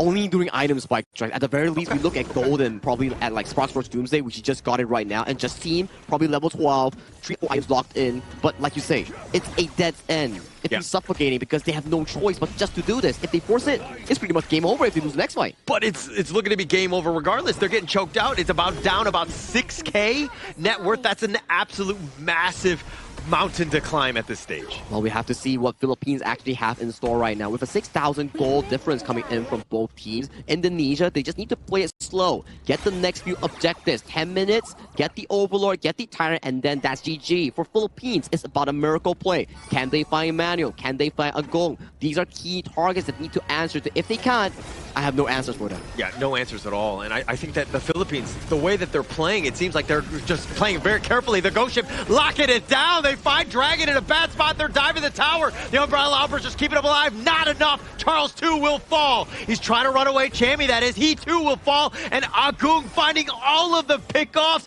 3 members down. Indonesia full strength. Flawless performance coming in from Agung's early. The setup coming in from Notful and Iqbal is making Philippines wonder where is their shot, because lights are out soon and everything is crumbling coming in from civil representatives. taking that down. Mid T3 bottom as well. They're taking all of the towers at the same time. Justine looking to just split push to create a little bit of breathing space, a little bit of farm. He's going to be leaving the base to get out, but he's going to try to do a risky recall. He's going to get caught out on this one. And now Justine dealing with the minions. He knows that he's on the run. This is probably not going to be going well for him, but he's using his mobility. This is buying time. The unending star will use Justine, no chance. He's going to pop the heal, but he too will fall. Emmanuel finds it. 30 seconds, jungle gone for the shadow objectives here. Indonesia, if they are playing slow, composed game here, the next upcoming clock is the time, the countdown of Philippines' fate in this game. They're running out of time here, Holler. I have no way of them to actually make a comeback here. It takes a colossal mistake coming in from Indonesia. Not once, but twice for them to actually equalize that goal lead. All right, but you're telling me there's a chance, right? All they need to do is win 2 team fights back to back. It will be incredibly tough as they've been zoned away. Top T3 gonna be going down as well. And now with the faces tied wide open, they find a Veil. The Umbrella Outburst, what else can they get? It looks like they find a goal on, trying to go on no fall, but they're not able to do it. It looks like the Ghost Ship is gonna be used as well, but Iqbal finding his work. They find Emmanuel as on that point. They've got 3 members down from Indonesia, and they were continuing to chase, but they are not able to find the last 2. Down in an almost 10,000 goal deficit, Philippines rely on Chami's engage. They found the comeback moment, and let's check out the instant replay here real quick. Chami finding the immense target on towards Neville here, and the Unbridled Outburst tags onto a few more. Here, Northball forced to flash away. Iqbal still goes in for a 4v5, and then they get decimated by the Stampede coming in from Charles, sending 3 members back into Philippines' pockets here. And if they get this Overlord, this might just be the comeback signal that Philippines need for that late game marker. But all the lanes are pushing. This is a problem. I mean, they haven't taken any tower, so they have very little space. If they want to go for this, it's going to be under threat. Indonesia already at full strength. This would be an impossible task. Maybe they get a steal. Maybe, right? Maybe is a strong word. Maybe means you actually might have a chance here. Take a look at Chami's position. He wants to go. The Umbrella Outburst is not enough. Emmanuel will take that, but here comes the Razor Cavalry doing a little bit of work himself, and Chami will fall. The Stampede just trying to slow the onslaught that's coming at him. He too will fall. They find 3 members of the Philippines off a triple strike from Neville. There's still a bottom way. Make that a quadra strike as the last remaining member. Dragon is escaping. They're trying to feed the Penta strike, but Iqbal takes it down as the game is coming to an ace. Minions marching down, and Holler. I expected a 3-game tight series, but I did not expect a one-sided win coming in from Team Indonesia. Indonesia completely dominant in that one. Just a completely controlled, great game. Perfectly executed. Came from draft, came from the execution, everything was in favor of Indonesia today. Beautiful game coming in from them, as well as Philippines too, because they almost made a comeback just now from that one team fight coming in inside their base area. Shake hand, boys, fist bump right now. This is what they want. This is the sportsmanship that we have up on the stage. The long-term rivalry has been settled once more. And a question you guys have been asking, right? 5 superstars or 1 super team? This is your answer here. 5 superstars. It's looking that way, right? The way that they were able to just cleanly take that game, everybody was just on next level. Even from the draft. I mean, shout out to Glenn as well, who is also on a different team, right? So combining their forces, if you will, becoming the Voltron that you're seeing here, this is an incredibly tough lineup for any squad to really look to take down. The Philippines had 0 answers. Yeah, very smart coming from the side of Indonesia for sure, the way they rotate so well. And I have to say, on how Iqbal, every time he tries to make a play, and the follow-up coming in from Agung was just spot on. The way he goes in, he just used Maple Dance and just clear everyone out, try to deal as much damage as possible, turns back to his Parasola, and really use that advantage towards his team. And the execution from Indonesia team is just flawless. I was looking at Agung, and that draft was coming, and everything was like trying to make Arlie's life difficult. But Agung was like, that Michael Jordan meme is like, I took that personally, right? Because he was like, no, I'm not losing this game. I've still got it. He definitely got it right. Flawless gameplay on towards the Arlie in the very end. He was unscat. He found every single team fight, and he played it perfectly. I have no other words because that was an amazing series for me itself. There were comeback moments coming in from the side of the Civil Philippines team.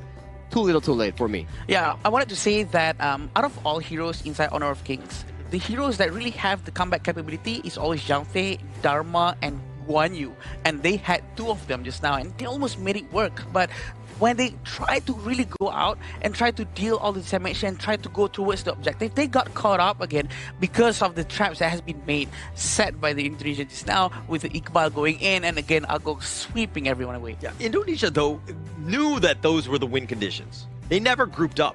They always took the fight that they wanted. They would find somebody, they would isolate, take them down. So you never had a big team fight, and they revolve around some of those big ults. I'm really amazed, for a team that only had 2 to 3 weeks of prep time coming in towards this event. Right? So disciplined, so much improvement, and they show that 5 Indonesian players can beat 5 Philippines players, and they managed to do so because in many of these tournaments that we've seen thus far, Philippines has always won up Indonesia, and this time around, the story has flipped.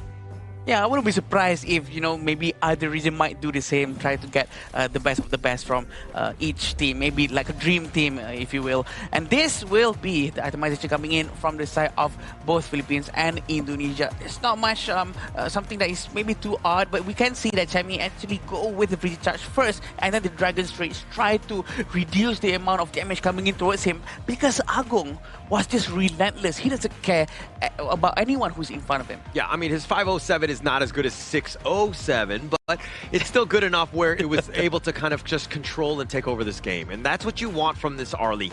They were picking it early because they were like, hey, Agong, carry for us, take us to victory. And shout out to Coach Glenn. I gotta say, without the draft coming in from Coach Glenn, this wouldn't be as easy as it is coming in from Indonesia. All their hard work, all their commitment built towards this victory today. And you can say, Sagi, there's no stakes at hand. But hey, regional pride. That's the stakes at hand. Regional pride is for sure there. And we can say that maybe all the time spent together, eating together, going to the swimming pool together and the gym together probably paid off because we will always question, right? Can they have this team bonding sped up on a turbo boost as fast as possible to really catch up to the level of the cohesion of any other team who has played together for so long? And he has proven it right. And with this kind of team comp that he also provided to his players, also thanks to how much he already know his players, right? He really gets to know them for quite a while, and it's just so how efficient it was. There were a lot of questions going in. Like, again, just taking all-stars, picking a team, all of that. And I think that, and Indonesia has not done relatively well against the Philippines throughout the international events. But showing up today, this is the roster. Like, this is it. Like, these are the guys that we feel like, hey, the best of the best. What a great team. Draft, execution, everything that you're wanting for Indonesia. For today, Indonesian fans can fly the flag properly and proudly. Fly high, right? As we say, all these sort of moments is where you celebrate as Indonesia fans, but for Philippines fans, it's no time to sulk because yes, this is still the qualifiers here. More time to actually prepare going into the official Asian Games main event. So there's still time for this loss because losses, if you take it correctly, those are lessons itself.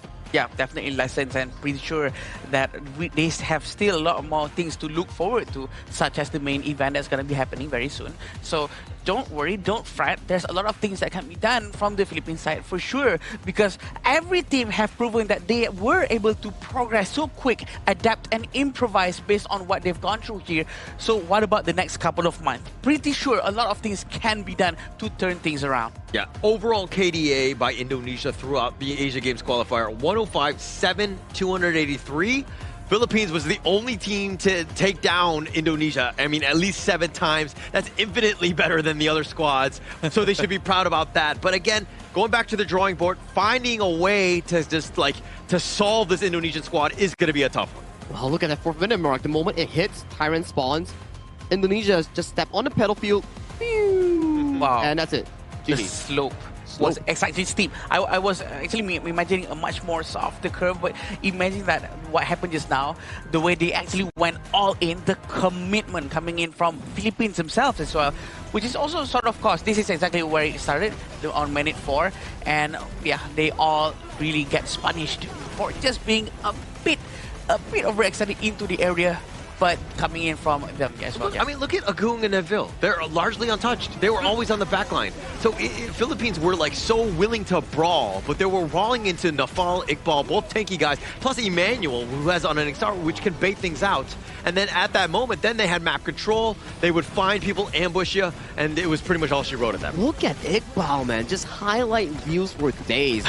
First ghost ship, locking up Chami. Second one, spell one flash towards the back line, and then locking up Dragon here, giving Agum so much room to play in these team fights. This is the dream scenario if you are a farm main. Don't worry, just press your auto attacks. Anything else, leave it to the big boys. Yeah, big scenario for sure. And 9,000 gold at this point. This is where they're pivoting, which is supposed to be where Philippines will start to try to make a huge comeback thanks to the jump phase ultimate. And there's sort of a bit of a pull and push from this situation, but Chami was more or less untouched, trying to really go into the center of the backline, and Agung was all over Chami though after this. But the comeback started when you had no towers left. Right? And yeah, that is, you didn't take the mid T1. It's so tough, right? Even if you got the team ace, like pushing it all the way through, it would have taken you forever because again, they just get slowed down. And then you were fighting around the Shadow Tyrant, probably stuck around a little too long. Neville getting the Quadra Strike there. You would need a colossal comeback like I talked about just now in the game itself. Not one, but two. Yeah. And it was really difficult for Team Philippines, but you know, in Indonesia, your MVP for game 2, Agong, man. He was consistent and flawless on that early. Oh boy, how rare do we see farm lanes actually getting MVP with a 34.8% damage. Agong really sets the new benchmark here, as well as Iqbal's presence really enabling Arlie to actually do his things. And Agong was very free hitting. Arlie is really his hero. Yeah, throwing L's to everybody, right? I think that's the way you want to play as Agong. And just staying alive. 0 deaths, that's so difficult on Arlie. Very mechanically difficult hero to play, but the way he was able to, again, stay alive, his positioning, absolutely insane here. To add on towards that, it's a specialized team composition coming in from Team Philippines that they want to counter out against this Arlie. Hansen for the Arlie, Aaron, lane matchup, mid lane, the Xiao Xiao, all these are main counters against the Arlie, and still for Agong, he came out flawless and had a perfect game on the Parasolar Arlie. Yeah, even the Guan Yu as well is supposedly to try to catch Arlie at the Parasolar, waiting in the area. But eventually, the way they really moved the Arlie around, trying to save Arlie from any specific danger, Agong's positioning was so well that maybe the team doesn't even have to focus on trying to save him from any imminent danger. Yeah, actually, you're right. I mean, Agong was the MVP. His KDA looks amazing, but it really was a team effort. Everybody set him up so that he was largely untouched. He didn't have to just run for his life and to just, you know, sidestep the safety, if you will. My personal hidden MVP, the second one coming in line, Iqbal. Yeah. Bro, Iqbal has been an absolute menace in Game 1 and Game 2. Game 1, the Futsu flanks and Futsu ultimates. Game 2, the Ata, man. Beautiful from Iqbal. I agree. He's a beast inside the match as well. And I would like to remind everyone about, don't forget to spectate to claim the commemorative badge on the 21st of June. It can be used in the Grand Venture. More great rewards awaits you. So don't forget to go into the game, update, and get all of this cool stuff. A lot of rewards queuing up for you guys, especially Holler. Holler, when he hears the word free, he's just happy. Free? Wait, where? No, I'm looking. Oh, in-game. Okay. In-game. Yeah, I wasn't listening until you said free. Sorry. It's fine. Used to it already. But that's the thing about Iqbal, right? The way he plays is just so good that maybe it doesn't really seem so flashy inside the game itself just now. Yeah. That it doesn't really make it into the highlight, but he's the enabler. He made Agong what Agong became today. Wow, that sounds too. That sounds so grand. I'm so sorry. Didn't mean to do that. but you make a good point, right? Yeah. I feel like it's a team thing where they actually prepared really, really well. And talk about preparation, right? I want to see who we have on the interview desk with Mara because we are all very shocked on the result and congratulations on 2-0. So Mara, if you may, please lead the interview and show us who you have. Team Indonesia remains undefeated, Neville. This is what you wanted. Yesterday you said you wanted this comeback. In the previous international tournaments, for Indonesia, Philippines has been a difficult opponent. But today, not only did you guys win, you pushed the opponent to the limit. You dominated them. So what was the biggest changed in Indonesia that it seems like you guys have leveled up this time around? I think it's because all this time we were training really hard and we always try to remain consistent until the end of the game. And of course, this is an Indonesian full team, so I think our communication is much better. So we don't have a miscommunication and we try our best to keep it really calm in the game. Your KDA, I just got this one. It's 105-7-283. That's your KDA for the entire tournament. It was really difficult to eliminate heroes from your team. How proud of you with this achievement? Like maybe I don't really see the KDA though. But if we really did that kind of KDA, I think we should be proud of our team because this is what we train for. But I think this also not the end for us because we still have the main event. Yesterday you mentioned that you really wanted this comeback. Now that you got it, how does it feel, especially for you? And how excited are you for the Asian Games? What kind of excitement are you feeling? I think I feel really good because from the moment we step here until our today, it's like really exhausting because we train every day. But the result we got, it proves that we train and we got the result we want. So proud of your growth. And for sure, Indonesia right now, they're cheering, they're jumping, they're off their seats, cheering for Team Indonesia. What would you like to say to them? Untuk para fans Indonesia, terima kasih udah dukung kita sampai hari terakhir dari qualifier ini. Ya, kalian bisa lihat lah, kita bukan yang sia-sia, try hard terus, improving, grinding. Dan inilah hasil yang kita kasih untuk kalian semua. Your hard work has paid off once again. Congratulations. Indonesia dominates and remains at #1. We'll break it down even more and head back to our casters. Lead the gorge. Just want to cover a bit on the last sentence that he actually said, right? They're not playing around. They're not messing around. Yeah. They actually train day and night so that this win is not only for themselves. It's for Indonesian fans. Wow. And they also said that he's doing it to make sure that their time is not wasted. Yeah. To make sure that the country really knows that they're really trying their very best to do whatever that they can. So that's just a very deep word coming in from them. But you know what? That's how it is, Asian Games. When you bring the name of your region, right? The weight onto it, the pride there is right there. You can see it in him. Yeah. So even moving forward, like, do you think that Indonesia is the strongest team to come out of the qualifiers here into the main event? Oh, wow, that's a good question, man. It's hard to say. The gameplay coming in from the Republic of Korea is just too clean as well, right? I think they're tied. Korea, Indonesia right now, I feel like they're tied. Okay. I agree with but you. Like the way I like to be, we saw them back to back, right? Yeah. And I think that is a little bit of a jumble in the head right now. But I do think that the way that Indonesia played, that was so clean. I think that was better than Korea. Of course, we'll have to see. And we're theorizing right now, but I don't know if any team could have beaten Indonesia here. It's hard to say. Good. It's hard to say. I think maybe the closest one that could actually provide a challenge towards the side of the Indonesian squad, maybe Hong Kong, China, or Republic of Korea. But Philippines today, they were just not in their realm of challenge here to actually put a close fight against Indonesia. Let's check out updated standings here on who exactly made it to the main event. So for a bit of a summary here, Indonesia beat Philippines, currently top spot of Group A, but both Indonesia and Philippines will be making it to the main event, with Uzbekistan going to the last chance qualifiers here, last chance stage. And for Group B, Myanmar, Nepal, welcome to the main event. Kyrgyzstan, same as well, last chance stage. Group C, Laos, Kazakhstan, and to everyone's surprise, Vietnam is third place. Everybody thought during the group draw, Vietnam was going to dominate Group C, but it came out to be Laos and Kazakhstan. And finally, coming in for Group D, Singapore managed to clinch back-to-back victories in the past few days, and they invited themselves to the last chance stage representing Group D. And for Group D as well, the same storyline prevails with Group A. The group giants facing off, but Korea comes up clutch with the 2-0. Yeah, this is exactly what's going to happen tomorrow as well. If you look at the number 3 for every group, they are going to be meeting against each other, and hopefully to see who's going to be able to grab that 9th spot for this last chance stage. Yeah, and Uzbekistan versus Kyrgyzstan. That to me is kind of like the matchup to watch, right? They were very impressive, but the 9th and final slot, that's the only team that we still need to figure out, and it's going to take us tomorrow to do so.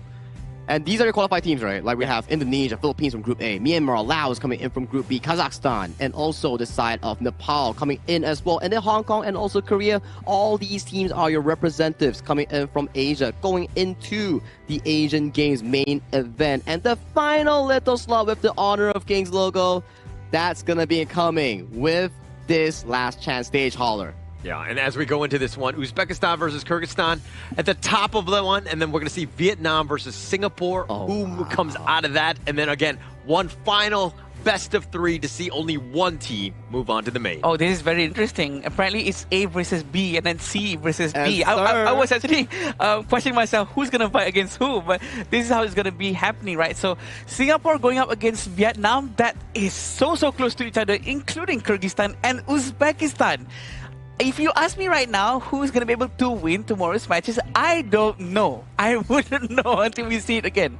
It comes down to form, right? Yeah. Like whoever wakes up good, has a good breakfast, has the flow state in mind. You know, they're locked in, then maybe that win will be coming into the specific games itself. So this is the updated schedule for the final day of our 2026 Asian Games Esports qualifiers for Honor of Kings. Starting off the day, we have Uzbekistan taking off Kyrgyzstan in a BO3. Winner heads to the finals. And Vietnam takes on Singapore. Winner goes to the finals. And then they duke it out for the final 9th slot going into the final Asian Games event. Well, I'm excited to see the games tomorrow. I'm not excited to send any of these teams home, right? I think they all played valiantly where they, if we could just add 3 more slots to the main event, let's do it, because I think that they have the privilege to kind of move on here. Yeah, now that you've said it, right, there's actually going to be 3 more teams that's going to be sent home.